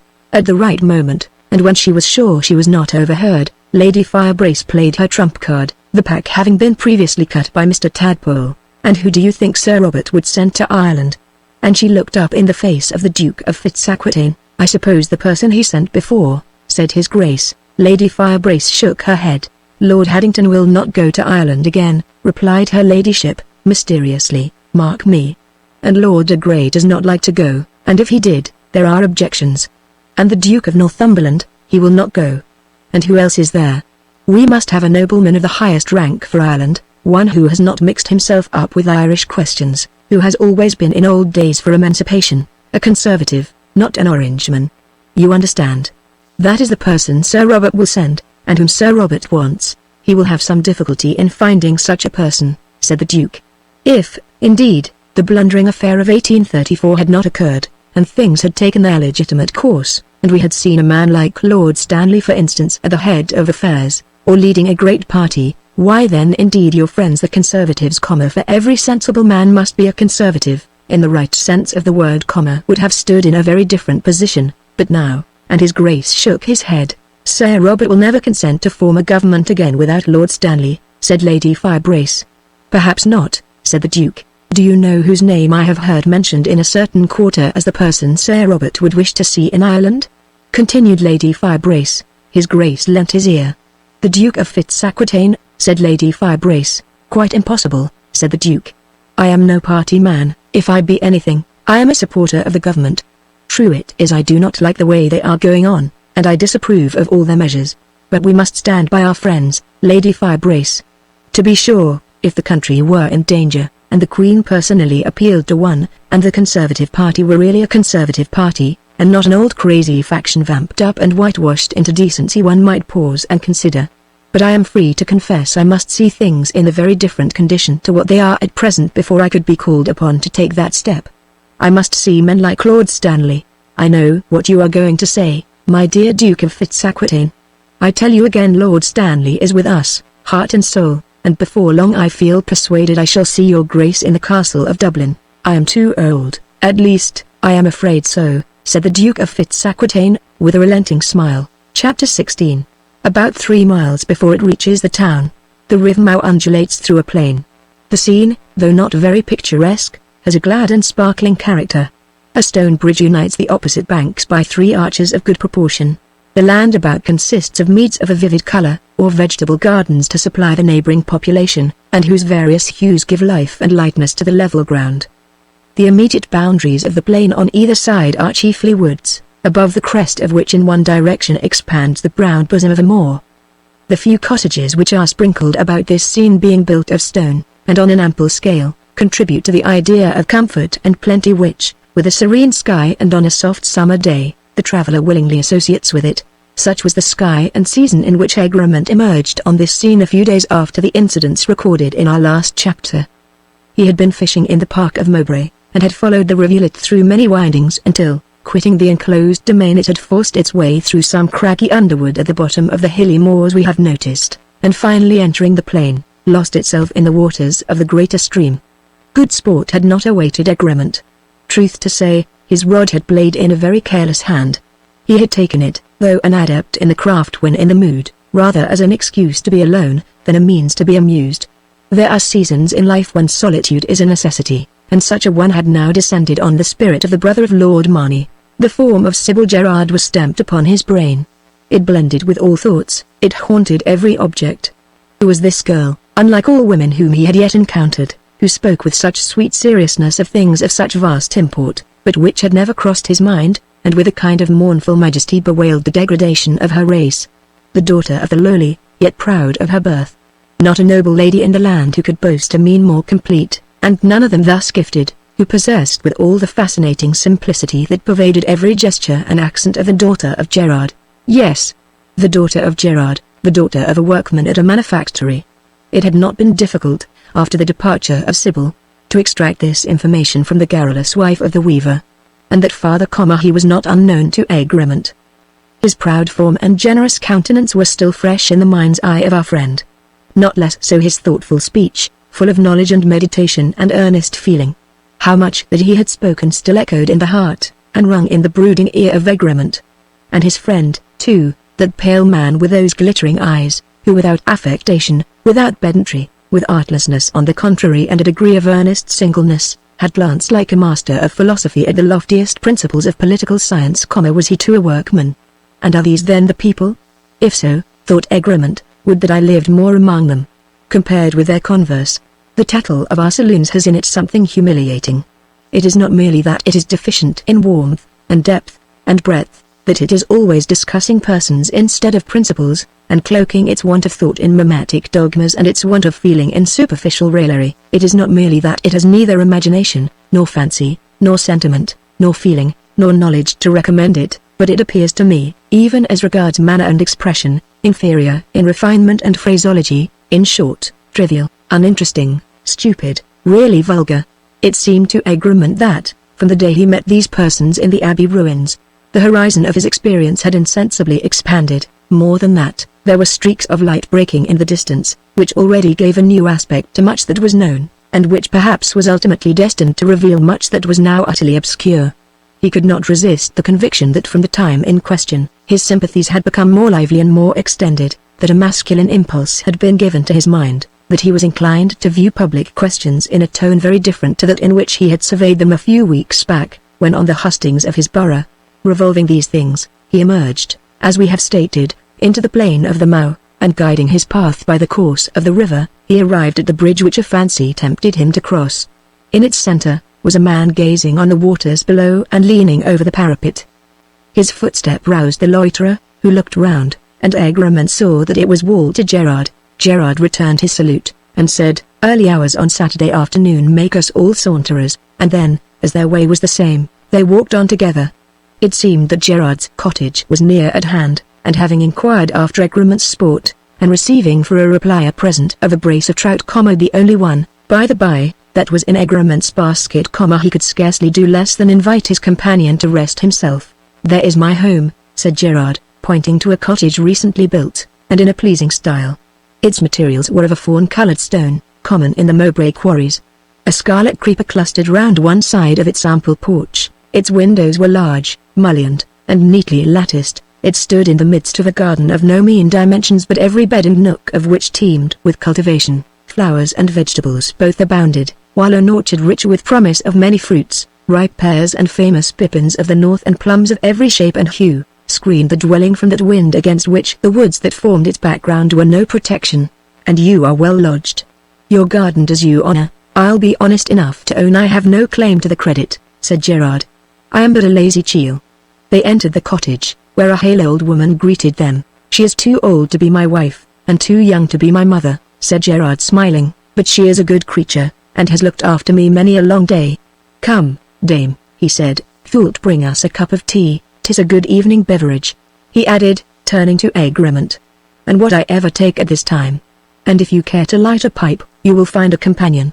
"I have renounced tobacco," said Egremont. "Tobacco is the tomb of love," and they entered a neatly furnished chamber, that had that habitable look which the best room of a farmhouse too often wants.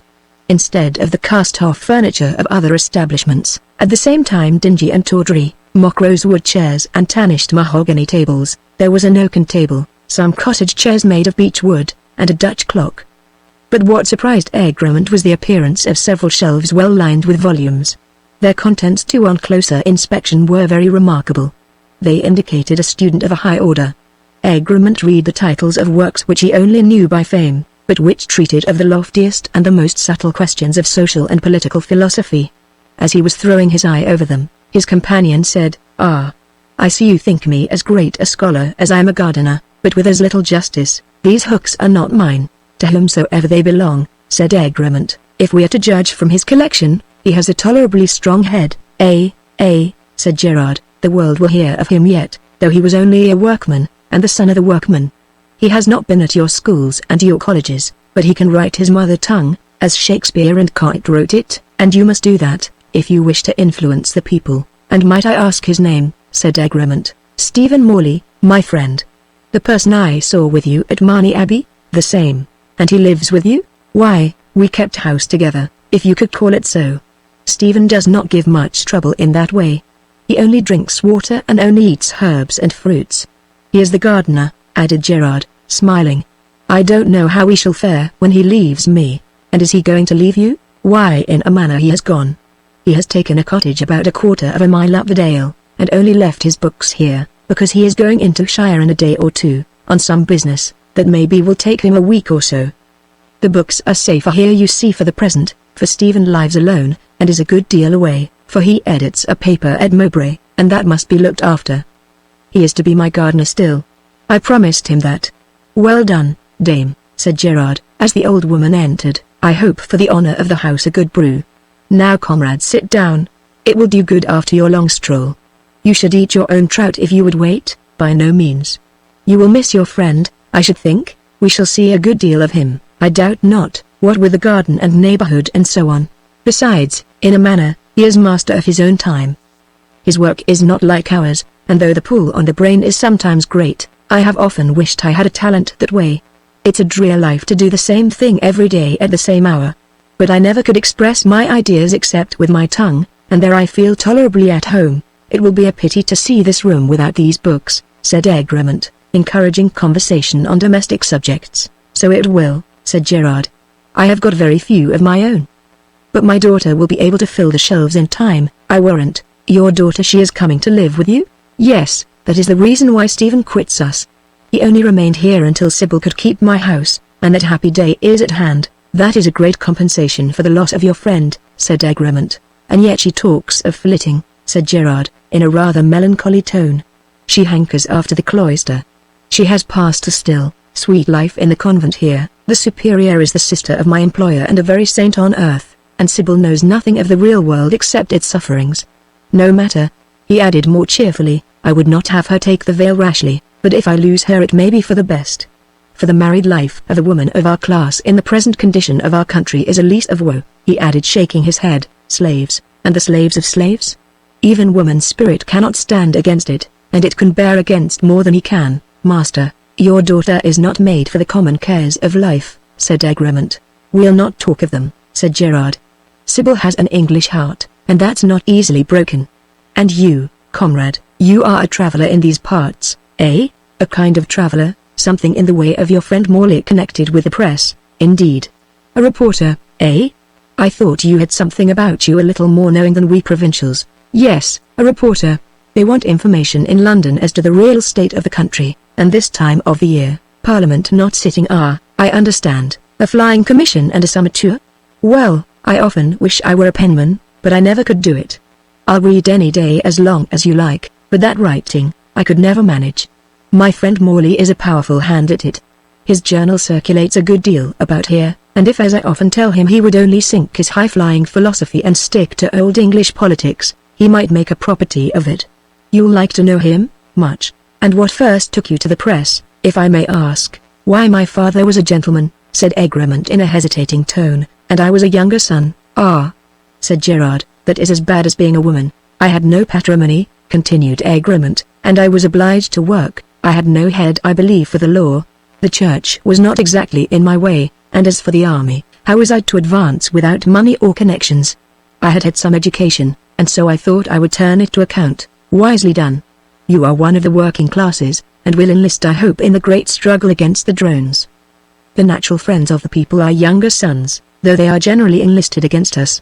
The more fools they, to devote their energies to the maintenance of a system which is founded on selfishness and which leads to fraud, and of which they are the first victims.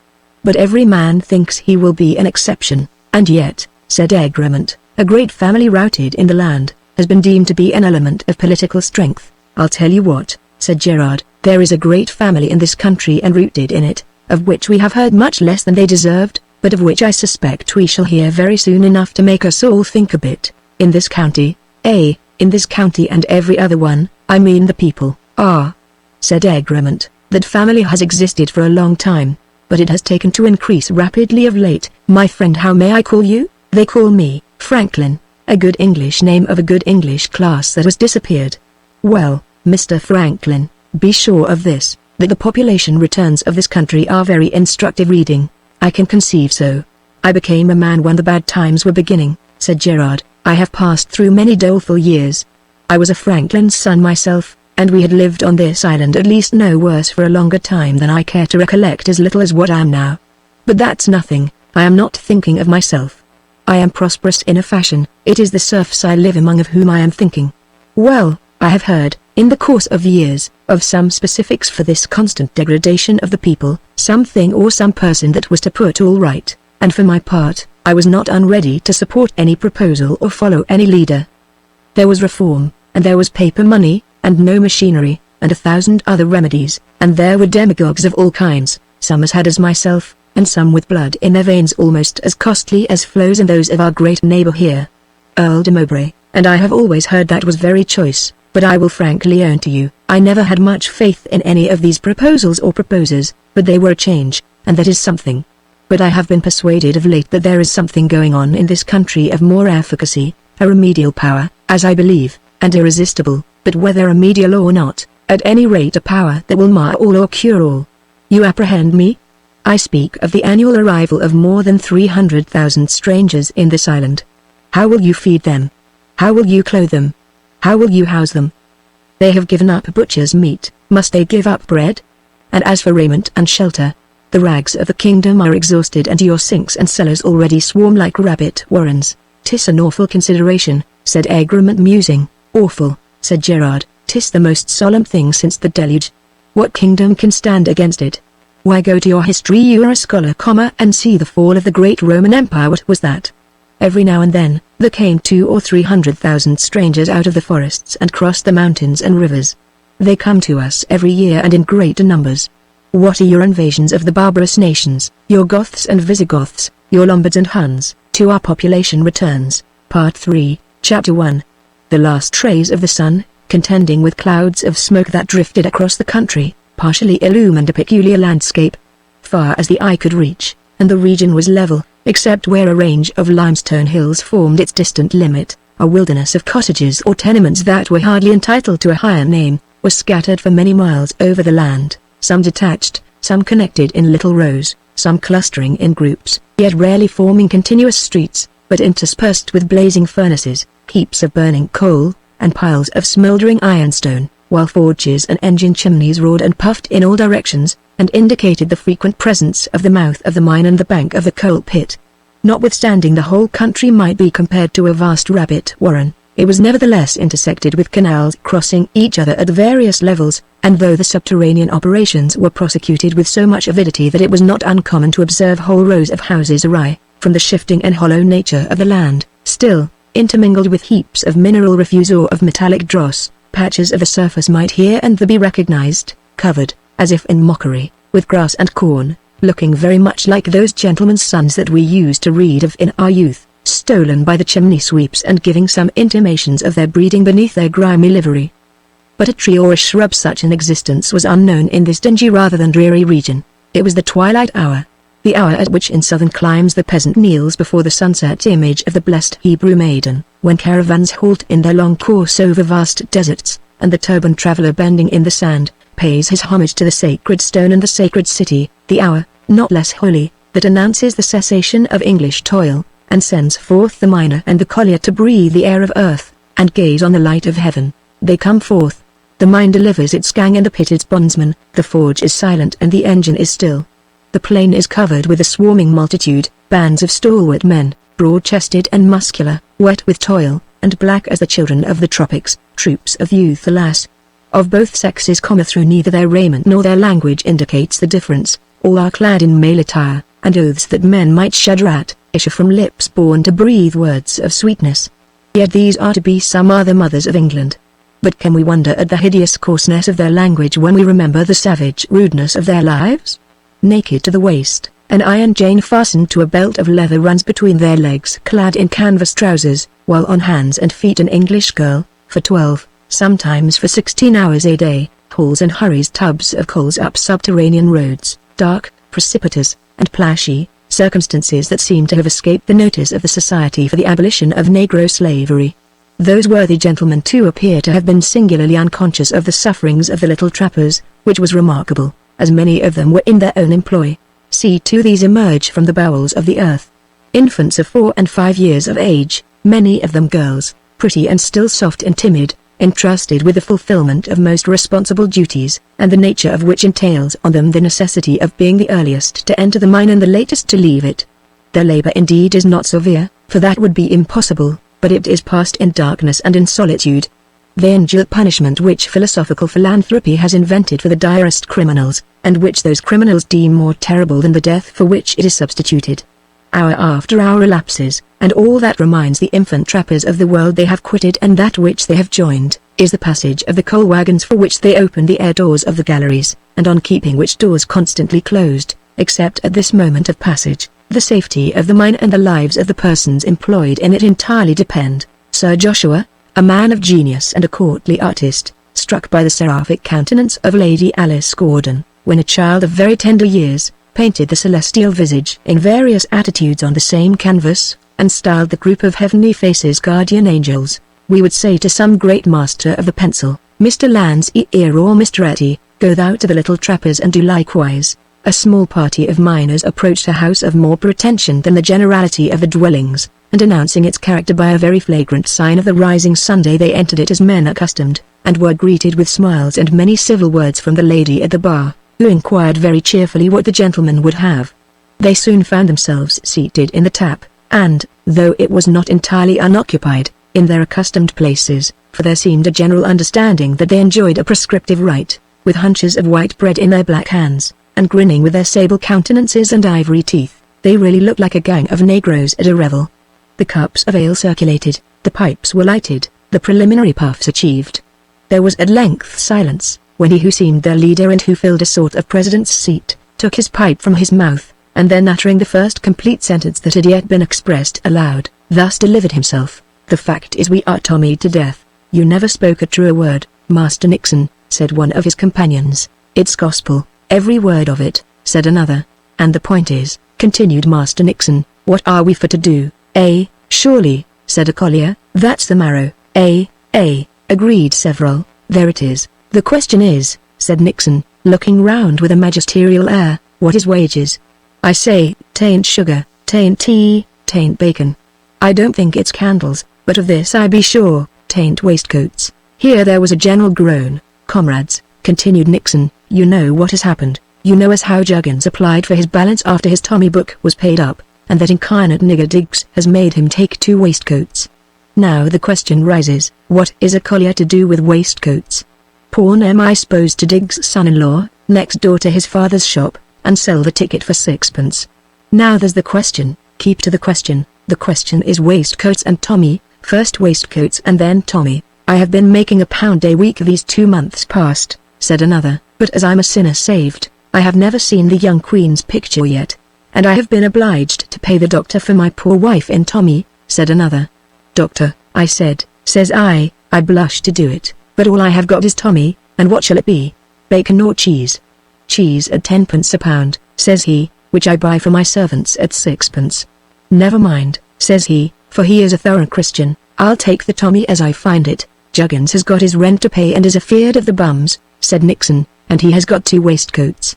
Besides, said another, Diggs' Tommy is only open once a week, and if you're not there in time, you go over for another 7 days.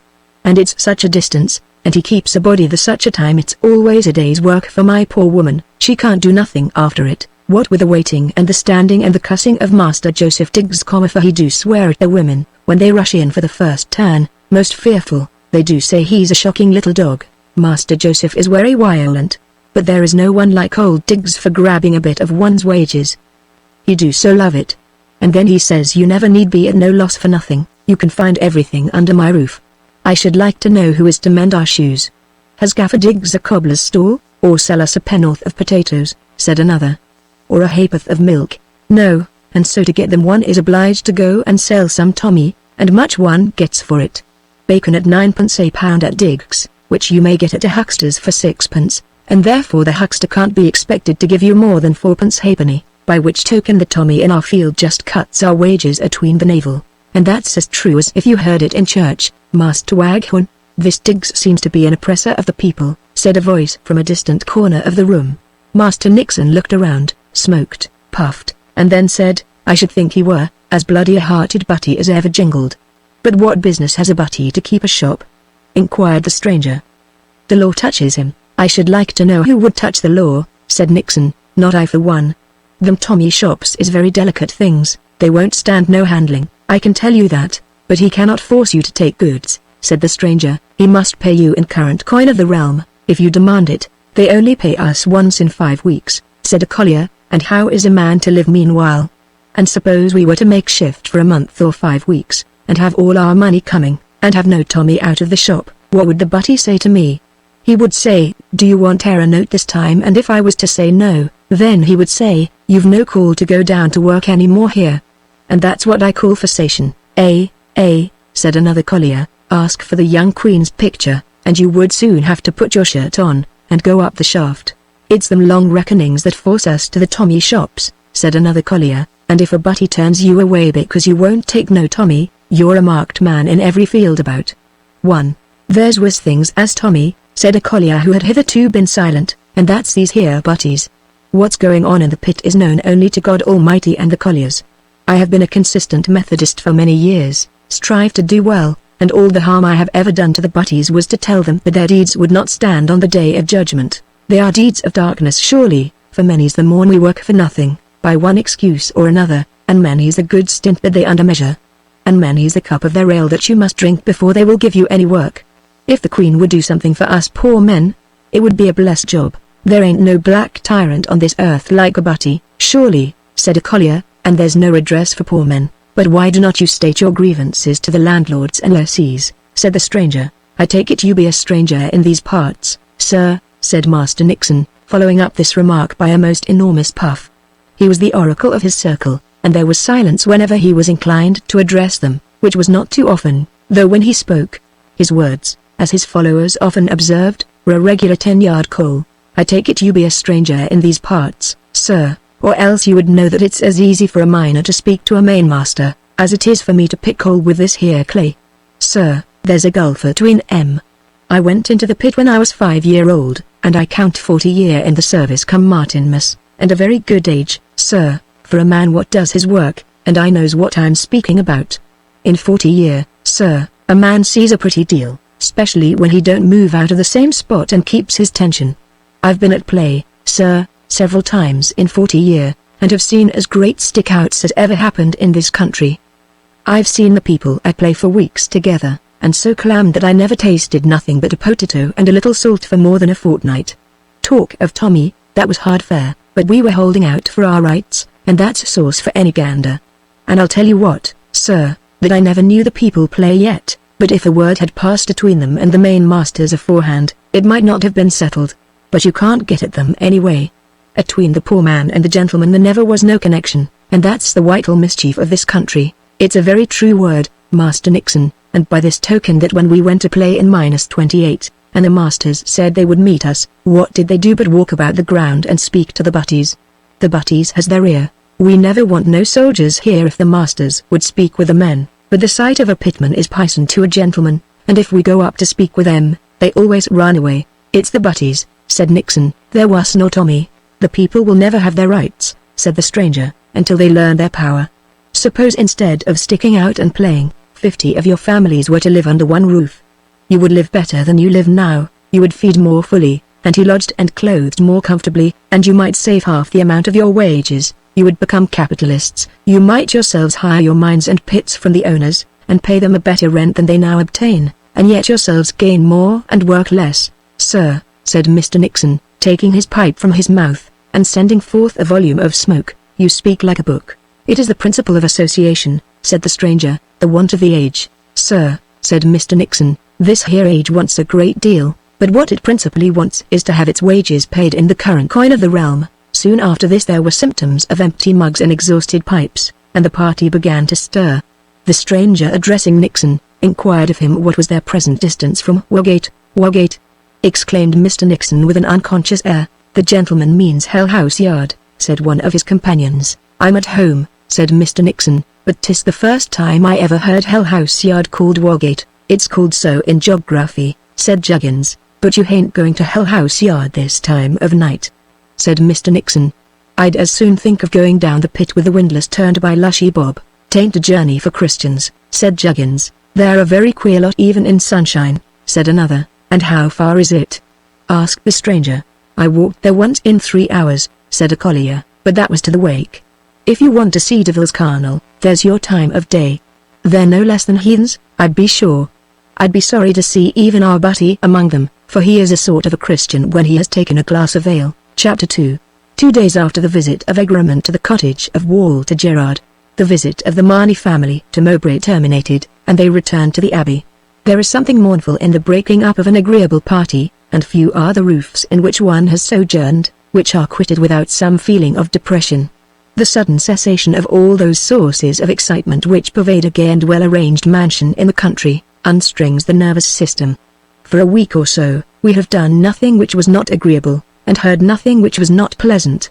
Our self-love has been respected, there has been a total cessation of petty cares, all the enjoyment of an establishment without any of its solicitude. We have beheld civilization only in its favored aspect, and tasted only the sunny side of the fruit.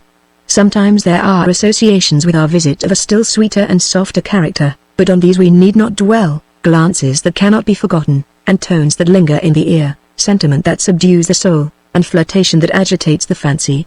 No matter, whatever may be the cause, one too often drives away from a country house, rather hipped. The specific would be immediately to drive to another, and it is a favorite remedy. But sometimes it is not in our power. Sometimes, for instance, we must return to our household gods in the shape of a nursery, and though this was not the form assumed by the Penates of Lord Marney, his presence, the presence of an individual so important and so indefatigable, was still required. His lordship had passed his time at Mowbray to his satisfaction. He had had his own way in everything. His selfishness had not received a single shock. He had lain down the law and it had not been questioned. He had dogmatized and impugned, and his assertions had passed current, and his doctrines been accepted as orthodox. Lord Mowbray suited him, he liked the consideration of so great a personage. Lord Marney also really liked pomp, a curious table and a luxurious life, but he liked them under any roof rather than his own. Not that he was what is commonly called a screw, that is to say he was not a mere screw, but he was acute and malicious, saw everybody's worth and position at a glance, could not bear to expend his choice wines and costly viands on hangers-on and toad-eaters, though at the same time no man encouraged and required hangers-on and toad-eaters more. Lord Marney had all the petty social vices, and none of those petty social weaknesses which softened their harshness or their hideousness. To receive a prince of the blood or a great peer he would spare nothing. Had he to fulfill any of the public duties of his station, his performance would baffle criticism. But he enjoyed making the Vicar of Marney or Captain Grouse drink some claret that was on the wane, or praise a bottle of Burgundy that he knew was bricked. Little things affect little minds. Lord Marney rose in no very good humour. He was kept at the station, which aggravated his spleen. During his journey on the railroad he spoke little, and though he more than once labored to get up a controversy he was unable, for Lady Marnie, who rather dreaded her dull home, and was not yet in a tone of mind that could hail the presence of the little Poinsett as full compensation for the brilliant circle of Mowbray, replied in amiable monosyllables, and Egremont himself in austere ones, for he was musing over Sybil Gerard and 1,000 things as wild and sweet. Everything went wrong this day. Even Captain Grouse was not at the Abbey to welcome them back. He was playing in a cricket match, Marnie against Marham. Nothing else would have induced him to be absent. So it happened that the three fellow travellers had to dine together, utterly weary of themselves and of each other. Captain Grouse was never more wanted. He would have amused Lord Marnie, relieved his wife and brother, reported all that had been said and done in their neighbourhood during their absence, introduced a new tone, and effected a happy diversion. Leaving Mowbray, detained at the station, Grouse away, some disagreeable letters, or letters which an ill-humoured man chooses to esteem disagreeable, seemed to announce a climax. Lord Marnie ordered the dinner to be served in the small dining-room, which was contiguous to a saloon in which Lady Marnie, when they were alone, generally passed the evening. The dinner was silent and sombre. Happily it was also short. Lord Marnie tasted several dishes, ate of none, found fault with his own claret, though the butler had given him a choice bottle, praised Lord Mowbray's, wondered where he got it, all the wines at Mowbray were good, then for the 20th time wondered what could have induced Grouse to fix the cricket match the day he returned home, though he chose to forget that he had never communicated to Grouse even the probable day on which he might be expected. As for Egremont, it must be admitted that he was scarcely in a more contented mood than his brother, though he had not such insufficient cause for his dark humours. In quitting Mowbray, he had quitted something else than merely an agreeable circle. Enough had happened in that visit to stir up the deep recesses of his heart, and to prompt him to investigate in an unusual spirit the cause and attributes of his position. He had found a letter on his return to the Abbey, not calculated to dispel these somewhat morbid feelings, a letter from his agent, urging the settlement of his election accounts. The primary cause of his visit to his brother. Lady Marnie left the dining-room, the brothers were alone. Lord Marnie filled a bumper, which he drank off rapidly, pushed the bottle to his brother, and then said again, "What a cursed bore it is that Grouse is not here." "Well, I cannot say, George, that I particularly miss the presence of Captain Grouse," said his brother. Lord Marnie looked at Egremont pugnaciously, and then observed, "Grouse is a capital fellow, one is never dull when Grouse is here." "Well, for my part," said Egremont, "I do not much admire that amusement which is dependent on the efforts of hangers-on." "Grouse is no more a hanger-on than anyone else," said Lord Marnie, rather fiercely. "Perhaps not," said Egremont quietly. "I am no judge of such sort of people. I should like to know what you are a judge of. Certainly not of making yourself agreeable to young ladies. Arabella cannot be particularly charmed with the result of your visit to Mowbray. As far as Lady Joan is concerned, Arabella's most intimate friend by the by. If for no other reason, you ought to have paid her more attention." "I cannot pay attention unless I am attracted," said Egremont. "I have not the ever-ready talent of your friend, Captain Grouse." "I do not know what you mean by my friend Captain Grouse." "Captain Grouse is no more my friend than your friend. One must have people about the house to do 1,000 things which one cannot do oneself, and which one cannot trust to servants, and Grouse does all this capitally." "Exactly, he is just what I said, a capital hanger-on if you like, but still a hanger-on." "Well, and what then? Suppose he is a hanger-on, may I not have hangers-on as well as any other man?" "Of course you may, but I am not bound to regret their absence." "Who said you were?" "But I will regret their absence, if I choose.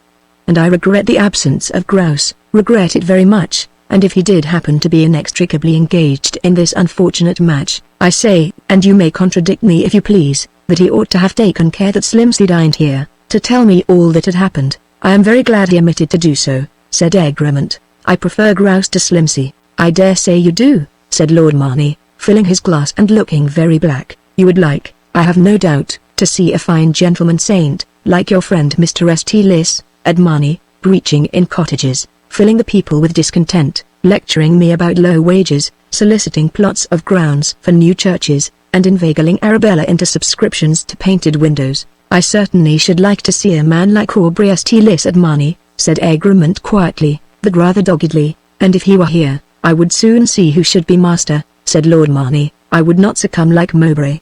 One might as well have a Jesuit in the house at once." "I dare say St. Lys would care very little about entering your house," said Egremont. I know it was with great reluctance that he ever came to Mowbray Castle. I dare say, very great reluctance indeed. And very reluctant he was, I make no doubt, to sit next to Lady Maud. I wonder he does not fly higher, and preach to Lady Joan, but she is too sensible a woman for such fanatical tricks. St. Lys thinks it his duty to enter all societies. That is the reason why he goes to Mowbray Castle, as well as to the squalid courts and cellars of the town. He takes care that those who are clad in purple and fine linen shall know the state of their neighbours. They cannot at least plead ignorance for the non-fulfilment of their duty. Before St. Lys's time, the family at Mowbray Castle might as well have not existed, as far as benefiting their miserable vicinage. It would be well perhaps for other districts not less wretched, and for other families as high and favoured as the Mowbrays, if there were a Mr. St. Lys on the spot instead of a Mr. Slimsey. I suppose that is meant for a cut, said Lord Marney, but I wish the people were as well off in every part of the country as they are on my estate.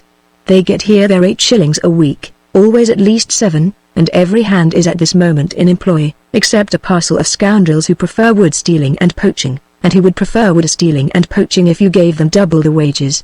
The rate of wages is nothing, certainty is the thing, and every man at Marney may be sure of his 7 shillings a week for at least 9 months in the year, and for the other 3, they can go to the house, and a very proper place for them. It is heated with hot air, and has every comfort. Even Marney Abbey is not heated with hot air.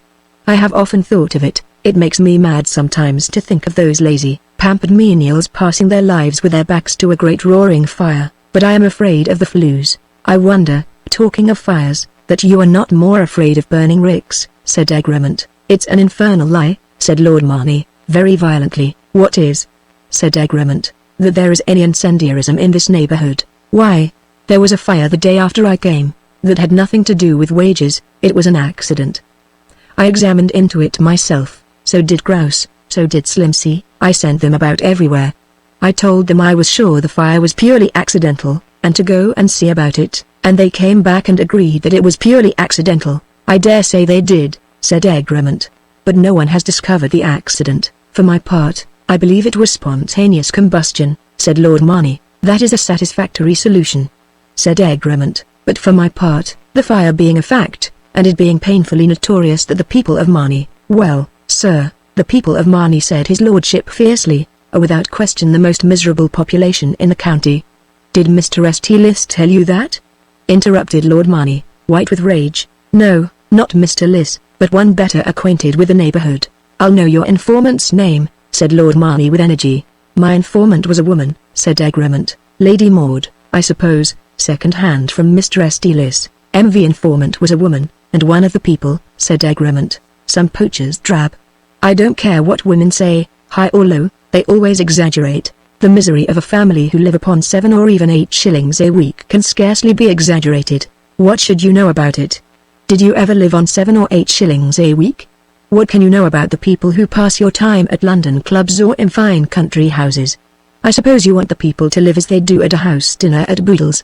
I say that a family can live very well on 7 shillings a week, and on 8 shillings very well indeed. The poor are very well off, at least the agricultural poor, very well off indeed. Their incomes are certain, that is a great point, and they have no cares, no anxieties, they always have a resource, they always have the house. People without cares do not require as much food as those whose life entails anxieties. See how long they live. Compare the rate of mortality among them with that of the manufacturing districts. Incendiarism indeed. If there had been a proper rural police, such a thing as incendiarism would never have been heard of. There was a pause. Lord Marney dashed off another bumper. Egremont sipped his wine.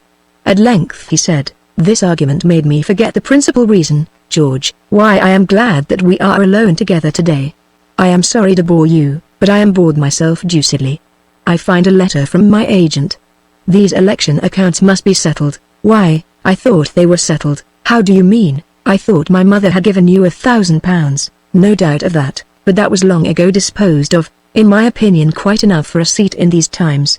Instead of paying to get into Parliament, a man ought to be paid for entering it." "There may be a good deal in what you say," said Egremont, "but it is too late to take that view of the business. The expense has been incurred and must be met." "I don't see that," said Lord Marney. "We have paid £1,000 and there is a balance unsettled. When was there ever a contest without a balance being unsettled?" I remember hearing my father often say that when he stood for this county, our grandfather paid more than £100,000, and yet I know to this day there are accounts unsettled. Regularly every year one receive anonymous letters threatening me with fearful punishment if I don't pay £150 for a breakfast at the Jolly Tinkers. You jest, the matter indeed requires a serious vein. I wish these accounts to be settled at once, and I should like to know where the funds are to come from. I have none. The quantity of barns I am building now is something tremendous. Then this rage for draining, it would dry up any purse. What think you of 2 million tiles this year? And rents, to keep up which we are making these awful sacrifices. They are merely nominal, or soon will be. They never will be satisfied till they have touched the land. That is clear to me. I am prepared for a reduction of 5 and 20%, if the corn laws are touched. It can't be less than that. My mother ought to take it into consideration and reduce her jointure accordingly. But I dare say she will not. People are so selfish, particularly as she has given you this £1,000, which in fact after all comes out of my pocket. All this you have said to me before. What does it mean? I fought this battle at the instigation of the family, from no feeling of my own. You are the head of the family and you were consulted on the step. Unless I had concluded that it was with your sanction, I certainly should not have made my appearance on the hustings. I am very glad you did though, said Lord Marney. Parliament is a great point for our class, in these days especially, more even than in the old time. I was truly rejoiced at your success, and it mortified the Whigs about us most confoundedly. Some people thought there was only one family in the world to have their Richmond or their Malton. Getting you in for the old borough was really a coup. Well now, to retain our interest, said Egremont, quick payment of our expenses is the most efficient way. Believe me, you have got 6 years, perhaps 7, said Lord Marney, and long before that I hope to find you the husband of Lady Joan Fitzwarren. I do not wish to connect the two contingencies, said Egremont firmly. They are inseparable, said Lord Marney. What do you mean? I mean that I think this pedantic acquittance of an electioneering account is in the highest degree ridiculous, and that I cannot interfere in it. The legal expenses are, you say, paid, and if they were not, I should feel myself bound, as the head of the family, to defray them, but I can go no further. I cannot bring myself to sanction an expenditure for certainly very unnecessary, perhaps, and I much fear it, for illegal and very immoral purposes. That really is your determination, after the most mature reflection, prompted by a sincere solicitude for your benefit. Well, George, I have often suspected it, but now I feel quite persuaded, that you are really the greatest humbug that ever existed. Abuse is not argument, Mr. Egremont. You are beneath abuse, as you are beneath every sentiment but one, which I most entirely feel, and Egremont rose from the table. You may thank your own obstinacy and conceit, said Lord Marney. I took you to Mowbray Castle, and the cards were in your own hands if you chose to play them. You have interfered with me once before on such a subject. Lord Marney, said Egremont, with a kindling eye and a cheek pallid with rage. You had better not say that again, said Lord Marney in a tone of menace. Why not? Asked Egremont fiercely. Who and what are you to dare to address me thus? I am your elder brother, sir, whose relationship to you is your only claim to the consideration of society. A curse on the society that has fashioned such claims, said Egremont in an heightened tone. Claims founded in selfishness, cruelty, and fraud, and leading to demoralization, misery, and crime. Claims which I will make you respect, at least in this house, sir, said Lord Marney, springing from his chair. Touch me at your peril, exclaimed Egremont, or I will forget you are my mother's son, and cleave you to the ground. You have been the blight of my life. You stole from me my bride, and now you would rob me of my honor. Liar and villain, exclaimed Lord Marney, darting forward, but at this moment his wife rushed into the apartment and clung to him. For heaven's sake, she exclaimed, what is all this? George, Charles, dearest George, let me go. Arabella, let him come on. But Lady Marney gave a piercing shriek, and held out her arms to keep the brothers apart. A sound was heard at the other door. There was nothing in the world that Lord Marney dreaded so much as that his servants should witness a domestic scene. He sprang forward to the door to prevent anyone entering. Partially opening it, he said Lady Marney was unwell and desired her maid. Returning, he found Arabella insensible on the ground, and Egremont vanished. Chapter 3. It was a wet morning. There had been a heavy rain since dawn, which impelled by a gusty southwester came driving on a crowd of women and girls who were assembled before the door of a still unclosed shop. Some protected themselves with umbrellas, some sought shelter beneath a row of old elms that grew alongside the canal that fronted the house. Notwithstanding the weather, the clack of tongues was incessant. "I thought I saw the wicket of the yard gates open," said a woman. "So did I," said her neighbor, "but it was shut again immediately." "It was only Master Joseph," said a third. "He likes to see us getting wet through. If they would only let us into the yard and get under one of the workshop sheds, as they do at Simmons," said another. "You may well say Simmons, Mrs. Page. I only wish my master served in his field. I have been here since 4:30, Mrs. Grigsby, with this chilt at my breast all the time.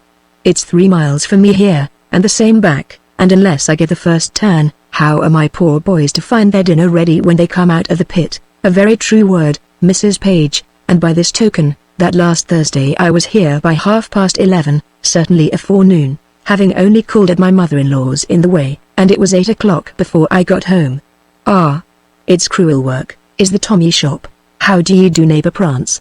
said a comely dame with a large white basket. "And how's your good man?" They were saying at Belfies he had changed his service. "I hear there's a new butty in Mr. Parker's field, but the old doggy kept on, so I always thought he was always a favourite, and they do say measured the stints very fair. And what do you hear bacon is in town?" "They do tell me only 6pence and real home cured. I wonder Diggs has the face to be selling still at 9pence, and so very green. I think I see Dame Toddles, how wonderful she do wear. What are you doing here, little dear, very young to fetch Tommy, keeping place for mother, eh?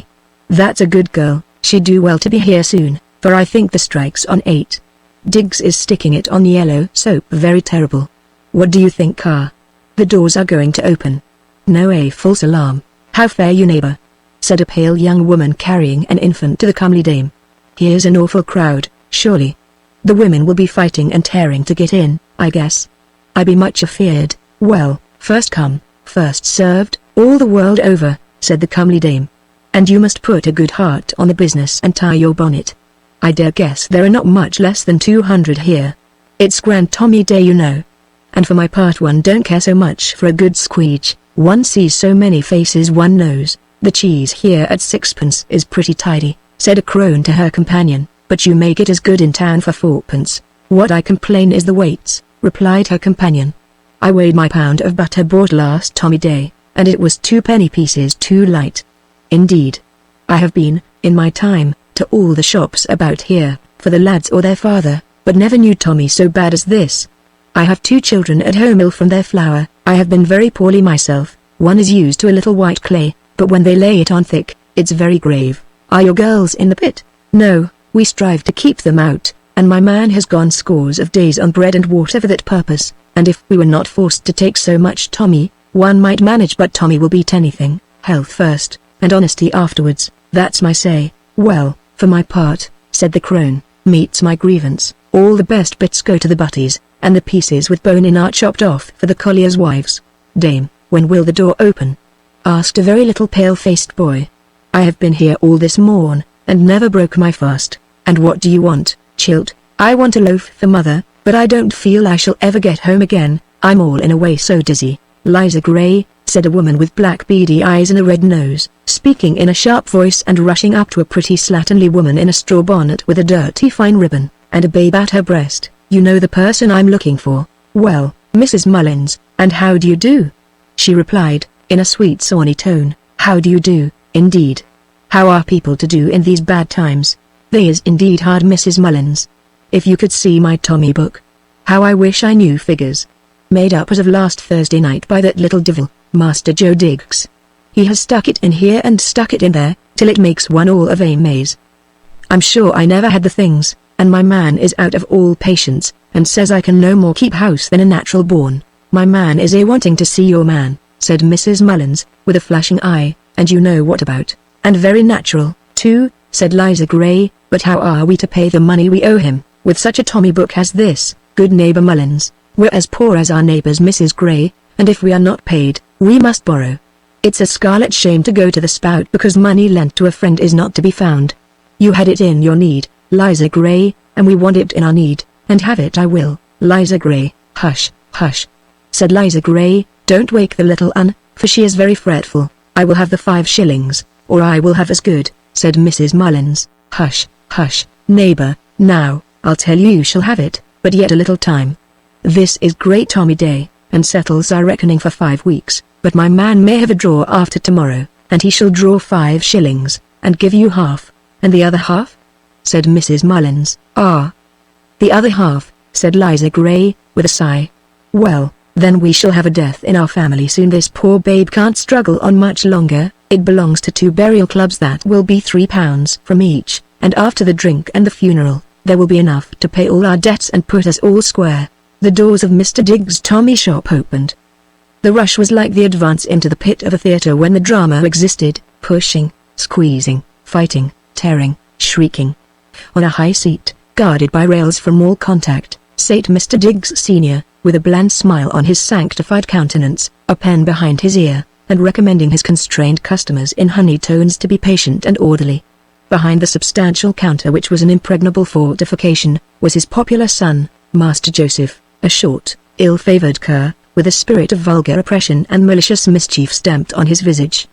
His black, greasy lank hair, his pug nose, his coarse red face, and his projecting tusks, contrasted with the mild and lengthened countenance of his father, who looked very much like a wolf in sheep's clothing. For the first 5 minutes Master Joseph Diggs did nothing but blaspheme and swear at his customers, occasionally leaning over the counter and cuffing the women in the van or lugging some girl by the hair. I was first, Master Joseph, said a woman eagerly. No, I was, said another. I was here, said the first, as the clock struck 4, and seated myself on the steps, because I must be home early. My husband is hurt in the knee. If you were first, you shall be helped last, said Master Joseph, to reward you for your pains. And he began taking the orders of the other woman. Oh, Lord have mercy on me, said the disappointed woman, and I got up in the middle of the night for this. More fool you. And what you came for I am sure I don't know, said Master Joseph, for you have a pretty long figure against you, I can tell you that. I declare most solemnly, said the woman. Don't make a brawling here, said Master Joseph, or I'll jump over this here counter and knock you down, like nothing. What did you say, woman? Are you deaf? What did you say?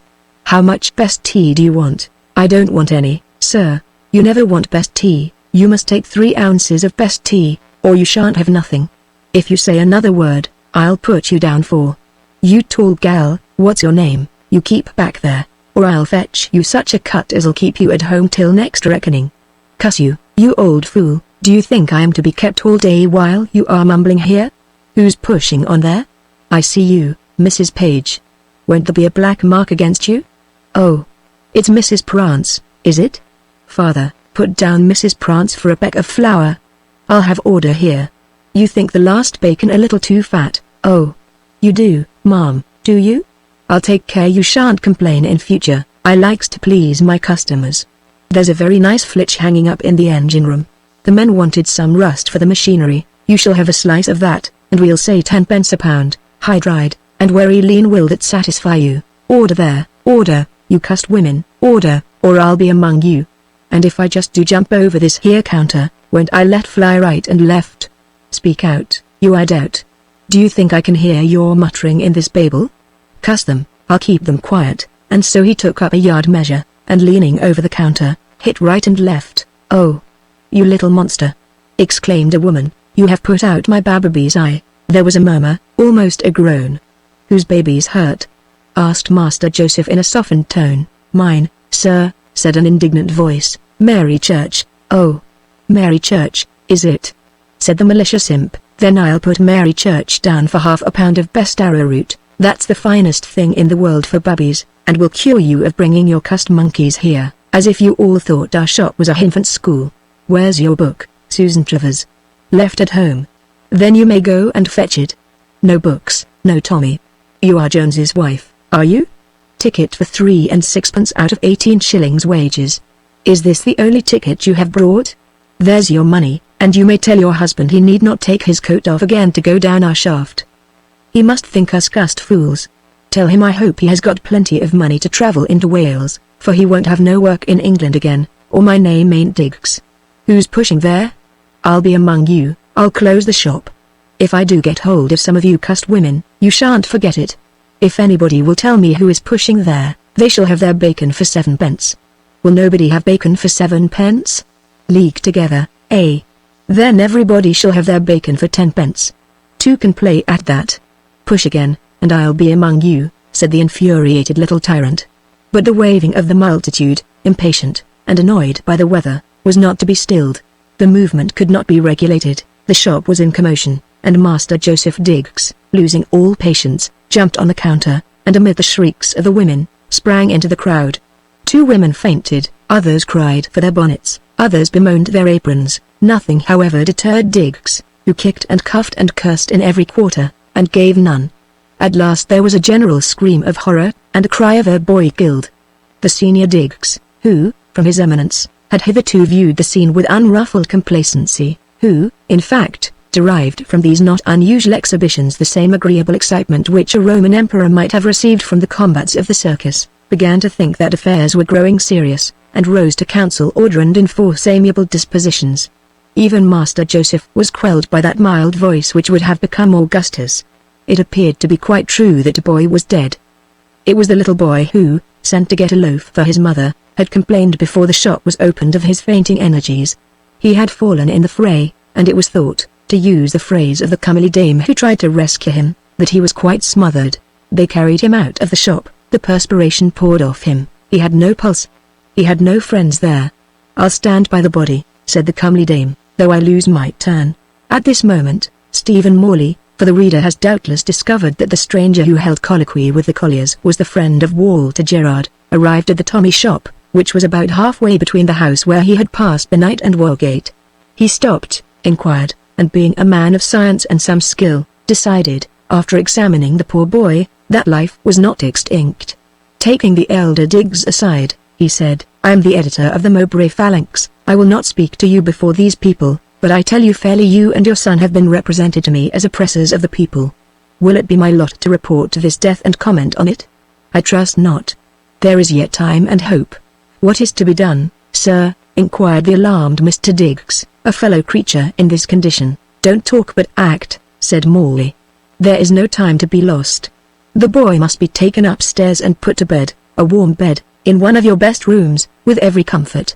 I am pressed for business, but I will wait and watch over him till the crisis is past. Come, let you and I take him in our arms, and carry him upstairs through your private door. Every minute is precious." And so saying, Morley and the elder Diggs entered the house. Chapter 4. Wogate, or Worgate, as it was called on the map, was a district that in old days had been consecrated to Woden, and which appeared destined through successive ages to retain its heathen character. At the beginning of the Revolutionary War, Wogate was a sort of squatting district of the great mining region to which it was contiguous, a place where adventurers in the industry which was rapidly developing, settled themselves, for though the great veins of coal and ironstone cropped up, as they phrase it, before they reached this barren land, and it was thus deficient in those mineral and metallic treasures which had enriched its neighborhood, Wogate had advantages of its own, and of a kind which touched the fancy of the lawless. It was land without an owner, no one claimed any manorial right over it, they could build cottages without paying rent. It was a district recognized by no parish, so there were no tithes, and no meddlesome supervision. It abounded in fuel which cost nothing, for though the veins were not worth working as a source of mining profit, the soil of Wogate was similar in its superficial character to that of the country around. So a population gathered, and rapidly increased, in the ugliest spot in England, to which neither nature nor art had contributed a single charm, where a tree could not be seen, a flower was unknown, where there was neither belfry nor steeple, nor a single sight or sound that could soften the heart or humanize the mind. Whatever may have been the cause, whether, as not unlikely, the original squatters brought with them some traditionary skill, or whether their isolated and uncheckered existence concentrated their energies on their craft, the fact is certain, that the inhabitants of Wogate early acquired a celebrity as skillful workmen. This reputation so much increased, and in time spread so far, that for more than a quarter of a century, both in their skill and the economy of their labor, they have been unmatched throughout the country. As manufacturers of ironmongery, they carry the palm from the whole district. As founders of brass and workers of steel, they fear none, while as nailers and locksmiths, their fame has spread even to the European markets, whither their most skillful workmen have frequently been invited in vain. No wages can tempt the Wogate man from his native home, that squatter's seat which soon assumed the form of a large village, and then in turn soon expanded into a town, and at the present moment numbers its population by swarming thousands, lodged in the most miserable tenements in the most hideous burg in the ugliest country in the world. But it has its enduring spell. Notwithstanding the spread of its civic prosperity, It has lost none of the characteristics of its original society, on the contrary it has zealously preserved them. There are no landlords, head lessees, mainmasters, or butties in Walgate. No church there has yet raised its spire, and as if the jealous spirit of Woden still haunted his ancient temple, even the conventicle scarcely dares show its humble front in some obscure corner. There is no municipality, no magistrate, no local acts, no vestries, no schools of any kind. The streets are never cleaned, every man lights his own house, nor does anyone know anything except his business. More than this, at Walgate a factory or large establishment of any kind is unknown. Here labor reigns supreme. Its division indeed is favored by their manners, but the interference or influence of mere capital is instantly resisted. The business of Walgate is carried on by master workmen in their own houses, each of whom possesses an unlimited number of what they call apprentices, by whom their affairs are principally conducted, and whom they treat as the Mamluks treated the Egyptians. These master workmen indeed form a powerful aristocracy, nor is it possible to conceive one apparently more oppressive. They are ruthless tyrants, they habitually inflict upon their subjects punishments more grievous than the slave population of our colonies were ever visited with. Not content with beating them with sticks or flogging them with knotted ropes, they are in the habit of felling them with hammers, or cutting their heads open with a file or lock.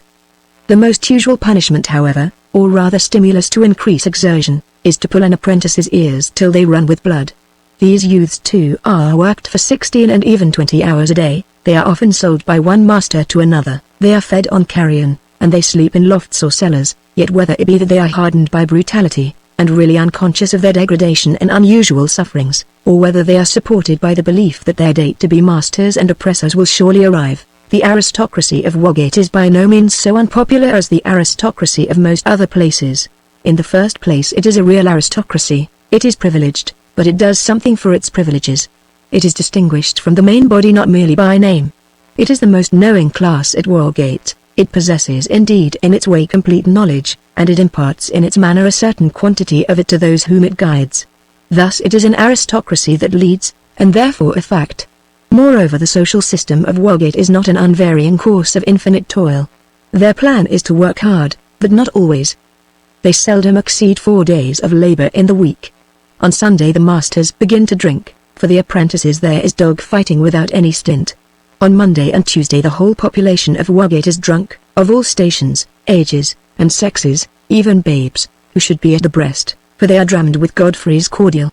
Here is relaxation, excitement, if less vice otherwise than might be at first anticipated. We must remember that excesses are checked by poverty of blood and constant exhaustion.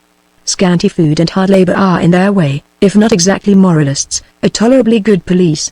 There are no others at Walgate to preach or to control.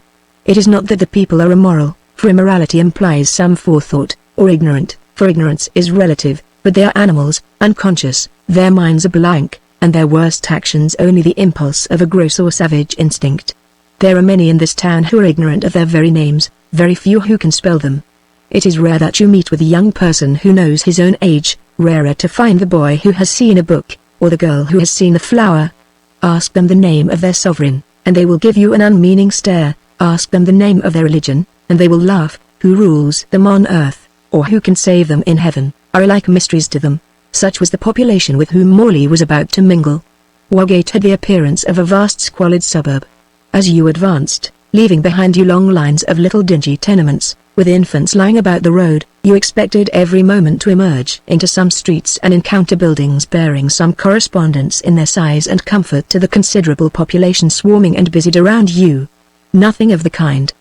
There were no public buildings of any sort, no churches, chapels, town hall, institute, theatre, and the principal streets in the heart of the town in which were situate the coarse and grimy shops, though formed by houses of a greater elevation than the preceding, were equally narrow and if possible more dirty. At every fourth or fifth house, alleys seldom above a yard wide and streaming with filth, opened out of the street. These were crowded with dwellings of various size, while from the principal court often branched out a number of smaller alleys or other narrow passages, than which nothing can be conceived more close and squalid and obscure. Here during the days of business, the sound of the hammer and the file never ceased, amid gutters of abomination and piles of foulness and stagnant pools of filth, reservoirs of leprosy and plague, whose exhalations were sufficient to taint the atmosphere of the whole kingdom and fill the country with fever and pestilence. A lank and haggard youth, Rickin, smoke-dried, and black with his craft, was sitting on the threshold of a miserable hovel and working at the file. Behind him stood a stunted and meager girl, with a back like a grasshopper, a deformity occasioned by the displacement of the blade bone, and prevalent among the girls of Wogate from the cramping posture of their usual toil. Her long melancholy visage and vacant stare at Morley as he passed, attracted his notice, and it occurring to him that the opportunity was convenient to inquire something of the individual of whom he was in search, he stopped and addressed the workman. "Do you happen to know friend a person here or hereabouts by name Hatton?" "Hatton?" said the youth looking up with a grin, yet still continuing his labor. "I should think I did. Well, that's fortunate. You can tell me something about him? Do you see this here?" said the youth still grinning, and letting the file drop from his distorted and knotty hand, he pointed to a deep scar that crossed his forehead. "He did that. An accident. Very like. An accident that often happened. I should like to have a crown for every time he has cut my head open. He cut it open once with a key and twice with a lock. He knocked the corner of a lock into my head twice, once with a bolt and once with a shut. You know what that is, the thing what runs into the staple. He hit me on the head with a hammer once. That was a blow. I fell away the time. When I came to, Master had stopped the blood with some fur off his hat. I had to go on with my work immediately. Master said I should do my stint if I worked till 12 o'clock at night. Many's the ash stake he has broken on my body, sometimes the wheels remained on me for a week. He cut my eyelid open once with a nutstick, cut a regular hole in it, and it bled all over the files I was working at. He has pulled my ears sometimes that I thought they must come off in his hand. But all this was a mere nothing to this here cut, that was serious, and if I hadn't got through that they do say there must have been a crowner's quest, though I think that gammon, tour old Tugsford did for one of his prentices, and the body was never found. And now you ask me if I know Hatton. I should think I did." And the lank, haggard youth laughed merrily, as if he had been recounting a series of the happiest adventures. "But is there no redress for such iniquitous oppression?" said Morley, who had listened with astonishment to this complacent statement. "Is there no magistrate to apply to?" No, said the filer with an air of obvious pride, "we don't have no magistrates at Wogate.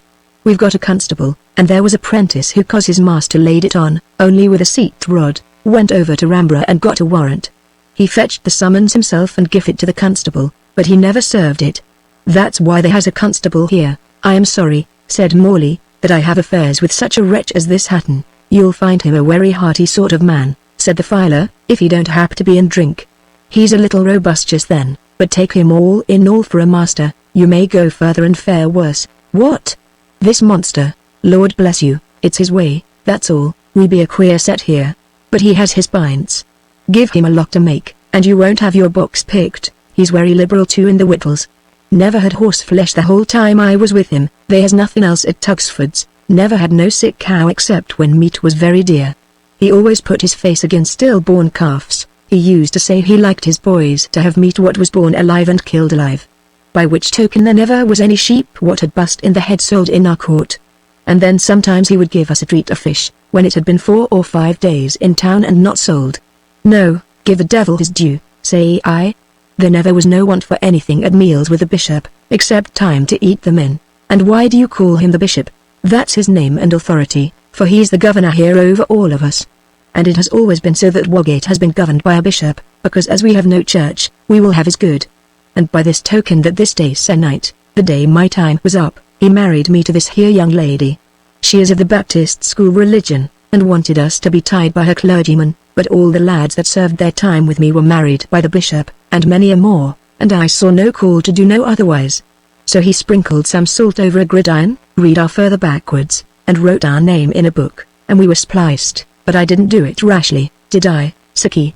By the token that we had kept company for 2 years, and there isn't a gal in all Wogate what handles a file, like Sue. And what is your name, my good fellow? They call me Thomas, but I ain't got no second name, but now I'm married I mean to take my wife's, for she has been baptized, and so has got to." "Yes sir," said the girl with the vacant face and the back like a grasshopper. "I be a regular born Christian and my mother afore me, and that's what few gals in the yard can say.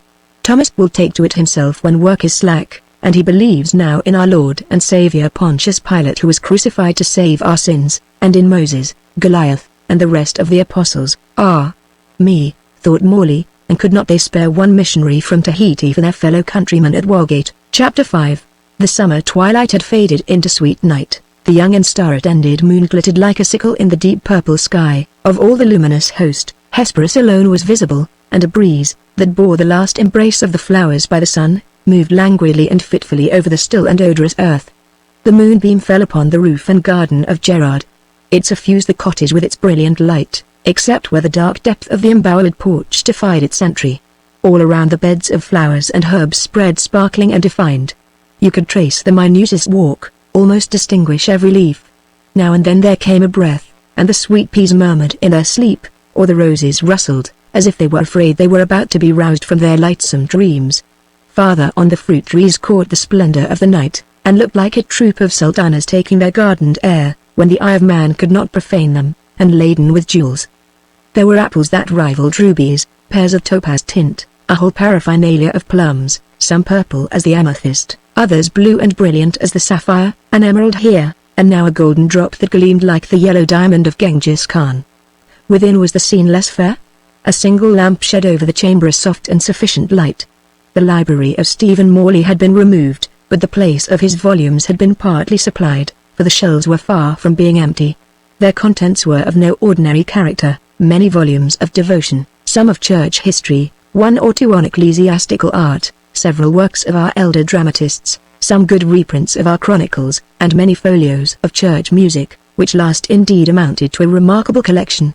There was no musical instrument however in the room of any kind, and the only change in its furniture, since we last visited the room of Gerard, was the presence of a long-backed chair of antique form, most beautifully embroidered, and a portrait of a female saint over the mantelpiece. As for Gerard himself, he sat with his head leaning on his arm, which rested on the table, while he listened with great interest to a book which was read to him by his daughter, at whose feet lay the fiery and faithful bloodhound. "So you see, my father," said Sybil with animation, and dropping her book, which however her hand did not relinquish, even then all was not lost.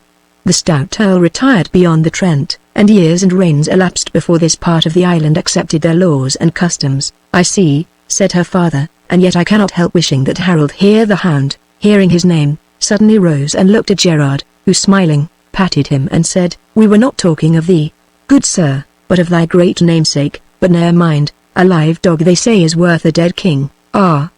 Why have we not such a man now?" said Sybil, "to protect the people?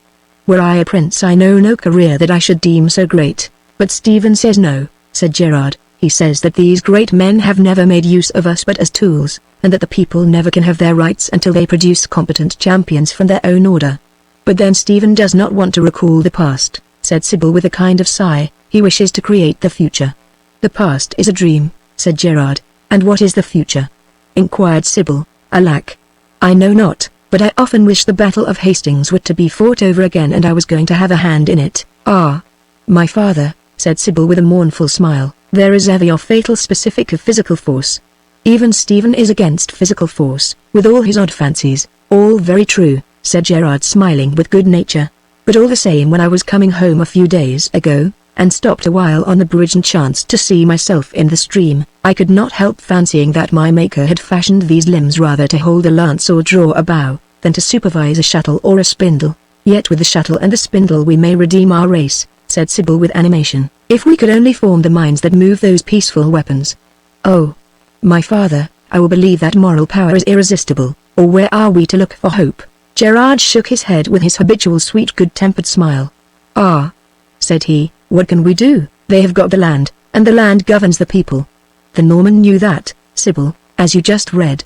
If indeed we had our rights, one might do something, but I don't know. I dare say if I had our land again, I should be as bad as the rest." "Oh, no, my father," exclaimed Sybil with energy, "never, never. Your thoughts would be as princely as your lot. What a leader of the people you would make." Harold sprang up suddenly and growled. "Hush," said Gerard, "someone knocks," and he rose and left the room. Sybil heard voices and broken sentences. "You'll excuse me, I take it kindly, so we are neighbors." And then her father returned, ushering in a person and saying, "Here is my friend Mr. Franklin that I was speaking of, Sybil, who is going to be our neighbor. Down Harold, down." And he presented to his daughter the companion of Mistress Tillis in that visit to the handloom weaver when she had herself met the vicar of Mowbray. Sybil rose, and letting her book drop gently on the table, received egremont with composure and native grace. "It is civilization that makes us awkward," for it gives us an uncertain position. Perplexed, we take refuge in pretense, and embarrassed, we seek a resource in affectation. The Bedouin and the Red Indian never lose their presence of mind, and the wife of a peasant, when you enter her cottage, often greets you with a propriety of mien which favorably contrasts with your reception by some grand dame in some grand assembly, meeting her guests alternately with a caricature of courtesy or an exaggeradon of supercilious self-control. "I dare say," said Egremont bowing to Sybil, "you have seen our poor friend the weaver since we met her." "The day I quitted Mowbray," said Sybil. "They are not without friends." "Ah. You have met my daughter before, on a mission of grace," said Egremont, "and I suppose you found the town not very pleasant, Mr. Franklin," continued Gerard. "No, I could not stand it, the nights were so close. Besides, I have a great accumulation of notes, and I fancied I could reduce them into a report more efficiently in comparative seclusion. So I have got a room near here, with a little garden, not so pretty as yours. But still a garden is something, and if I want any additional information, why, after all, Mowbray is only a walk." "You say well and have done wisely. Besides, you have such late hours in London, and hard work. Some country air will do you all the good in the world. That gallery must be tiresome." "Do you use shorthand?" "A sort of shorthand of my own," said Egremont. "I trust a good deal to my memory." "Ah. You are young. My daughter also has a wonderful memory. For my own part, there are many things which I am not sorry to forget." "You see, I took you at your word, neighbor," said Egremont. "When one has been at work the whole day one feels a little lonely towards night." "Very true, and I dare say you find desk work sometimes very dull." "I never could make anything of it myself. I can manage a book well enough, if it be well written, and on points I care for, but I would sooner listen than read any time," said Gerard. "Indeed, I should be right glad to see the minstrel and the storyteller going their rounds again. It would be easy after a day's work, when one has not, as I have now, a good child to read to me." "This volume?" said Egremont, drawing his chair to the table and looking at Sybil, who intimated assent by a nod. "Ah. It's a fine book," said Gerard, "though on a sad subject. The History of the Conquest of England by the Normans," said Egremont, reading the title page on which also was written Ursula Trafford to Sybil. "Gerard, you know it?" said Sybil, "only by fame." "Perhaps the subject may not interest you so much as it does us," said Sybil. "It must interest all and all alike," said her father, "for we are divided between the conquerors and the conquered." "But do not you think," said Egremont, "that such a distinction has long ceased to exist?" "In what degree?" asked Gerard. "Many circumstances of oppression have doubtless gradually disappeared, but that has arisen from the change of manners, not from any political recognition of their injustice. The same course of time which has removed many enormities, more shocking however to our modern feelings than to those who devised and endured them, has simultaneously removed many alleviating circumstances. If the mere baron's grasp been not so ruthless, the champion we found in the church is no longer so ready. The spirit of conquest has adapted itself to the changing circumstances of ages, and however its results vary in form, in degree they are much the same. But how do they show themselves? In many circumstances, which concern many classes, but I speak of those which touch my own order, and therefore I say at once in the degradation of the people. But are the people so degraded? There is more serfdom in England now than at any time since the conquest. I speak of what passes under my daily eyes when I say that those who labor can as little choose or change their masters now, as when they were born thralls. There are great bodies of the working classes of this country nearer the condition of brutes, than they have been at any time since the conquest. Indeed, I see nothing to distinguish them from brutes, except that their morals are inferior. Incest and infanticide are as common among them as among the lower animals. The domestic principle waxes weaker and weaker every year in England, nor can we wonder at it, when there is no comfort to cheer and no sentiment to hallow the home. "I was reading a work the other day," said Egremont, "that statistically proved that the general condition of the people was much better at this moment than it had been at any known period of history." "Ah. Yes, I know that style of speculation," said Gerard, "your gentleman who reminds you that a working man now has a pair of cotton stockings, and that Harry VIII himself was not as well off. At any rate, the condition of classes must be judged of by the age, and by their relation with each other. One need not dwell on that. I deny the premises. I deny that the condition of the main body is better now than at any other period of our history, that it is as good as it has been at several. I say, for instance, the people were better clothed, better lodged, and better fed just before the War of the Roses than they are at this moment. We know how an English peasant lived in those times. He eat flesh every day, He never drank water, was well housed, and clothed in stout woolens. Nor are the chronicles necessary to tell us this. The Acts of Parliament from the Plantagenets to the Tudors teach us alike the price of provisions and the rate of wages, and we see in a moment that the wages of those days brought as much sustenance and comfort as a reasonable man could desire. "I know how deeply you feel upon this subject," said Egremont, turning to Sybil. "Indeed, it is the only subject that ever engages my thought," she replied, "except one." "And that one is to see the people once more kneel before our blessed Lady," replied Sybil. "Look at the average term of life," said Gerard, coming unintentionally to the relief of Egremont, who was a little embarrassed. "The average term of life in this district among the working classes is 17. What think you of that? Of the infants born in Mowbray, more than a moiety die before the age of 5, and yet," said Egremont, "in old days they had terrible pestilences, but they touched all alike," said Gerard. "We have more pestilence now in England than we ever had, but it only reaches the poor. You never hear of it. Why, typhus alone takes every year from the dwellings of the artisan and peasant a population equal to that of the whole county of Westmoreland. This goes on every year, but the representatives of the conquerors are not touched. It is the descendants of the conquered alone who are the victims. It sometimes seems to me," said Sybil despondingly, "that nothing short of the descent of angels can save the people of this kingdom. I sometimes think I hear a little bird," said Gerard, "who sings that the long frost may yet break up. I have a friend, him of whom I was speaking to you the other day, who has his remedies, but Stephen Morley does not believe in angels," said Sybil with a sigh, "and I have no faith in his plan." "He believes that God will help those who help themselves," said Gerard, "and I believe," said Sybil, "that those only can help themselves whom God helps." All this time Egremont was sitting at the table, with the book in his hand, gazing fitfully and occasionally with an air of absence on its title page, whereon was written the name of its owner. Suddenly he said, "Sybil." "Yes," said the daughter of Gerard, with an air of some astonishment. "I beg your pardon," said Egremont, blushing, "I was reading your name. I thought I was reading it to myself. Sybil Gerard. What a beautiful name is Sybil." "My mother's name," said Gerard, "and my granddame's name, and a name I believe that has been about our hearth as long as our race, and that's a very long time indeed," he added smiling, "for we were tall men in King John's reign, as I have heard say. Yours is indeed an old family, eh? We have some English blood in our veins, though peasants and the sons of peasants. But there was one of us who drew a bow at Azincourt, and I have heard greater things, but I believe they are old wives' tales. At least we have nothing left," said Sybil, "but our old faith, and that we have clung to through good report and evil report. And now," said Gerard, "I rise with the lark, good neighbor Franklin, but before you go, Sybil will sing to us a requiem that I love. It stills the spirit before we sink into the slumber which may this night be death, and which one day must be." Chapter 6. A bloom was spread over the morning sky.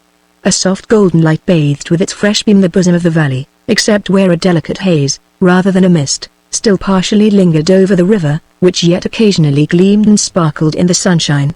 A sort of shadowy luster suffused the landscape, which, though distinct, was mitigated in all its features. The distant woods, the clumps of tall trees that rose about the old grey bridge, the cottage chimneys that sent their smoke into the blue still air, amid their clustering orchards and garden of flowers and herbs. Ah!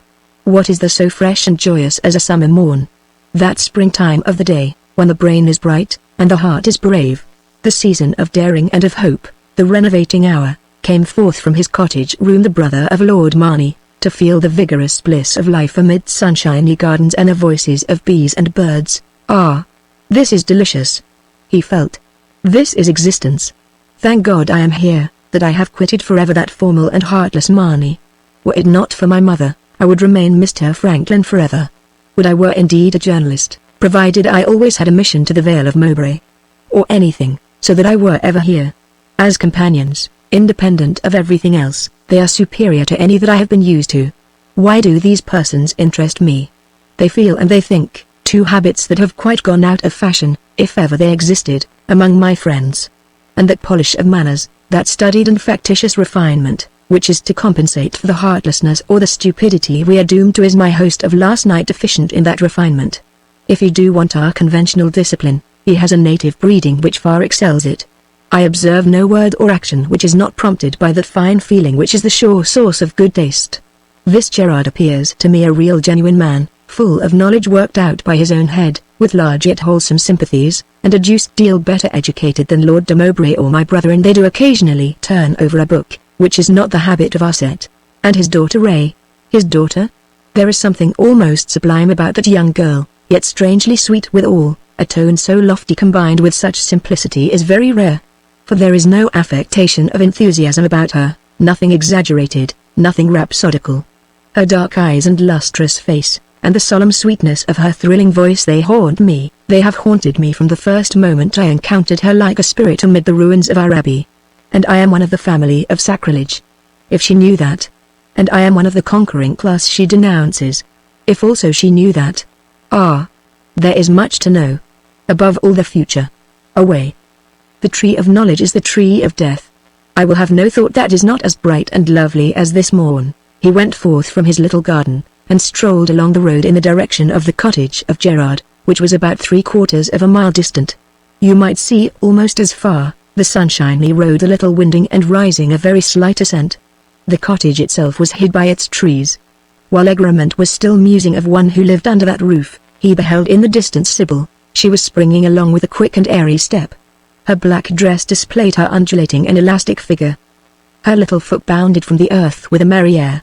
A long rosary hung at her side, and her head was partly covered with a hood which descended just over her shoulders. She seemed gay, for Harold kept running before her with a frolicsome air, and then returning to his mistress, danced about her, and almost overpowered her with his gambols. "I salute thee, holy sister," said Egremont. "Oh! Is not this a merry morn?"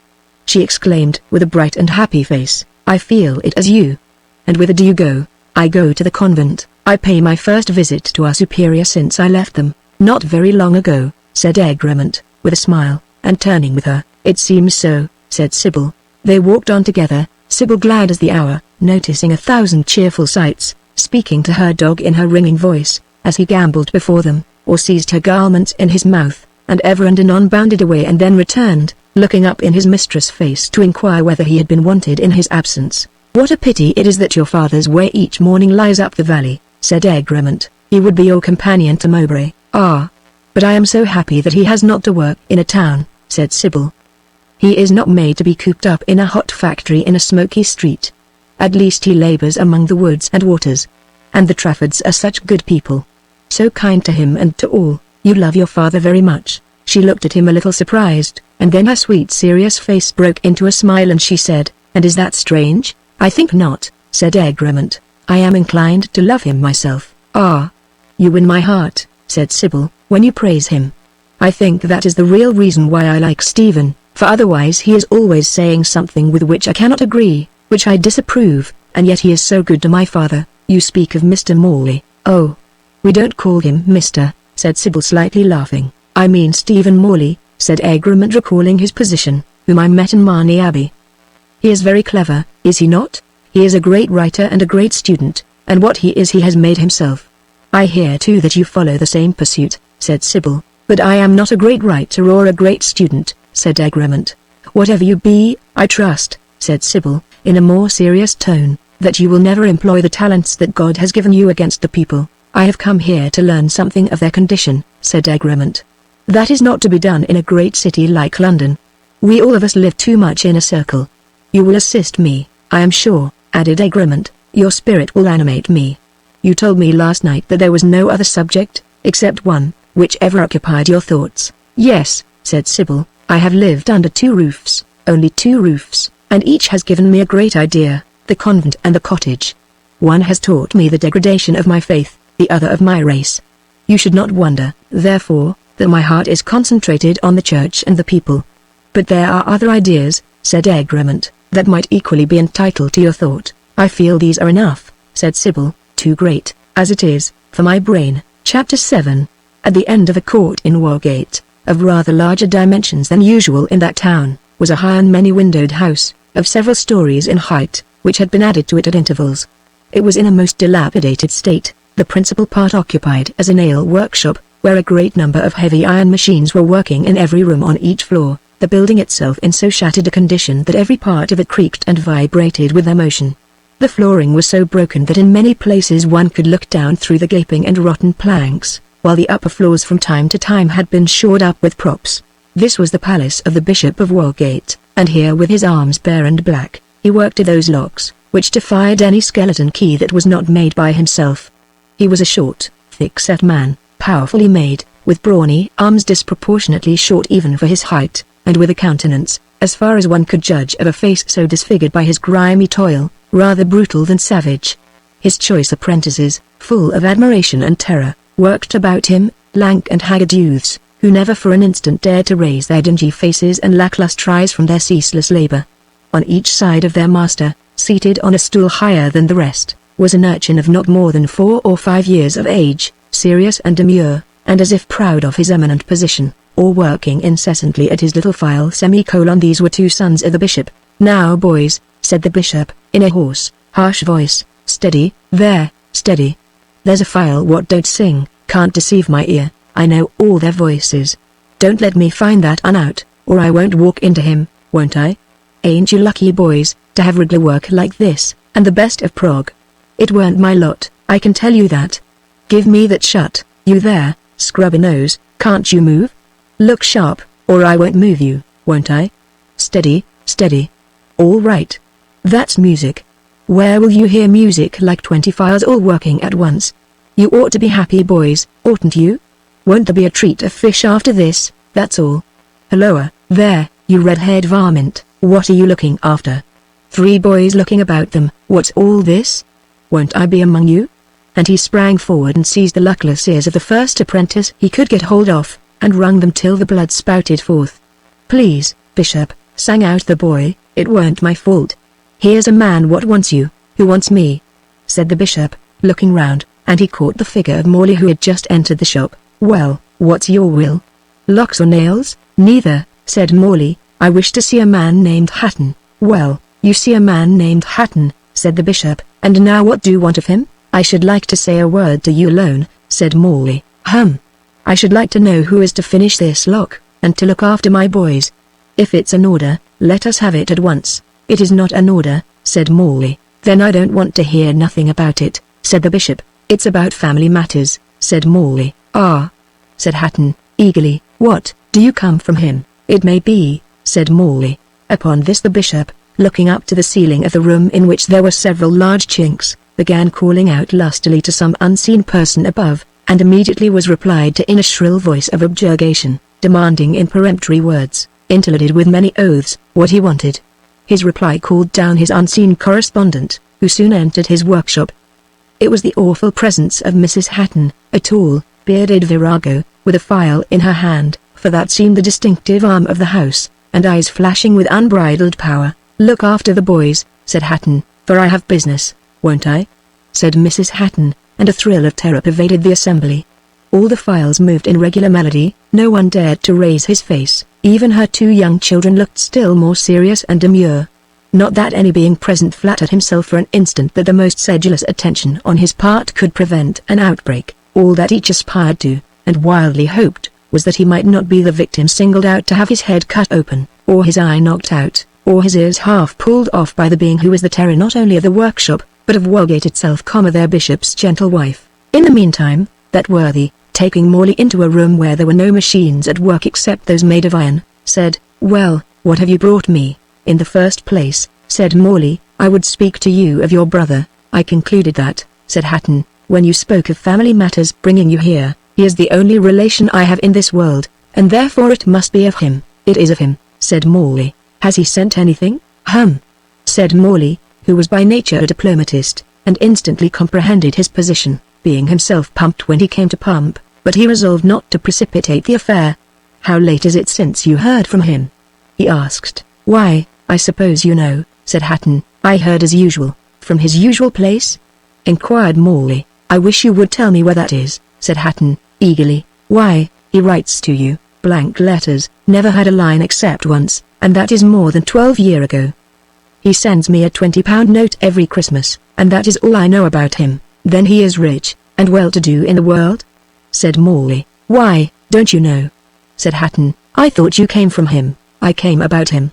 I wished to know whether he were alive, and that you have been able to inform me, and where he was, and that you have not been able to inform me. Why, you're a regular muff," said the bishop. Chapter 8.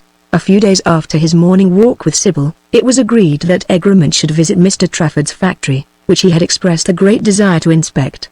Gerard always left his cottage at break of dawn, and as Sybil had not yet paid her accustomed visit to her friend and patron, who was the employer of her father, it was arranged that Egremont should accompany her at a later and more convenient hour in the morning, and then that they should all return together. The factory was about a mile distant from their cottage, which belonged indeed to Mr. Trafford, and had been built by him.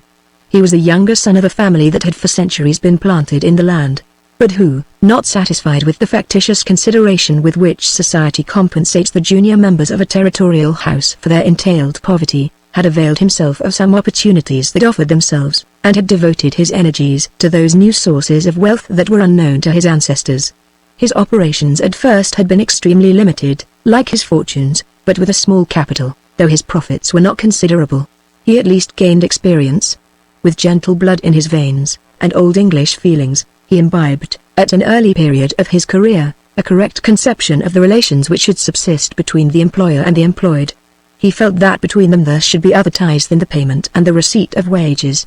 A distant and childless relative, who made him a visit, pleased with his energy and enterprise, and touched by the development of his social views, left him a considerable sum, at a moment too when a great opening was offered to manufacturing capital and skill.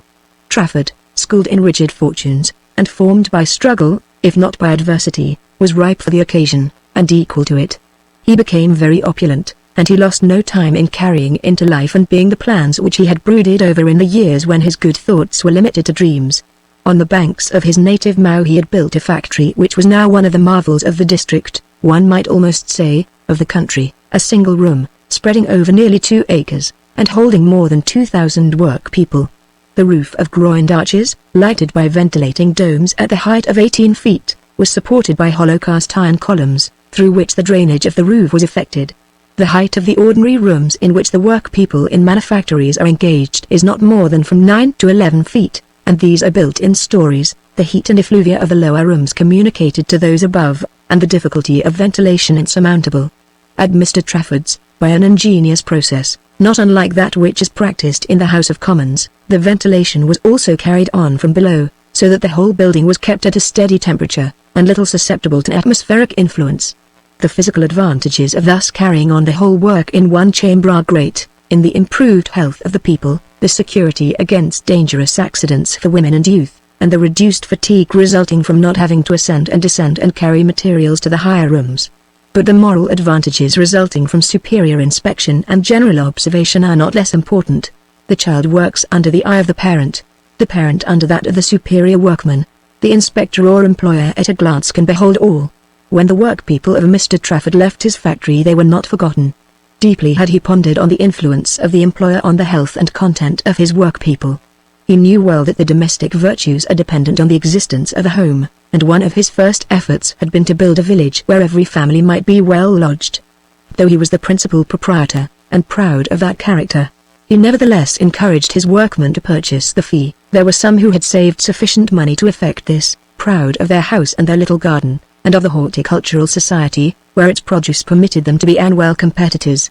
In every street there was a well, behind the factory were the public baths, the schools were under the direction of the perpetual curate of the church, which Mr. Trafford, though a Roman Catholic, had raised and endowed. In the midst of this village, surrounded by beautiful gardens, which gave an impulse to the horticulture of the community, was the house of Trafford himself, who comprehended his position too well to withdraw himself with vulgar exclusiveness from his real dependents, but recognized the baronial principle reviving in a new form, and adapted to the softer manners and more ingenious circumstances of the times. And what was the influence of such an employer and such a system of employment on the morals and manners of the employed?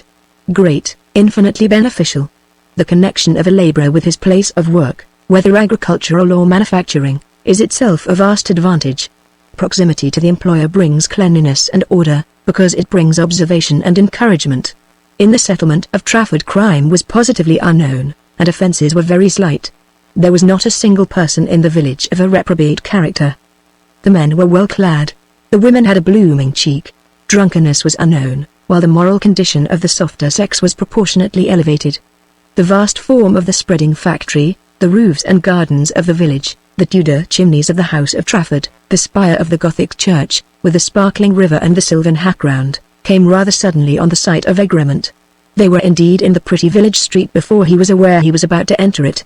Some beautiful children rushed out of a cottage and flew to Sybil, crying out, "The Queen, the Queen," one clinging to her dress, another seizing her arm, and a third, too small to struggle, pouting out its lips to be embraced. "My subjects," said Sybil laughing, as she greeted them all, and then they ran away to announce to others that their queen had arrived. Others came, beautiful and young. As Sybil and Egremont walked along, the race too tender for labor, seemed to spring out of every cottage to greet their queen. Her visits had been very rare of late, but they were never forgotten. They formed epochs in the village annals of the children, some of whom knew only by tradition the golden age when Sybil Gerard lived at the great house, and daily glanced like a spirit among their homes, smiling and are met with smiles, blessing and ever blessed. "And here," she said to Egremont, "I must bid you goodbye," and this little boy, touching gently on his head a very serious urchin who had never left her side for a moment, proud of his position, and holding tight her hand with all his strength, "this little boy shall be your guide. It is not 100 yards. Now, Pierce, you must take Mr. Franklin to the factory, and ask for Mr. Gerard." And she went away. They had not separated 5 minutes when the sound of whirling wheels caught the ear of Egremont, and, looking round, he saw a cavalcade of great pretension rapidly approaching, dames and cavaliers on horseback, a brilliant equipage, postilions and 4 horses, a crowd of grooms. Egremont stood aside. The horsemen and horsewomen carackled gaily by him, proudly swept on a sparkling barouche, the saucy grooms pranced in his face. Their masters and mistresses were not strangers to him. He recognized with some dismay the liveries, and then the arms of Lord de Mowbray, and caught the cold, proud countenance of Lady Joan, and the flexible visage of Lady Maud, both on horseback, and surrounded by admiring cavaliers. Egremont flattered himself that he had not been recognized, and dismissing his little guide, instead of proceeding to the factory he sauntered away in an opposite direction, and made a visit to the church. The wife of Trafford embraced Sybil, and then embraced her again. She seemed as happy as the children of the village, that the joy of the roof, as of so many others, had returned to them, though only for a few hours. Her husband, she said, had just quitted the house. He was obliged to go to the factory to receive a great and distinguished party who were expected this morning, having written to him several days before for permission to view the works. "We expect them to lunch here afterwards," said Mrs. Trafford, a very refined woman, but unused to society, and who rather trembled at the ceremony. "Oh, do stay with me, Sybil, to receive them." This intimation so much alarmed Sybil that she rose as soon as was practicable, and saying that she had some visits to make in the village, she promised to return when Mrs. Trafford was less engaged. An hour elapsed. There was a loud ring at the hall door. The great and distinguished party had arrived. Mrs. Trafford prepared for the interview, and tried to look very composed as the doors opened, and her husband ushered in and presented to her Lord and Lady de Mowbray, their daughters, Lady Fibrace, Mr. Jermyn, who still lingered at the castle, and Mr. Alfred Mountney and Lord Milford, who were mere passing guests, on their way to Scotland, but reconnoitring the heiresses in their course. Lord de Mowbray was profuse of praise and compliments. His lordship was apartment to be too civil. The breed would come out sometimes. Today he was quite the coffee-house waiter. He praised everything, the machinery, the workmen, the cotton manufactured and the cotton raw, even the smoke. But Mrs. Trafford would not have the smoke defended, and his lordship gave the smoke up, but only to please her. As for Lady de Mowbray, she was as usual courteous and condescending, with a kind of smouldering smile on her fair aquiline face, that seemed half pleasure and half surprise at the strange people she was among. Lady Joan was haughty and scientific, approved of much, but principally of the system of ventilation, of which she asked several questions which greatly perplexed Mrs. Trafford, who slightly blushed, and looked at her husband for relief, but he was engaged with Lady Maud, who was full of enthusiasm, entered into everything with the zest of sympathy, identified herself with the factory system almost as much as she had done with the Crusades, and longed to teach in singing schools, found public gardens, and bid fountains flow and sparkle for the people. "I think the works were very wonderful," said Lord Milford, as he was cutting a pasty, "and indeed, Mrs. Trafford, everything here is quite charming, but what I have most admired at your place is a young girl we met, the most beautiful I think I ever saw, with the most beautiful dog," said Mr. Mountney. "Oh, that must have been Sybil," exclaimed Mrs. Trafford. "And who is Sybil?" asked Lady Maud. "That is one of our family names.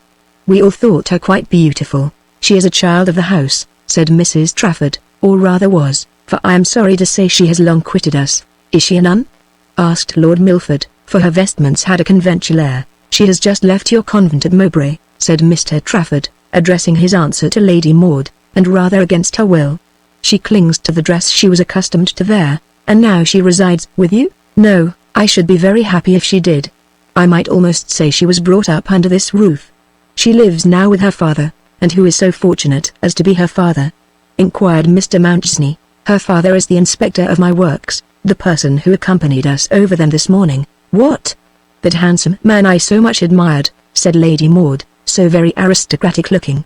Papa, she said, addressing herself to Lord de Mowbray, the inspector of Mr. Trafford's works we are speaking of, that aristocratic-looking person that I observed to you. He is the father of the beautiful girl. He seemed a very intelligent person, said Lord de Mowbray with many smiles. Yes, said Mr. Trafford, he has great talents and great integrity. I would trust him with anything and to any amount. All I wish, he added, with a smile and in a lower tone to Lady de Mowbray, all I wish is, that he was not quite so fond of politics. Is he very violent? Inquired her ladyship in a sugary tone. Too violent, said Mr. Trafford, and wild in his ideas. And yet I suppose, said Lord Milford, he must be very well off? Why, I must say for him it is not selfishness that makes him a malcontent, said Mr. Trafford. He bemoans the condition of the people. If we are to judge of the condition of the people by what we see here, said Lord de Mowbray, there is little to lament in it. But I fear these are instances not so common as we could wish. You must have been at a great outlay, Mr. Trafford? Why, said Mr. Trafford, for my part, I have always considered that there was nothing so expensive as a vicious population. I hope I had other objects in view in what I have done than a pecuniary compensation. They say we all have our hobbies, and it was ever mine to improve the condition of my work people, to see what good tenements and good schools and just wages paid in a fair manner, and the encouragement of civilizing pursuits, would do to elevate their character. I should find an ample reward in the moral tone and material happiness of this community. But really viewing it in a pecuniary point of view, the investment of capital has been one of the most profitable I ever made, and I would not, I assure you, for double its amount, exchange my work people for the promiscuous assemblage engaged in other factories. The influence of the atmosphere on the condition of the labourer is a subject which deserves investigation, said Lady Joan to Mr. Jermyn, who stared and bowed. And you do not feel alarmed at having a person of such violent opinions as your inspector at the head of your establishment, said Lady Firebrace to Mr. Trafford, who smiled a negative. What is the name of the intelligent individual who accompanied us?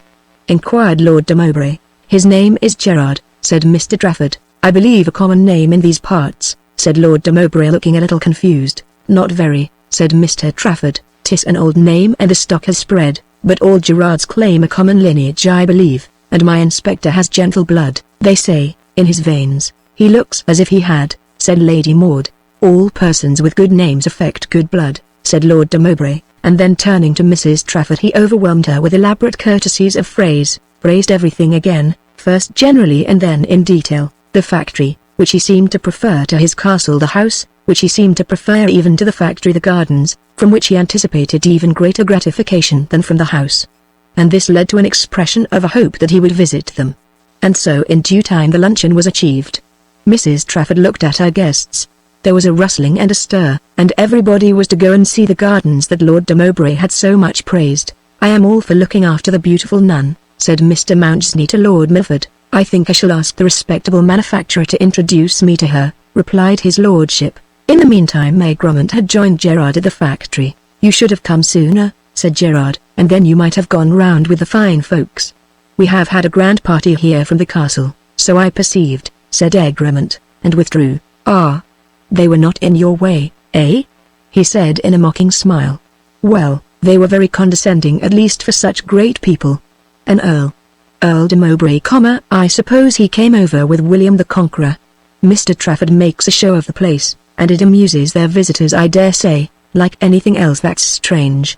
There were some young gentlemen with them, who did not seem to know much about anything.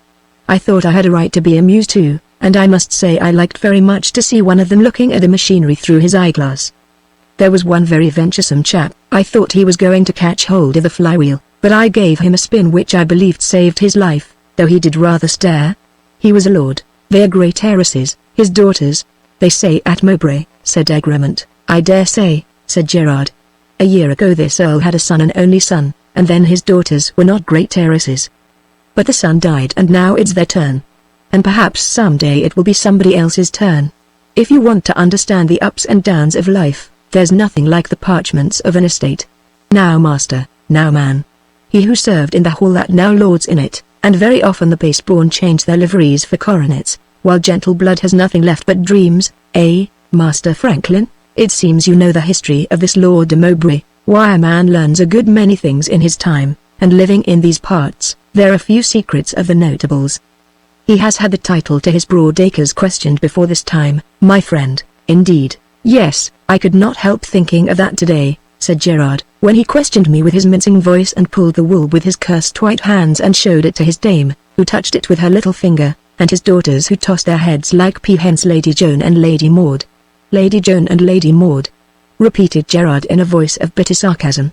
I did not care for the rest, but I could not stand that Lady Joan and that Lady Maud. I wonder if my Sybil saw them. In the meantime, Sybil had been sent for by Mrs. Trafford. She had inferred from the message that the guests had departed, and her animated cheek showed the eagerness with which she had responded to the call. Bounding along with a gladness of the heart which lent additional lustre to her transcendent brightness, she suddenly found herself surrounded in the garden by Lady Maud and her friends. The daughter of Lord de Mowbray, who could conceive nothing but humility as the cause of her alarmed look, attempted to reassure her by condescending volubility, turning often to her friends and praising in admiring interrogatories Sybil's beauty. And we took advantage of your absence, said Lady Maud in a tone of amiable artlessness, to find out all about you.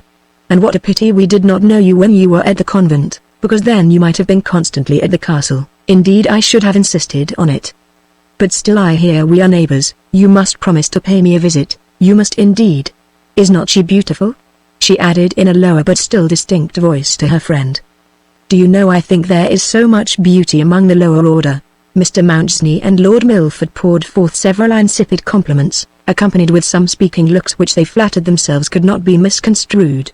Sybil said not a word, but answered each flood of phrases with a cold reverence, undeterred by her somewhat haughty demeanour, which Lady Maud only attributed to the novelty of her situation, her ignorance of the world, and her embarrassment under this overpowering condescension. The good-tempered and fussy daughter of Lord de Mowbray proceeded to reassure Sybil, and to enforce on her that this perhaps unprecedented descent from superiority was not a mere transient courtliness of the moment, and that she really might rely on her patronage and favourable feeling. You really must come and see me, said Lady Maud. I shall never be happy till you have made me a visit.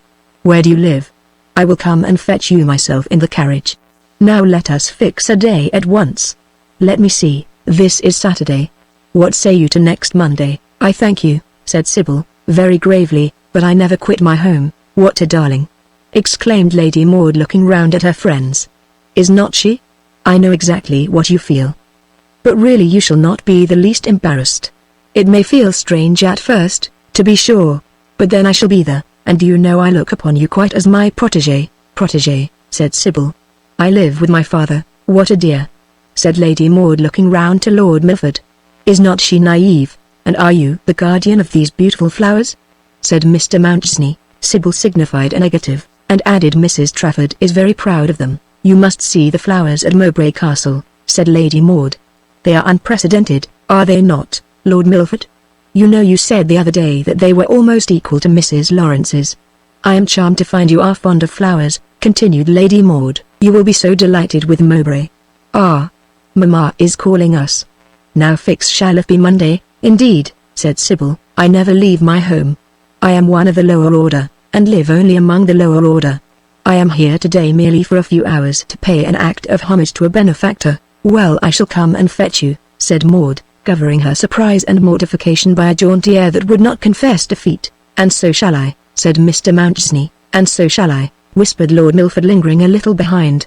The great and distinguished party had disappeared. Their glittering barouche, their prancing horses, their gay grooms, all had vanished. The sound of their wheels was no longer heard. Time flew on. The bell announced that the labour of the week had closed. There was a half-holiday always on the last day of the week at Mr. Trafford's settlement, and every man, woman, and child were paid their wages in the great room before they left the mill. Thus the expensive and evil habits which result from wages being paid in public houses were prevented. There was also in this system another great advantage for the workpeople. They received their wages early enough to repair to the neighboring markets and make their purchases for the morrow. This added greatly to their comfort, and rendering it unnecessary for them to run in debt to the shopkeepers, added really to their wealth.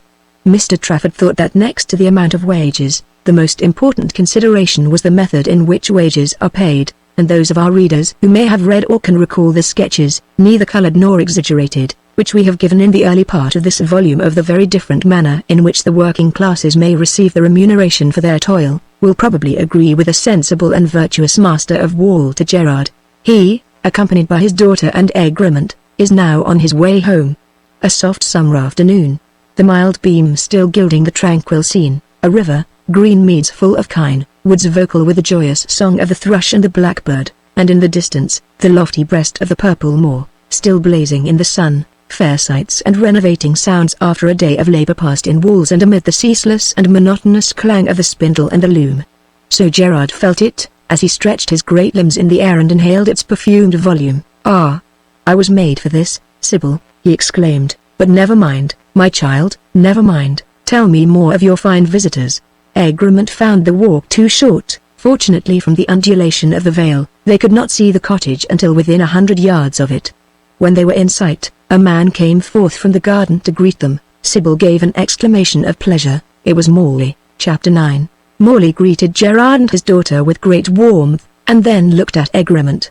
"Our companion in the ruins of Marney Abbey," said Gerard, "you and our friend Franklin here should become acquainted, Stephen, for you both follow the same craft. He is a journalist like yourself, and is our neighbor for a time, and yours. What journal are you on, may I ask?" inquired Morley. Egremont reddened, was confused, and then replied, "I have no claim to the distinguished title of a journalist. I am but a reporter, and have some special duties here." Said Morley, and then taking Gerard by the arm, he walked away with him, leaving Egremont and Sybil to follow them. "Well, I have found him, Walter." "What, Hatton?" "No, the brother. And what knows he?" "Little enough, yet something. Our man lives and prospers. These are facts, but where he is, or what he is not a clue. And this brother cannot help us? On the contrary, he sought information from me. He is a savage, beneath even our worst ideas of popular degradation. All that is ascertained is that our man exists and is well-to-do in the world. There comes an annual and anonymous contribution, and not a light one, to his brother. I examined the postmarks of the letters, but they all varied, and were evidently arranged to mislead. I fear you will deem I have not done much, yet it was wearisome enough, I can tell you. I doubt it not, and I am sure, Stephen, you have done all that man could. I was fancying that I should hear from you today, for what think you has happened? My lord himself, his family and train, have all been in state to visit the works, and I had to show them. Queer that, wasn't it? He offered me money when it was over. How much I know not, I would not look at it. Though to be sure, they were perhaps my own rents, eh? But I pointed to the sick box and his own dainty hand deposited the sum there. 'Tis very strange. And you were with him face to face? Face to face. Had you brought me news of the papers, I should have thought that Providence had rather a hand in it, but now, we are still at sea, said Morley musingly, but he lives and prospers. He will turn up yet, Walter, amen. Since you have taken up this thing, Stephen, it is strange how my mind has hankered after the old business, and yet it ruined my father, and mayhap may do as bad for his son. We will not think that, said Morley. At present we will think of other things. You may guess I am a bit wearied. I think I'll say good night. You have strangers with you. Nay, man, nay. This Franklin is a likely lad enough. I think you will take to him. Prithee come in. Sybil will not take it kindly if you go, after so long an absence, and I am sure I shall not. So they entered together. The evening passed in various conversation, though it led frequently to the staple subject of talk beneath the roof of Gerard, the condition of the people. What Morley had seen in his recent excursion afforded materials for many comments. The domestic feeling is fast vanishing among the working classes of this country, said Gerard, nor is it wonderful the home no longer exists, but there are means of reviving it, said Egremont. We have witnessed them today. Give men homes, and they will have soft and homely notions. If all men acted like Mr. Trafford, the condition of the people would be changed. But all men will not act like Mr. Trafford, said Morley. It requires a sacrifice of self which cannot be expected, which is unnatural. It is not individual influence that can renovate society, it is some new principle that must reconstruct it. You lament the expiring idea of home. It would not be expiring, if it were worth retaining. The domestic principle has fulfilled its purpose. The irresistible law of progress demands that another should be developed. It will come, you may advance or retard, but you cannot prevent it. It will work out like the development of organic nature. In the present state of civilization and with the scientific means of happiness at our command, the notion of home should be obsolete. Home is a barbarous idea, the method of a rude age. Home is isolation, therefore antisocial. What we want is community. It is all very fine, said Gerard, and I dare say you are right, Stephen, but I like stretching my feet on my own hearth. Chapter 10. Time passes with a measured and memorable wing during the first period of a sojourn in a new place, among new characters and new manners. Every person, every incident, every feeling, touches and stirs the imagination. The restless mind creates and observes at the same time. Indeed, there is scarcely any popular tenet more erroneous than that which holds that when time is slow, life is dull. It is very often and very much the reverse.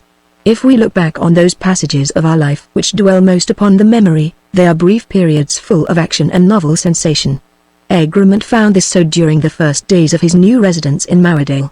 The first week, an epoch in his life, seemed an age. At the end of the first month, he began to deplore the swiftness of time and almost to moralize over the brevity of existence. He found that he was leading a life of perfect happiness, but of remarkable simplicity. He wished it might never end, but felt difficulty in comprehending how in the first days of his experience of it, it had seemed so strange, almost as strange as it was sweet. The day that commenced early, was passed in reading books lent him off and to by Sybil Gerard, sometimes in a ramble with her and Morley, who had time much at his command, to some memorable spot in the neighborhood, or in a sport which the river and the rod secured Egremont. In the evening, he invariably repaired to the cottage of Gerard, beneath whose humble roof he found every female charm that can fascinate, and conversation that stimulated his intelligence. Gerard was ever the same, hearty, simple, with a depth of feeling and native thought on the subjects on which they touched, and with a certain grandeur of sentiment and conception which contrasted with his social position, but which became his idiosyncrasy. Sybil spoke little, but hung upon the accents of her father, yet ever and anon her rich tones conveyed to the charmed ear of Egremont some deep conviction, the earnestness of her intellect as remarkable as the almost sacred repose of her mien and manner. Of Morley, at first Egremont saw a great deal. He lent our friend books, opened with unreserve and with great richness of speculative and illustrative power, on the questions which ever engaged him, and which were new and highly interesting to his companion.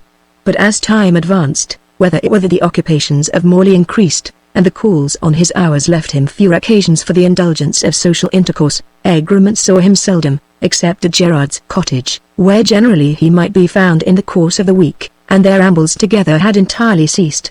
Alone, Egremont mused much over the daughter of Gerard, but shrinking from the precise and the definite. His dreams were delightful, but vague. All that he asked was, that his present life should go on forever. He wished for no change, and at length almost persuaded himself that no change could arrive, as men who are basking in a summer sun, surrounded by bright and beautiful objects, cannot comprehend how the seasons can ever alter, that the sparkling foliage should shrivel and fall away, the foaming waters become icebound, and the blue serene, a dark and howling space. In this train of mind, the early days of October having already stolen on him, an incident occurred which startled him in his retirement, and rendered it necessary that he should instantly quit it. Egremont had entrusted the secret of his residence to a faithful servant who communicated with him when necessary, under his assumed name. Through these means he received a letter from his mother, written from London, where she had unexpectedly arrived, entreating him, in urgent terms, to repair to her without a moment's delay, on a matter of equal interest and importance to herself and him. Such an appeal from such a quarter, from the parent that had ever been kind, and the friend that had been ever faithful, was not for a moment to be neglected. Already a period had elapsed since its transmission, which Egremont regretted. He resolved at once to quit Mowerdale, nor could he console himself with the prospect of an immediate return. Parliament was to assemble in the ensuing month, and independent of the unknown cause which summoned him immediately to town, he was well aware that much disagreeable business awaited him which could no longer be postponed.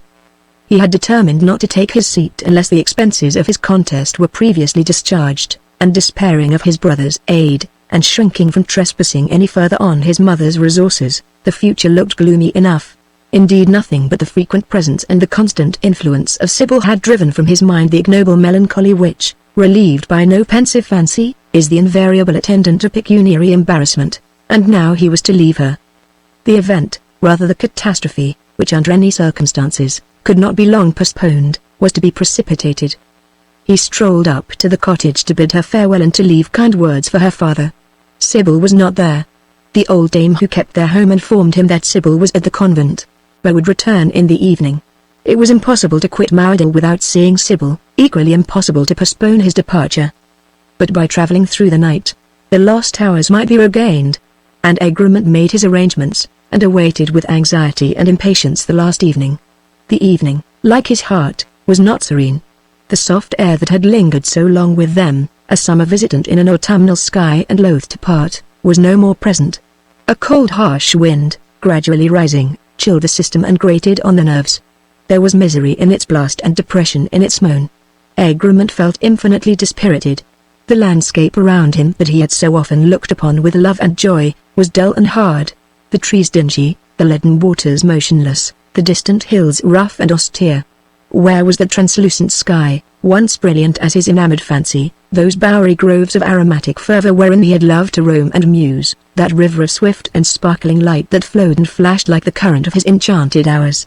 All vanished as his dreams. He stood before the cottage of Gerard. He recalled the eve that he had first gazed upon its moonlit garden. What wild and delicious thoughts were then his! They were gone like the illumined hour. Nature and fortune had alike changed. Prescient of sorrow, almost prophetic of evil, he opened the cottage door, and the first person his eye encountered was Morley. Egremont had not met him for some time, and his cordial greeting of Egremont tonight contrasted with the coldness, not to say estrangement, which to the regret and sometimes the perplexity of Egremont had gradually grown up between them. Yet on no occasion was his presence less desired by our friend. Morley was talking as Egremont entered with great animation, in his hand a newspaper, on a paragraph contained in which he was commenting. The name of Marnie caught the ear of Egremont, who turned rather pale at the sound, and hesitated on the threshold. The unembarrassed welcome of his friends however reassured him, and in a moment he even ventured to inquire the subject of their conversation. Morley, immediately referring to the newspaper, said, "This is what I have just read. Extraordinary sport at the Earl of Marnie's, on Wednesday, in a small cover called the Horns, near Marnie Abbey. His Grace the Duke of Fitz-Aquitaine, the Earl of Marnie, Colonel Rip and Captain Grouse, with only 4 hours shooting, bagged the extraordinary number of 730 head of game, namely hares 339, pheasants 221, partridges 34, rabbits 87, and the following day upwards of 50 hares, pheasants, and wounded the previous day, were picked up. Out of the 4 hours shooting 2 of the party were absent an hour and a half, namely the Earl of Marnie and Captain Grouse, attending an agricultural meeting in the neighbourhood, the noble Earl with his usual considerate condescension having kindly consented personally to distribute the various prizes to the labourers whose good conduct entitled them to the distinction. What do you think of that, Franklin?" said Morley. "That is our worthy friend of Marnie Abbey, where we first met. You do not know this part of the country, or you would smile at the considerate condescension of the worst landlord in England, and who was, it seems, thus employed the day or so after his battue, as they call it." And Morley, turning the paper, read another paragraph: "At a petty sessions holden at the Green Dragon Inn, Marnie, Friday, October, 1837, magistrates present, the Earl of Marnie, the Reverend Felix Flimsy, and Captain Grouse. Information against Robert Hind for a trespass in pursuit of game in Blackrock Wood, the property of Sir Vavassor Fibrace, Bart. The case was distinctly proved, several wires being found in the pocket of the defendant. Defendant was fined in the full penalty of 40 shillings and costs 27, the bench being of opinion there was no excuse for him, Hind being in regular employ as a farm labourer and gaining his 7 shillings a week. Defendant, being unable to pay the penalty, was sent for 2 months to Marham Jail. What a pity, said Morley, that Robert Hind, instead of meditating the snaring of a hare, had not been fortunate enough to pick up a maimed one crawling about the fields the day after the battue. It would certainly have been better for himself, and if he has a wife and family, better for the parish. Oh, said Gerard, I doubt not they were all picked up by the poulterer who has the contract. Even the Normans did not sell their game. The question is, said Morley, would you rather be barbarous or mean? That is the alternative presented by the real and the pseudo-Norman nobility of England. Where I have been lately, there is a Bishopsgate Street merchant who has been made for no conceivable public reason a Baron Bold. Bigod and Bon could not enforce the forest laws with such severity as this dealer in cotton and indigo. It is a difficult question to deal with this affair of the game laws, said Egremont. How will you reach the evil? Would you do away with the offense of trespass? And if so, what is your protection for property? It comes to a simple point though, said Morley. The territorialists must at length understand that they cannot at the same time have the profits of a farm and the pleasures of a chase. At this moment entered Sybil. At the sight of her, the remembrance that they were about to part, nearly overwhelmed Egremont. Her supremacy over his spirit was revealed to him, and nothing but the presence of other persons could have prevented him avowing his entire subjection. His hand trembled as he touched hers, and his eye, searching yet agitated, would have penetrated her serene soul.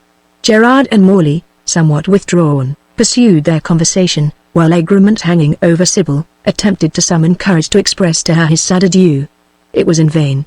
Alone, perhaps he might have poured forth a passionate farewell. But constrained he became embarrassed, and his conduct was at the same time tender and perplexing. He asked and repeated questions which had already been answered.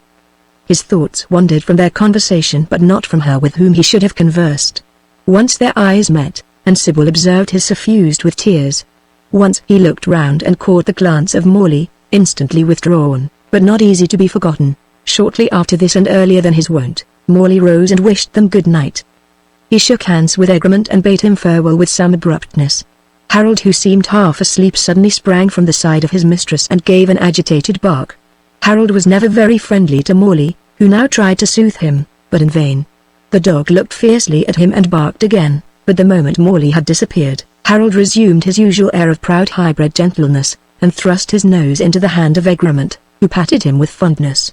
The departure of Morley was a great relief to Egremont, though the task that was left was still a painful effort. He rose and walked for a moment up and down the room, commenced an unfinished sentence, approached the hearth and leaned over the mantel, and then at length extending his hand to Gerard he exclaimed, in a trembling voice, "Best of friends, I must leave Mowerdale." "I am very sorry," said Gerard. "And when?" "Now," said Egremont. "Now," said Sybil. "Yes, this instant. My summons is urgent. I ought to have left this morning. I came here then to bid you farewell," he said, looking at Sybil, "to express to you how deeply I was indebted to you for all your goodness, how dearly I shall cherish the memory of these happy days, the happiest I have ever known," and his voice faltered. "I came also to leave a kind message for you, my friend, a hope that we might meet again and soon, but your daughter was absent, and I could not leave Mowerdale without seeing either of you.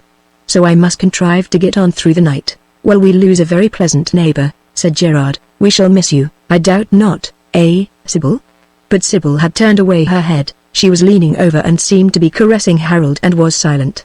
How much Egremont would have liked to have offered or invited correspondence, to have proffered his services when the occasion permitted, to have said or proposed many things that might have cherished their acquaintance or friendship, but embarrassed by his incognito and all its consequent deception, he could do nothing but tenderly express his regret at parting, and speak vaguely and almost mysteriously of their soon again meeting. He held out again his hand to Gerard, who shook it heartily. Then approaching Sybil, Egremont said, "You have shown me 1,000 kindnesses, which I cherish," he added in a lower tone, "above all human circumstances. Would you deign to let this volume lie upon your table?" And he offered Sybil an English translation of Thomas à Kempis, illustrated by some masterpieces. In its first page was written, "Sybil, from a faithful friend."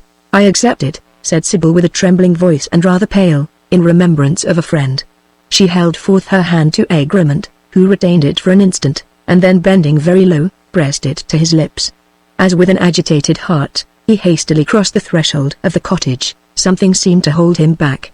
He turned round. The bloodhound had seized him by the coat and looked up to him with an expression of affectionate remonstrance against his departure. Egremont bent down, caressed Harold and released himself from his grasp. When Egremont left the cottage, he found the country enveloped in a thick white mist, so that had it not been for some huge black shadows which he recognized as the crests of trees, it would have been very difficult to discriminate the earth from the sky, and the mist thickening as he advanced, even these fallacious landmarks threatened to disappear. He had to walk to Mowbray to catch a night train for London. Every moment was valuable, but the unexpected and increasing obscurity rendered his progress slow and even perilous. The contiguity to the river made every step important. He had, according to his calculations, proceeded nearly as far as his old residence, and notwithstanding the careless courage of youth and the annoyance of relinquishing a project, intolerable at that season of life, was meditating the expediency of renouncing that night the attempt on Mowbray and of gaining his former quarters for shelter. He stopped, as he had stopped several times before, to calculate rather than to observe. The mist was so thick that he could not see his own extended hand. It was not the first time that it had occurred to him that someone or something was hovering about his course. "Who is there?" exclaimed Egremont. But no one answered. He moved on a little, but very slowly. He felt assured that his ear caught a contiguous step. He repeated his interrogatory in a louder tone, but it obtained no response. Again he stopped. Suddenly he was seized, an iron grasp assailed his throat, a hand of steel gripped his arm. The unexpected onset hurried him on. The sound of waters assured him that he was approaching the precipitous bank of that part of the river which, from a ledge of pointed rocks, here formed rapids. Vigorous and desperate, Egremont plunged like some strong animal on whom a beast of prey had made a fatal spring. His feet clung to the earth as if they were held by some magnetic power. With his disengaged arm he grappled with his mysterious and unseen foe. At this moment he heard the deep bay of a hound. "Harold!" he exclaimed. The dog, invisible, sprang forward and seized upon his assailant. So violent was the impulse that Egremont staggered and fell, but he fell freed from his dark enemy. Stunned and exhausted, some moments elapsed before he was entirely himself. The wind had suddenly changed, a violent gust had partially dispelled the mist, the outline of the landscape was in many places visible. Beneath him were the rapids of the Mau, over which a watery moon threw a faint, flickering light. Egremont was lying on its precipitous bank, and Harold, panting, was leaning over him and looking in his face, and sometimes licking him with that tongue which, though not gifted with speech, had spoken so seasonably in the moment of danger.